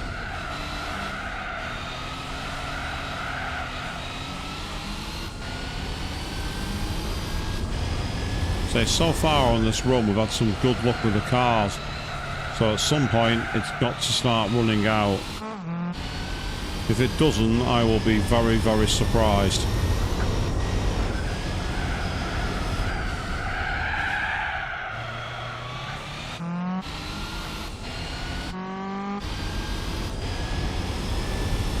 That's our victory lap. We're coming home.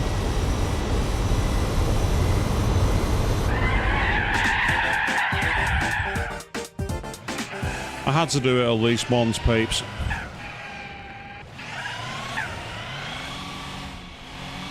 Especially as it confuses the AI. They don't know what to do with it when you're spinning the wrong way. But yeah, the rally car has definitely proven useful. We've been able to take on a lot of the races with it. And the result is another 10,000 credits in the bank, which is phenomenal. And what's our prize car going to be? What car have we unlocked?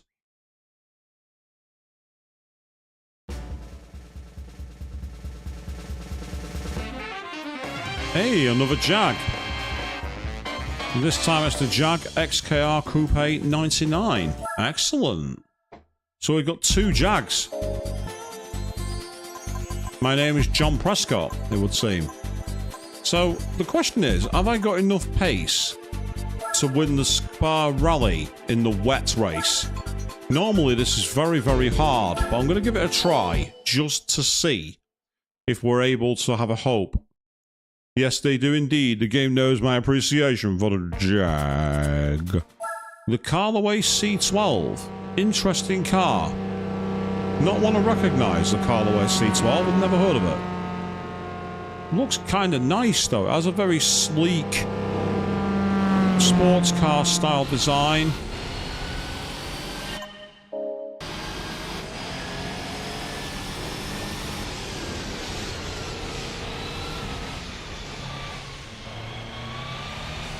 Well, my advantage here is that I have four-wheel drive.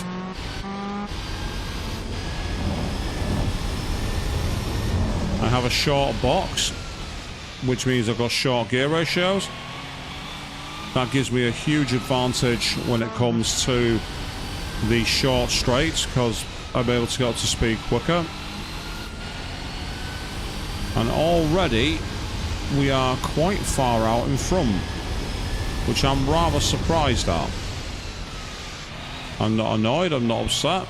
I think it's awesome. We stand a chance to win another car here, people.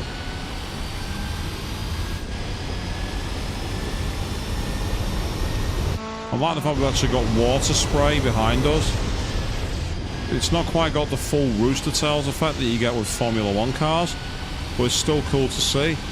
Oh, denied. Bagels are gone. No. That's no good.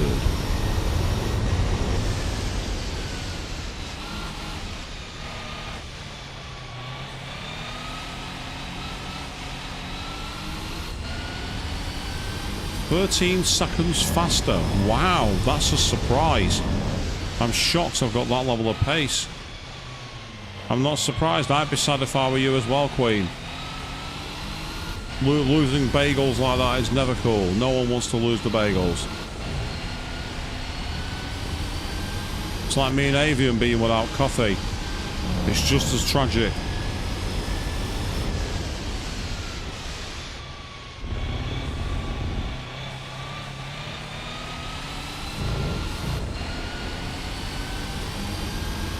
Yeah, we've easily got this race.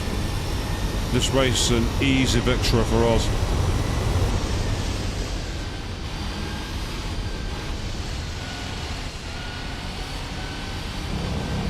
The Escort rally car has just got so much more grip and control than the Callaway C12 that I'm up against. It's not even funny in a way. Our class is poles apart.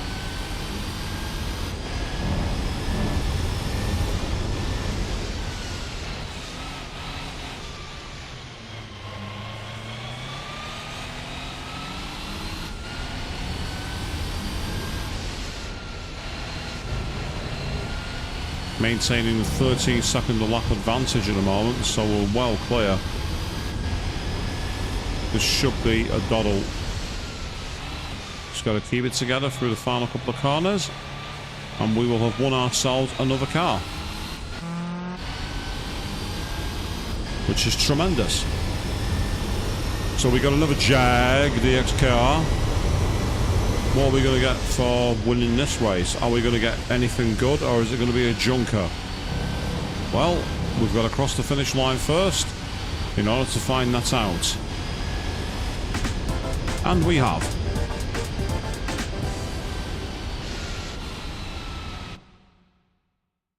Won it on medium tyres, which is always good.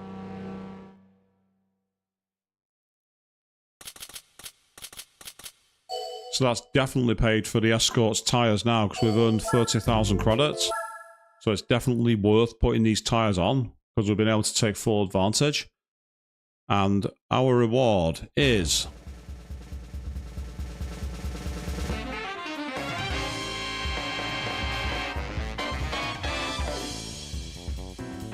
the game knew I hated it. The game knew how much I hated this car. It's finally happened. We have a car I cannot stand. That car is a shitbox. I hate it with every fibre of my being.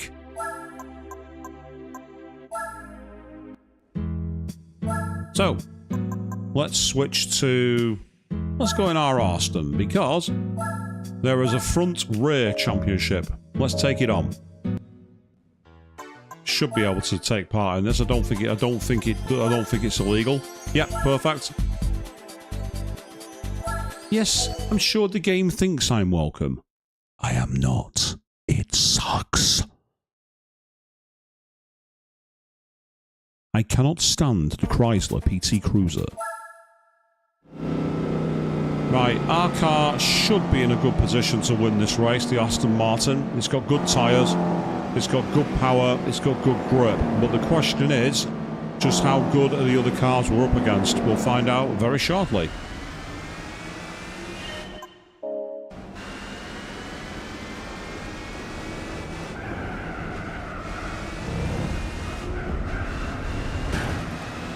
I thought that was an MR2 then, but it's not. It's a Nissan 240SX. There's a Fair Lady Z. Not sure what the car ahead of it is.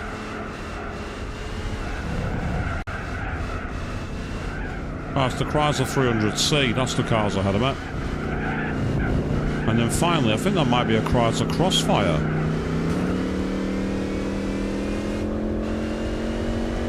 Your car sounds good, but it's not as powerful as mine.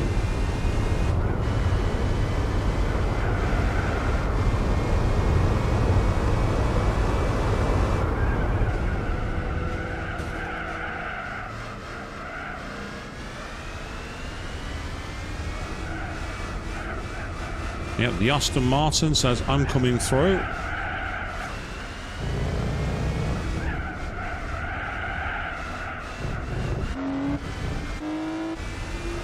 So this is going to be our final championship tonight. After this we are going to go off because it's already past midnight here.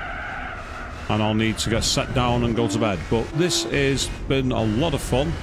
We've had some really good results. We've also had a bad result with the Chrysler, but you know what? At least we didn't have to work too hard to get it. Had I fought through one of the International A 5-lap events and got that, I'd be extremely annoyed. So, we were due a bad run, we finally got one. So the question now is, was that a blip? Or are we going to get junkers? This is where the roulette wheel may suddenly turn against us.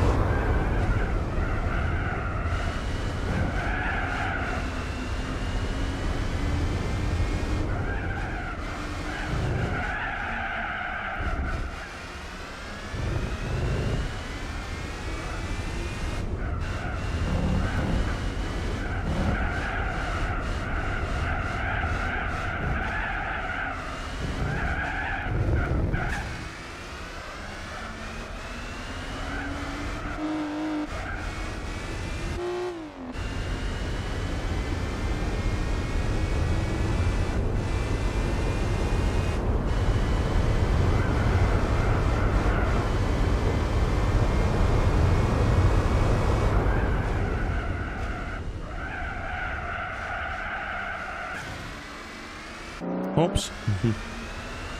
Not a good way of handling it.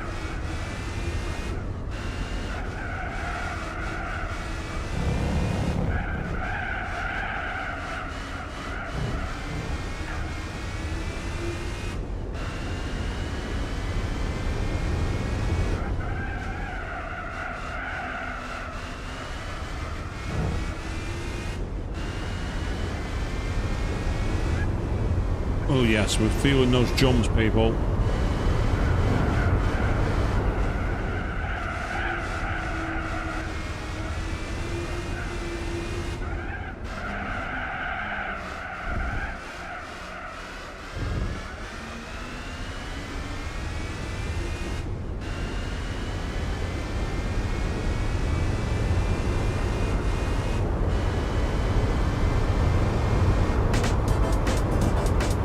Nice. That was right, it was the Chrysler Crossfire that was in second place. Not the greatest car, it must be said. That and the PT Cruiser are a right pair.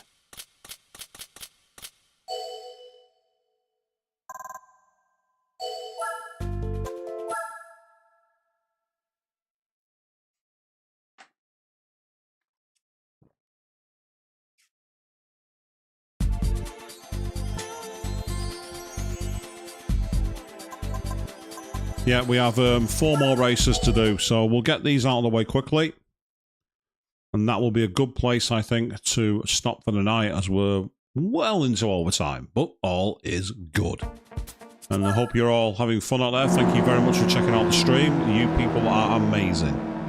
If you're checking this out on catch-up, you're even more amazing because you've come here of your own free will to watch it on your day off or whatever. There's so much you can do. You're all awesome. You're all fantastic. Thank you very much, a lot of you. You're amazing. So many things you could be doing with your evening. Instead, you're watching me literally drive around in circles. It's fantastic.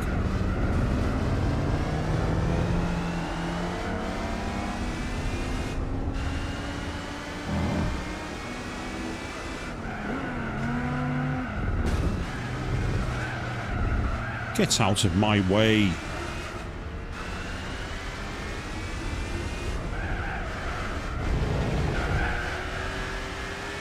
You're in a tiny little BMW 1 Series. I'm in an Aston Martin. Move. I don't care if you've got an M badge on yours. I've got an Aston badge. Go away.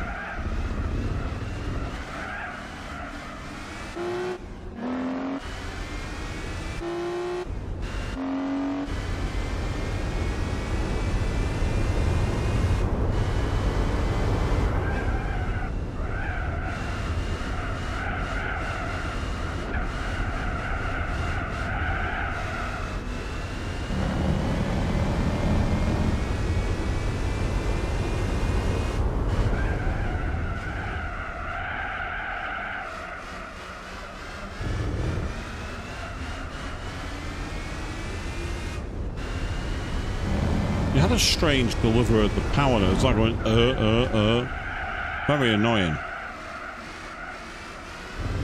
So I mean,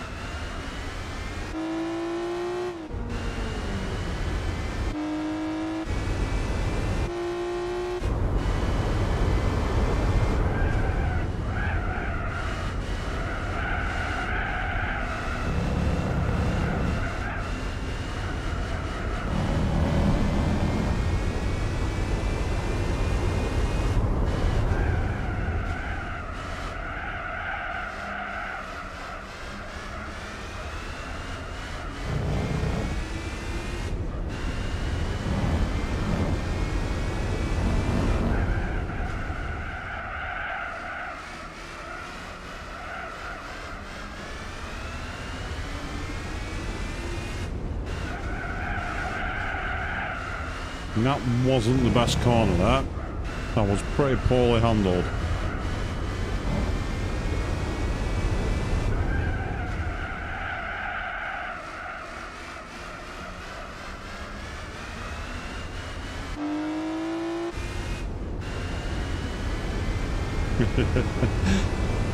I keep thinking of your comment, Queen, the game's like you're welcome. It maliciously was like, yes, I've given you the good stuff, now enjoy the bad.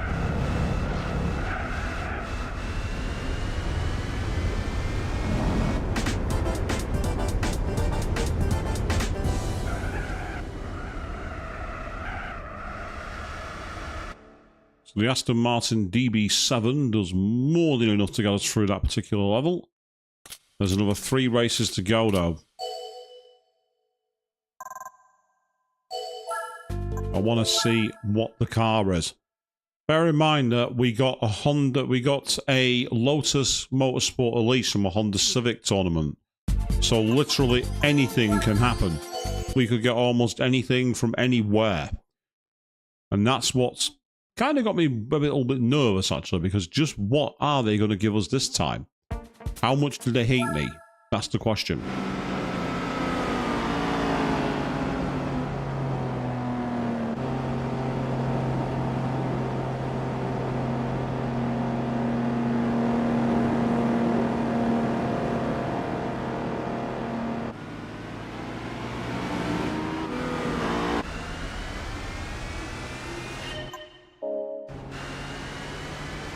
Okay, so here we go.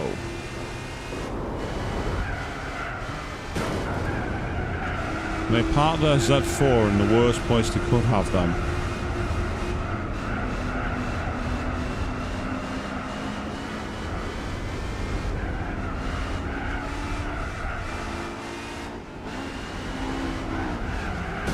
Oops, sorry Nissan Fairlady driver.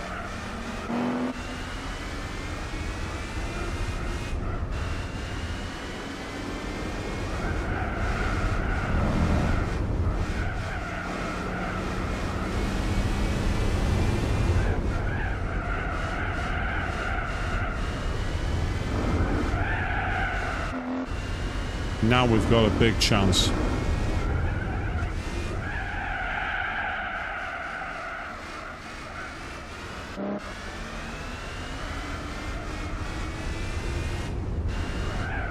I don't know if it's the tyres, but the power just seems to suddenly cut out in the middle of a corner. As if something's telling it, no, you're not allowed to give me any horsepower. Which is quite annoying.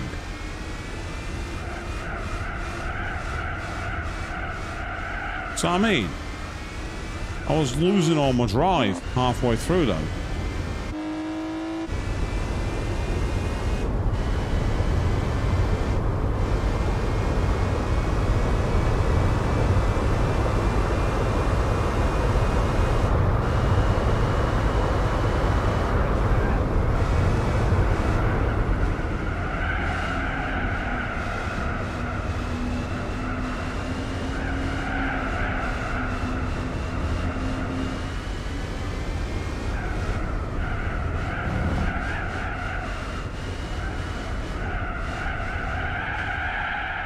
Well, that was a wide line.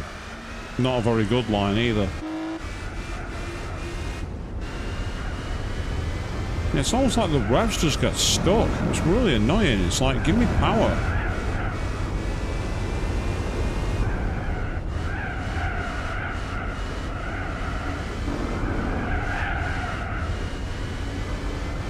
The only thing I think of is it might be the traction control system, which is useful because it stops you spinning, but also if it cuts the power out, it's incredibly annoying.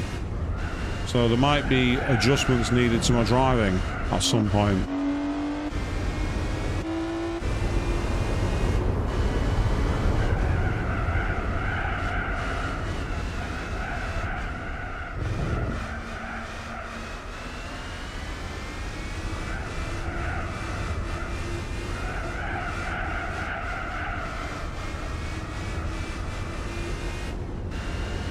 Now we have a chance, and we're going to take the victory in this race without a problem.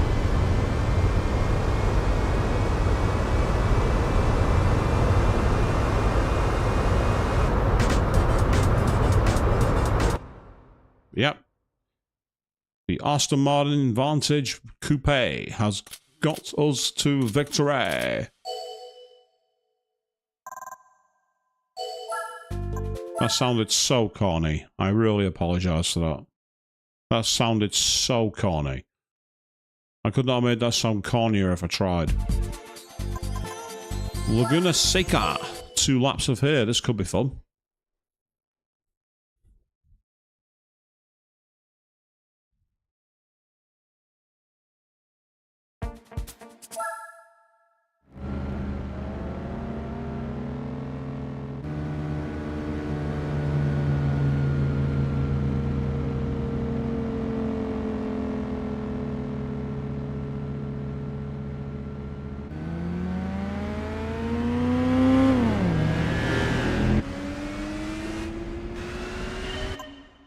Okay, here we go.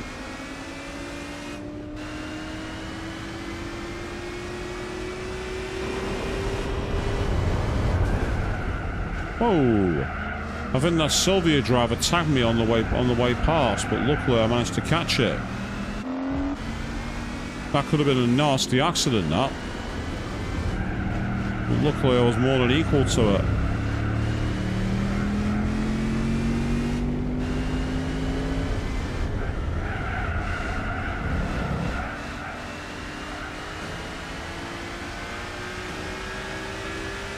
NASCAR bump drafting in them.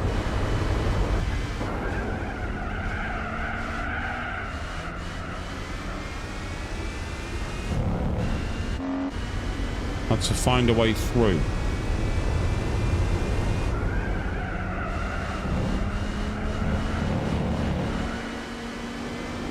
Not the best corner that. I've got two tyres onto the sand and it lost me a lot of speed. But that is an overtake. Outbraked him into the corkscrew. That's what I'm talking about. No contact, no issues. Just a beautiful move in my Aston Martin.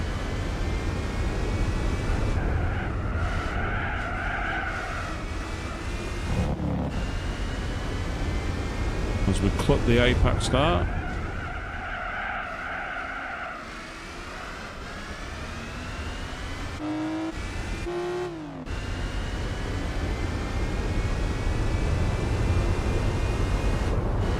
After this we have one more race at the driving park, I think, and then after that we will be calling it for this evening, because we've had a lot of fun here and got some very good rides. Some surprising rides. Of course, don't forget, on Friday evening at 8 PM BST, we will be back playing more Final Fantasy X-2. And because of the way the narrative moved on, I've not been able to do any kind of grinding or anything. So, we're sticking with the way it ended at the end of the last stream for that one, people. I'm interested to see where the story goes. So that's Friday at 8 PM BST, and then we will be back playing more Shin Megami Tensei 5 Vengeance on Sunday at 8 PM BST as well. But do check out the bonus video if you haven't already, because there is some important little things I've done offline via a recorded stream, so do check that out. It's in there in the videos for you to enjoy, and there's also a little poll in the community tab for those of you who have some ideas that are creative and you may feature as part of the stream on Sunday evening. Oh well, we missed the apex. Let's just go through the sand. Screw it. Screw the rules. We've gone too far now. There's no turning back. Let's just get on with it.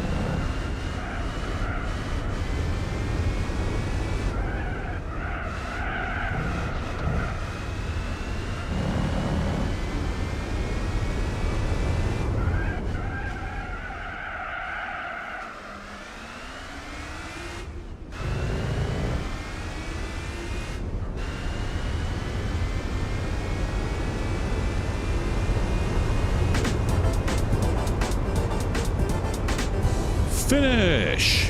3 minutes 37 to be... Oh, it was a Mazda RX-7. That was the car we finished in front of. Okay, cool. Nice one.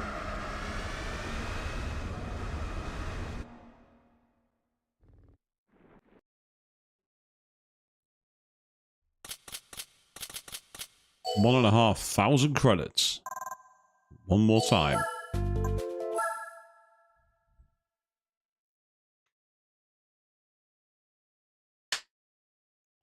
So we have one more race now, which is at the driving park. We have 4 laps on this one, so I've no idea what track it is we're doing.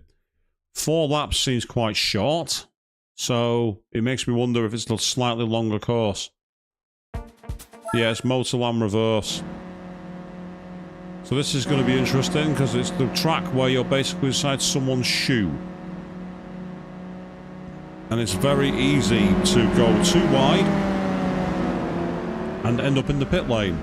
I've seen the game do that multiple times.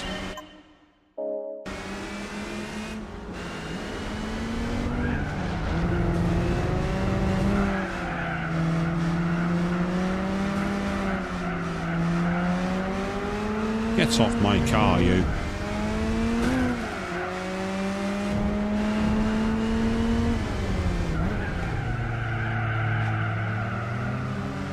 That was a bit too deep.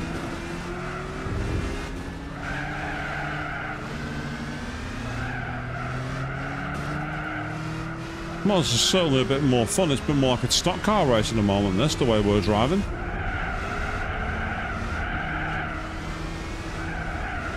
He's gone off the circuit.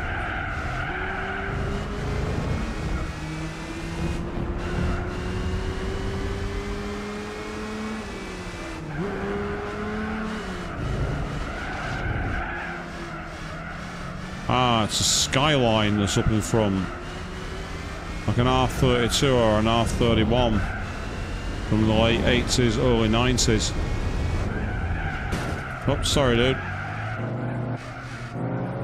That wasn't my intended way to overtake him, but it's done. Not much more we can do about it.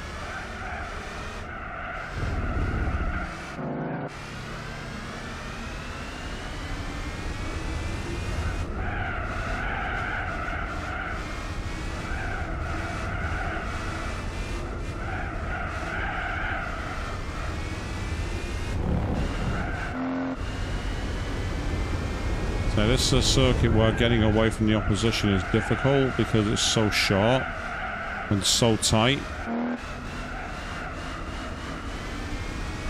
It's all about essentially getting through as quick as you can.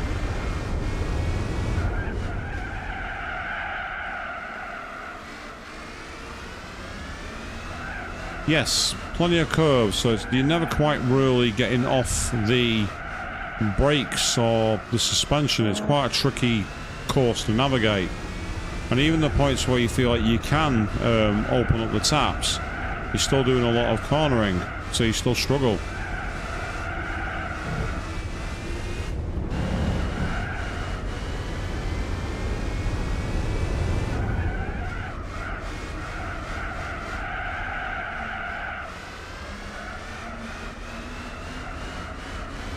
Still, this is the final lap.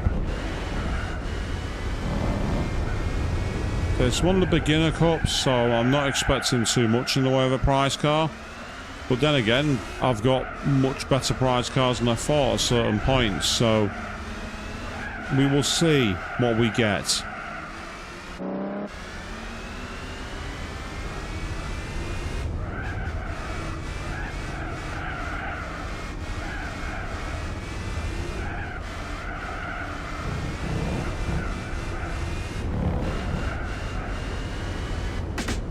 And there we go. The race ends. We finished 7 seconds in front. That's not too bad. Given it's such a short circuit, I'm quite surprised we even did that. Another 1,500 credits, which is awesome. Thank you. And now, roll the drums, people, because we're about to find out what we've won.